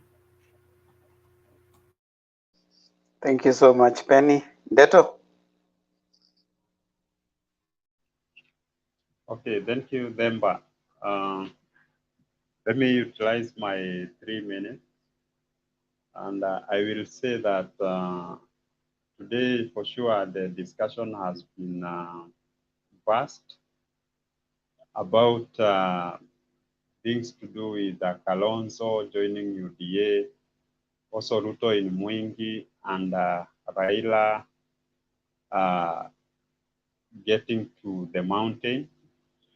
I think the reason we are discussing all these things is because we are seeking for a leader who will be entrusted by the power machineries and the issues of just controlling and directing our nation come 2022. And it doesn't mean that those who are in the race, the Raila, Ruto, and the rest, they are the best placed. No, I know in Kenya we have other people who can make very good leaders. It is only that the conditions to become a president has been so restricted. It has been raised so much until very few can be able to permeate through the sieve. So what I would like to say, as we look forward to vote for the president or a leader of our choice, I think we should consider the following things. One, currently in Kenya, we are undergoing various issues. When it comes, one, to health, we are still relying with the developed nations to give us vaccines, to give us the equipment in our hospitals, to give us grants to construct new health facilities, to even give us the human resource. We are relying on the developed nations for many things. So what we need is to see Kenya attaining its independence in a way that something like healthcare, it's something you can access easily. Like in Italy or in United States, you don't have to get into the health facilities door with money or what. You only need a card where you will be diagnosed. Then you will be given even the medicine for free using that card. That's the kind of Kenya I look forward to see. Another thing, we are talking about farm produce getting rotten in the gardens, like potatoes, where I come from, where we have more than 5 counties that are suffering from hunger. Look at parts of Kajiado. Look at Northeastern. Look at those counties that are ASAL. They are still struggling to get food. If we have a leader who will direct us how we can be able to fight all these problems pertaining food insecurity, to me, that's the leader I will focus towards, as well as even the security in our nation.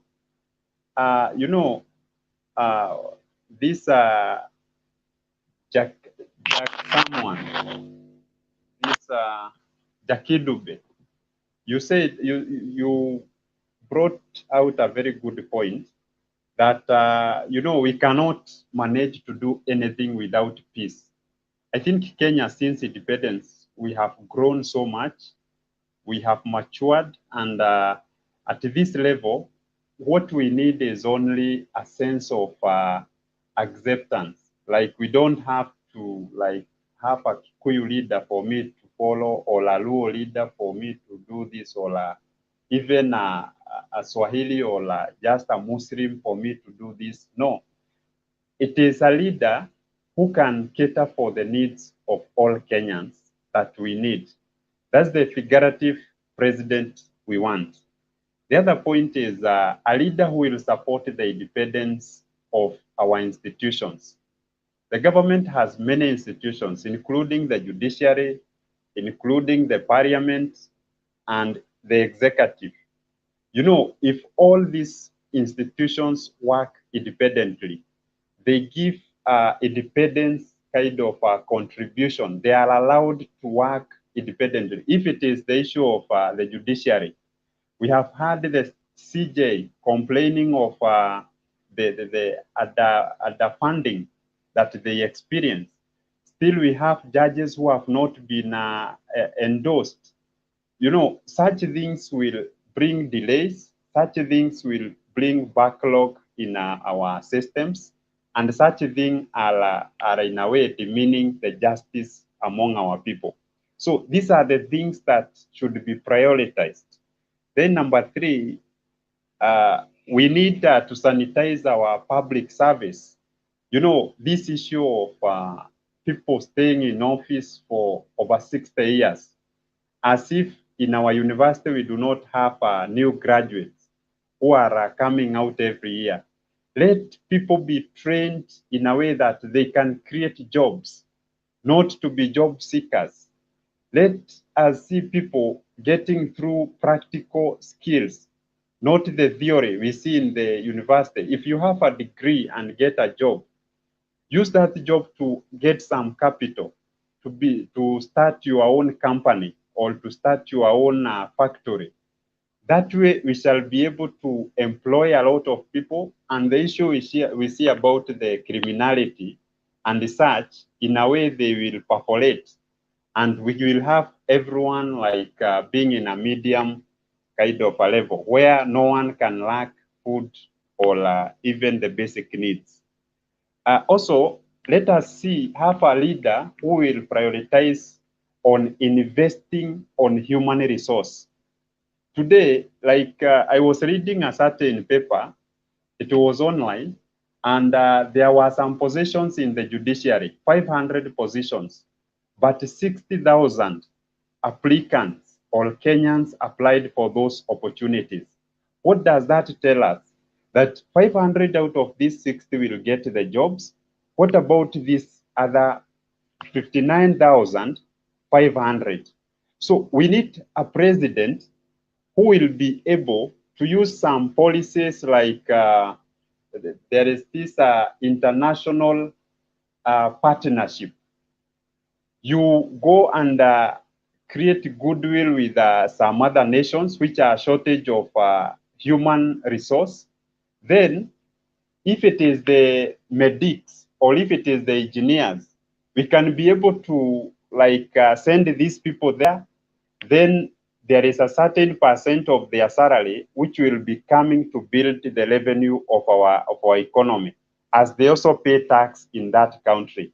Meaning, if the person will be paid like 200,000, and you hear that something like 25% of your salary will get to your nation as a way of building it back, then you pay tax in that, you will be left with something over 100 and something thousand. And that way, we have reduced the number of idle young people in our nation. We have converted them into an earning kind of an opportunity, and that way we will get to the developed level. So that's the point I mean, that the government should also invest on the human capital as well.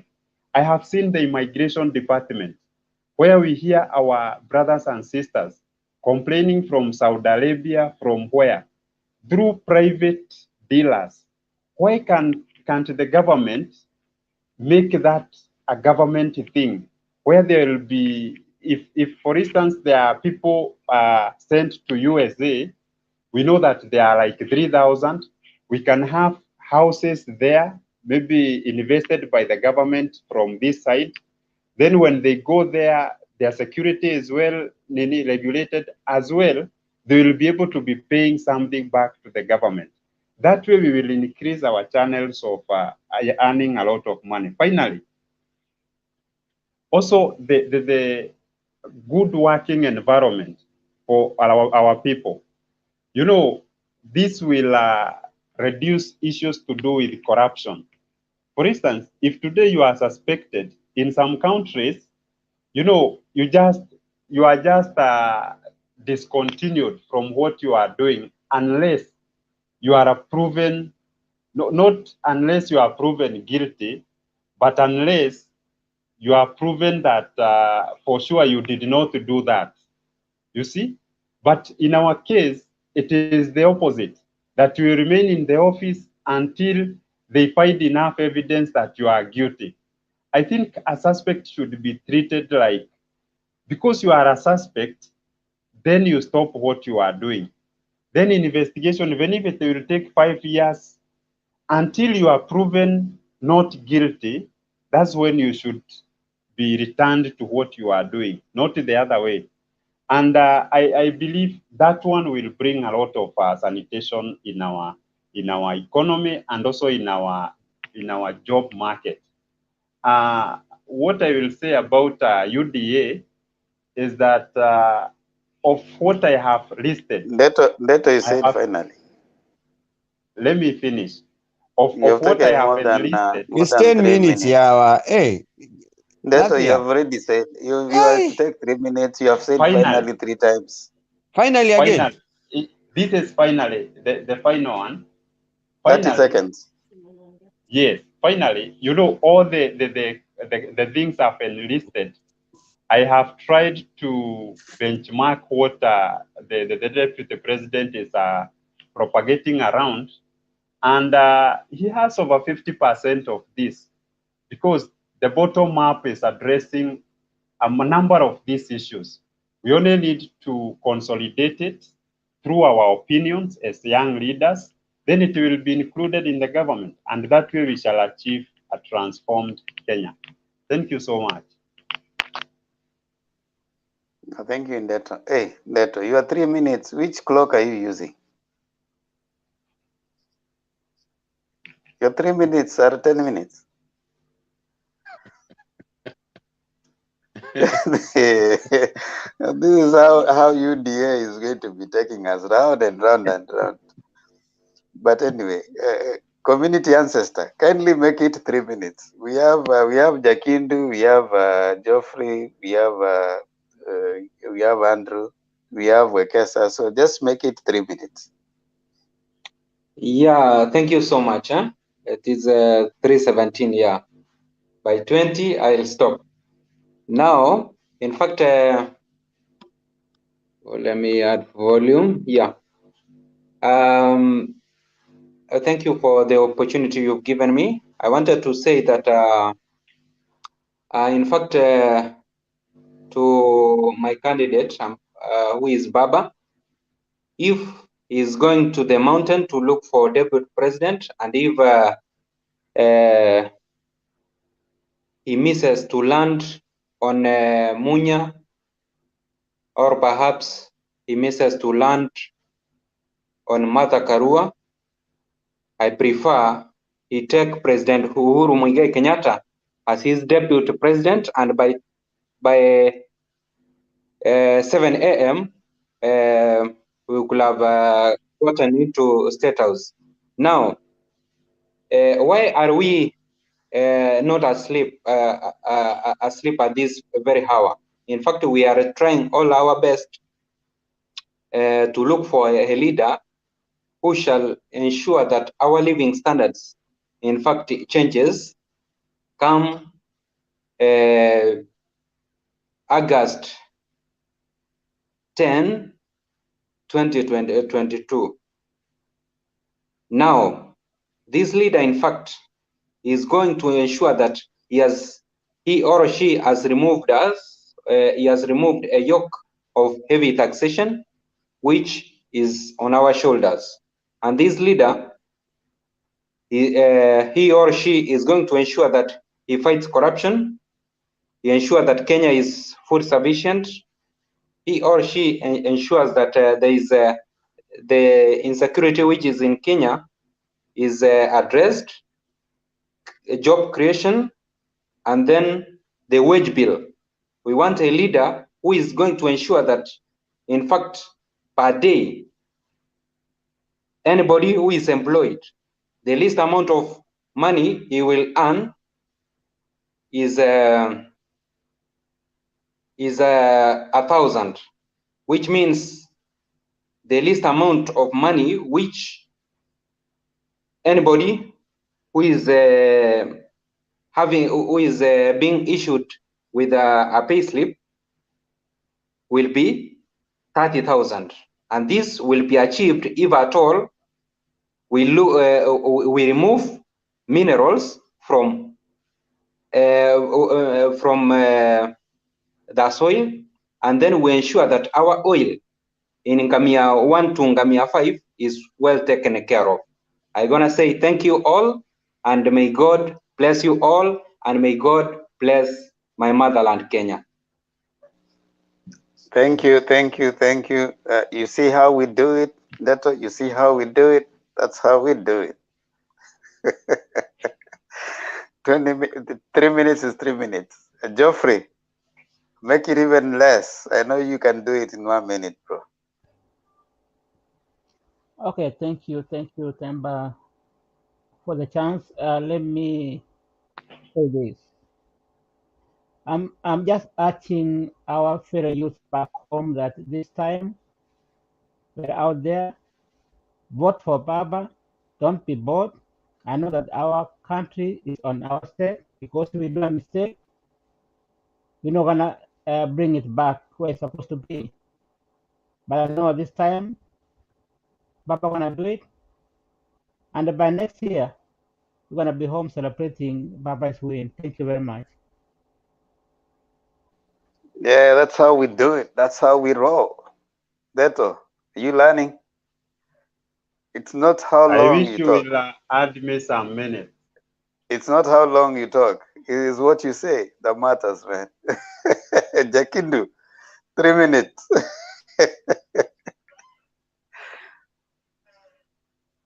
Jakindu, you're still muted. Bwana Ndeto, nataka kujibu ile swali ambayo ulisema Raila anatakiwa kumenta mtu, ya? Hawezi kumenta kitu ambayo hajapata, hajakuwa president ndio aweze kumenta mtu katika hiyo uongozi. Kwa hiyo inatakiwa awe kiongozi alafu afanye amente hiyo watu ambao unataka. Huwezi kumenta kitu ambayo huna, unaona? Lakini kwa opposition tayari amementa watu wengi tu, wengi sana amewamenta. Hata bwana Ruto ni mwanafunzi wake, so amewafunza. Kwa hiyo huo uongozi inatakiwa awepo awafunze. Lakini mimi nakwambia bwana ndugu Ndeto kwamba hii mambo ya UDA wachana nayo. Kwanza ni watu wamekosa nidhamu.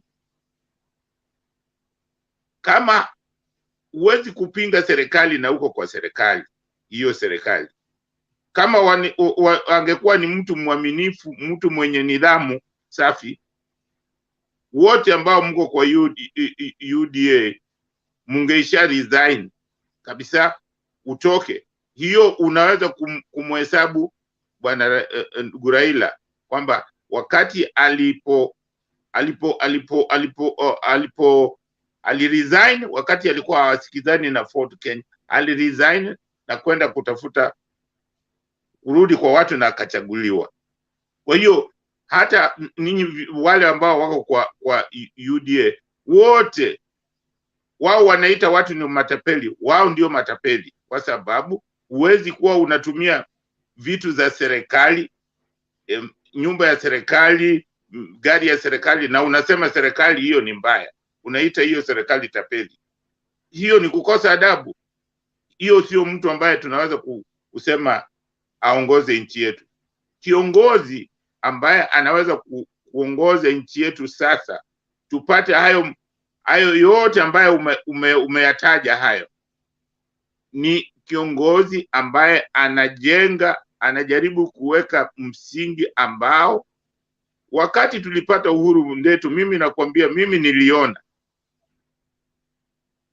niliona wakati tulipata uhuru kulikuwa na raha, vitu vingi vilikuwa nzuri, lakini baada ya hiyo uhuru kulitokea mvurugano, ambao huo mvurugano umeendelea mpaka wakati huu. Ndio maana hatujaendelea, kwa sababu tulikosa kuwa na utulivu, kuwa na political stability na utengamano. Tulikosa, watu wakaanza kuzozana tu kikabila. So sahi kama Uhuru na Raila wanataka kurudisha gurudumu ili kwenye ile utengamano, tafadhali tuwaunge mkono. Hiyo tutapata maendeleo hayo yote ambayo unasema. Kwa sababu mimi wakati wa mwanzo hiyo, ulikuwa ukienda Kenyatta Hospital unatibiwa bure, unapewa dawa. Ungekosa dawa Chemistry Town na Kenyatta, chemistry ya Kenyatta unapata dawa. Kwa hiyo hizo zote zinawezekana. Tunaweza kufanya Kenyatta hizo hospitali ziwe nzuri kama watu wanasikilizana, kama kuna stability, political stability. Ndio maana hata saa hizi tunaweza kukaa kwa hii mtandao tukazungumza na tukasikilizana. Ni jambo la muhimu kabisa. Unaona? Kwa hiyo ni vizuri tusichukulie tu kwamba huyu jamaa anasema mimi nataka kuwa president. Hapana, tunataka president yule ambaye atafanya nchi yetu iwe na msingi mzuri kwa vizazi vijavyo, ndio nchi iwe stable, ipate maendeleo kwa njia nzuri na haraka. Asanteni sana. Shukran Jakindube, and that's how we do it.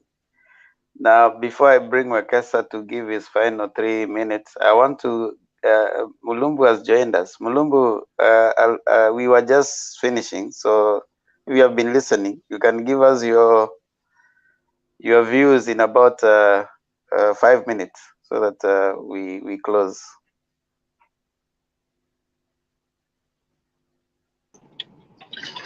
Okay, thank you so much. Nilikuwa nikiwasikiliza since tangu mwanze. Though I was busy, that's why, lakini nilikuwa nawasikiliza vile mlianza mpaka vile mmefika sasa. Sasa hii ndio nimepata nafasi, nimetoka. I can be able also kuchangia. Mi kitu naweza sema ni kitu kimoja. Wanasiasa wenye tuko nao Kenya ni matapeli wote, most of them only.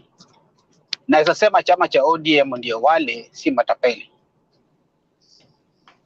Some of them wako matapeli, lakini most of the wanasiasa wote matapeli. Because nchi ikikosa wanasiasa wenye wana ideology na wasimamie haki ya wananchi ambao wameenda kurepresent, then hao si wanasiasa. Wanasiasa wenye tuko nao saa hii ni wale walienda kuchuma. They went for money. That's why wimbi kipiga kienda pande hii wanazunguka wanaenda huko. Hawatafute namna ya kuzuia wimbi isiharibu ile vitu wamesimamia. Awaangalie ni nyumba hii itajenga namna gani ili wimbi ikija isifunue. Wao wimbi ikipinduka hivi wanaenda huko. Wako kama ile mtumbu wa tanga wa nanga katika huko baharini. I feel to understand kama kuna presidential aspect. Hey. Jamaa kwani amegogesha gari?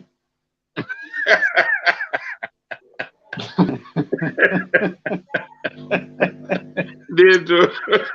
Jamaa anachagia na anaendesha gari.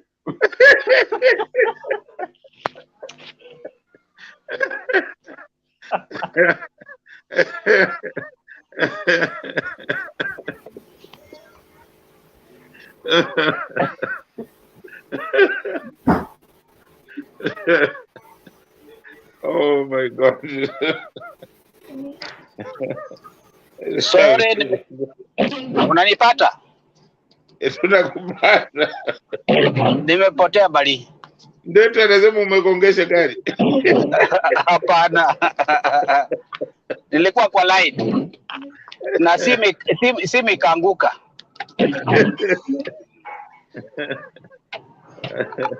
Niendelee. Endelea. Yeah, sasa ndipo naangalia vile Ndeto wanaongea. Ndeto ni bado young guys, hawajasoma historia ya siasa na hawajasoma dunia vile inavyokaa. Na hawajasoma vile nchi inafaa iendeshwe ndio iwe na maendeleo.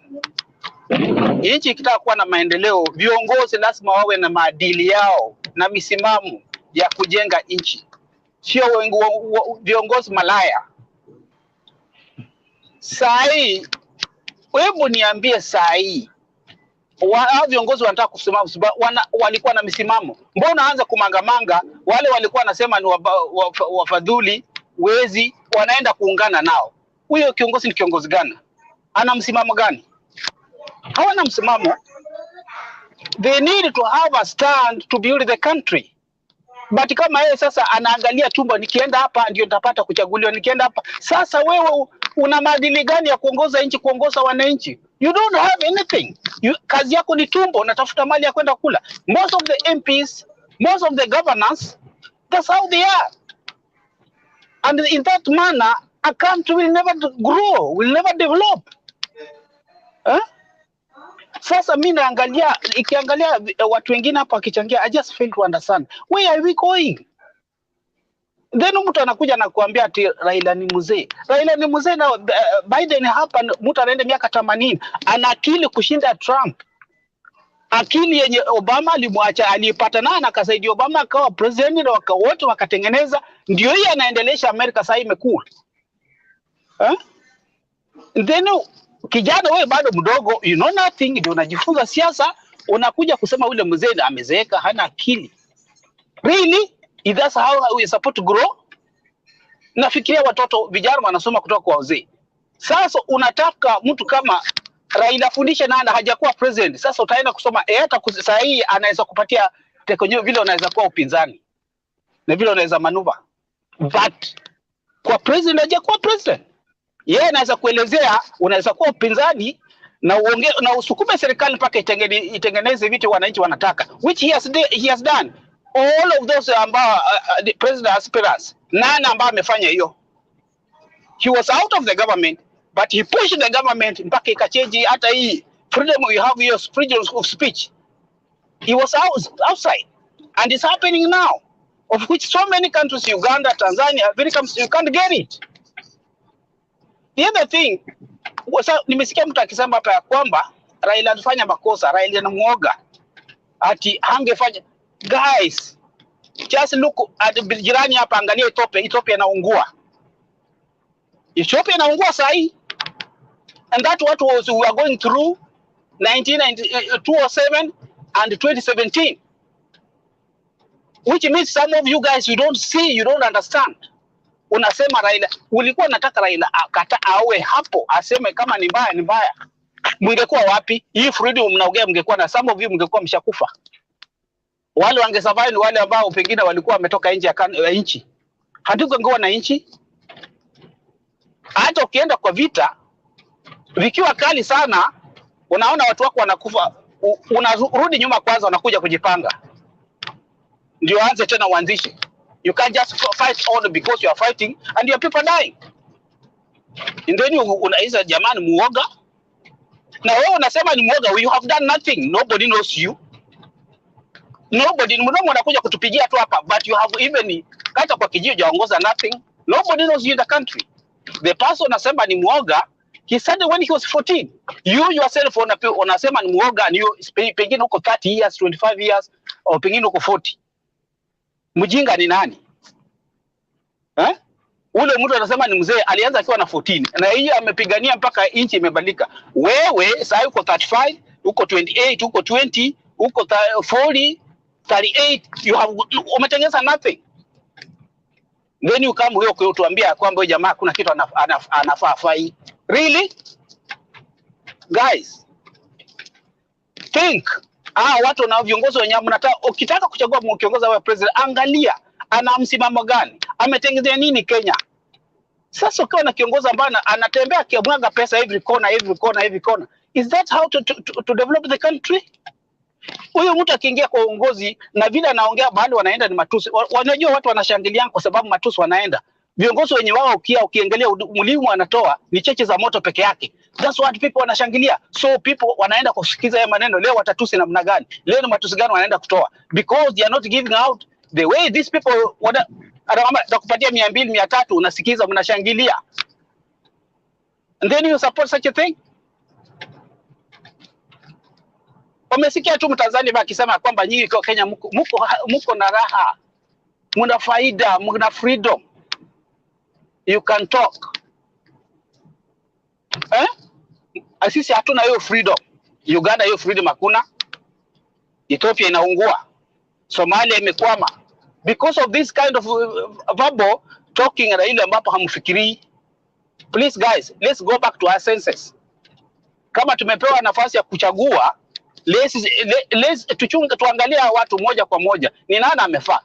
Patia mtu ambapo najua anafaa. Don't just give somebody ambaye amekuja arrogance. He doesn't respect his leader, he doesn't respect the people. Anajua yeye atakuja manipulate, anawalipa pesa amewaibia, then you full up like hiyo pesa mmepata mnakuja nayo kuanza kufull up over here. Some of us hatujapata benefit yote kutoka kwa serikali. But we are looking for somebody that who can build our country. So that hii yenye tunatengeneza hapa twende tu invest nyumbani. Lakini mtu kama huyu akikaa anatusi na serikali yenyewe, akiingia tutakuwa namna gani? Guys, yafaa watu kama wakiongea muwapatie mfano. Raila kama angekataa tungekuwa kama Ethiopia. Na alifikiria akaona mwananchi sasa kupigana ataongoza nani? He's fighting for the people, not for people to be killed. So guys, please, hata kama una support mtu wako, muulize swali. Wewe umekuwa kwa serikali miaka 10, what have you done? Ni kitu gani umechange ya wananchi wa Kenya? What have you changed? Thank you so much. Asante Mulungu kwa mchango wako. Nashukuru sana. Wekesa, your final thought. Okay, I want to conclude by saying that Ndeto, don't worry. Raila has mentored Ruto to be the next opposition leader. Ndeto, don't worry. Raila, you guys love the Bible, and Psalms 103 verse 5 says that God renews your youth in the old age. So that's why when you look at Raila, even the way he dresses like a youth. And he reasons like a youth. But kuna watu hapa wanajiita ni vijana na wanatuletea inventions za 16th century. We refuse that. One thing I want to tell Kenyans that they should not worry, because Ruto will not be president, at least not 2022. And I will also tell them that they should not worry, because somebody like Kalonzo is not used to opposition, so he will go where government is going. Somebody like Mudavadi doesn't know how to play opposition politics. He will go where the government is going. Somebody like Gideon doesn't know how to play opposition politics, so they will go where the government is going. And even my neighbor at home, Weta, is weighing options, but he will end up at the government side. So at the end of the day, we will have the man who loves his ego, with his own UDA party reduced to an Eldoret North party. Have a good night. I don't have much to say. Well, that is it, ladies and gentlemen. It's been 5 hours and about 15 minutes of very candid, engaging debates from our panelists who have been coming in and out as time rolls by. Panelists right now on board, you have Jakindube, we have Ndeto, we have community ancestor Geoffrey, Mulumbu, Penny, and Wekesa. Thank you so much, everyone who has joined us. Just to give a shout out to some of you. We have Meshak Chebon. Thank you so much. Variety Gitash. Thank you, Lucas Malaba, Joseph Mwangi, Asilitu TV. Thank you, Dennis Ondieki, Indasi Kenyatta, Frederick, Brian JG, Richard Mololo. Thank you so much, Hassan Ali. Thank you so much, David Kirago. Thank you so much, Alan Onyando, Grace Kamau. Thank you so much. Thank you so much for your comments. We see them, we read them, we value your comments. Gifted Hands family, thank you so much for coming on and sharing with us your thoughts. Thank you so much. In whose hands are we safe? Thank you. We really appreciate when you come in and you comment, when you share the channel, when you share what is going on. We really thank you for as long as this information gets to as many people as it can, so that we educate each other. Millie Adhiambo, thank you so much for your comments, and many other people that you have not been able to mention. Indeed, it has been nice engaging with you since we started and up to this time. Remember that Uja mention jamaa anaitwa Dunia iko na mimba, amecomment sana. Oh yeah. Thank you, Dunia iko na mimba TV. We love you. We love all of you. Douglas Nyamwe and other people. I know sometimes when we engage here, some people feel like we don't give the UDA people moments to comment or to talk. It is the way that we debate. They are okay. They are our friends. They are our brothers. We love them. And the reason why we have this channel, so that we can show that we can engage in a very civil way, as much as we profess different persuasion. And the idea here is to convince and persuade, not to force. So in our argument, we hopefully have been able to inform those who are listening to us in one way or another. We do this every single day. And whenever there is something, topical issue coming up, we are always here. And you can always join in anytime for your comment. We normally give a link for you to join. The comments that are expressed here are not necessarily those of Mutembe TV or the owner. Kindly subscribe, share widely, and let's have as many people coming in and joining. The reason why this channel exists is to inform your decision, so that you can be able to pick something that you can use as you make your decisions. Remember, we have to keep engaging. And the most important thing is that you need to interrogate your leaders. The best part and the part that we meet the development is at the lowest level. That is the local level, the MCA, the MP, the county governor. Who are those people? What have they done for the last 4 or 5 years? Do they deserve a second term? Do they deserve your vote? You need to interrogate, you need to ask them, are they only coming for this last 1 year to come and convince you to vote for them? Or you have been seeing them since the last 5 years when you voted for them? Those are the questions you need to be asking. And ask them in terms of what is it that you wanted them to do, and if they have done it or not. Remember, it is your vote. You are the employer. It is the time for you to rehire the person. If you think they haven't met the threshold of what you think or what you want of a leader, it's time for you to fire them. Forget about the party. Forget about the other things that we are being told. Look at the leader that is coming to you. What has he done? Do you have schools? Do you have running water? Do you have infrastructure? Do you have your economic resource? Have they created the right environment for you to perform whatever you need to perform? If they haven't done that, they don't deserve your vote. It's for you to this. You don't need to ask them for money. That is one thing we are doing as Kenyans. We always ask this MP for money. That mi nataka pesa, niko na shida fulani, niko. We have to stop those, because hao ndio maana wanakuwa wezi, kwa sababu hawa MP ndio kila mahali wakienda wanapeleka pesa, sijui Harambee, sijui nini. Hiyo yote ni kuwafundisha wizi. We should not ask them for money. We should ask for the service, not money. Thank you so much for that emphasis, because we only need those people who have created the best environment for us to work, not those who have necessarily given us money. Because when they buy your vote, they will tell you that I bought your vote and I cannot work for you. So thank you so much for joining us. I think this is where we say we need to continue talking, because thank you.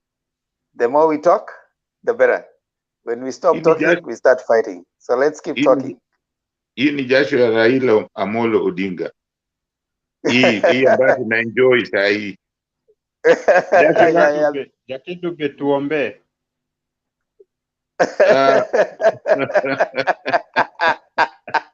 I know what Neto is targeting. Neto, we'll have Penny praying today. Penny, you wanna pray?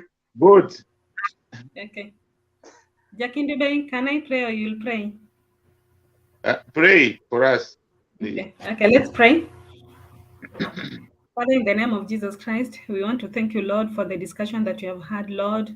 Lord God Almighty, we want to thank you for the so many topics that we have covered so far, Lord. It's all because of your loving kindness.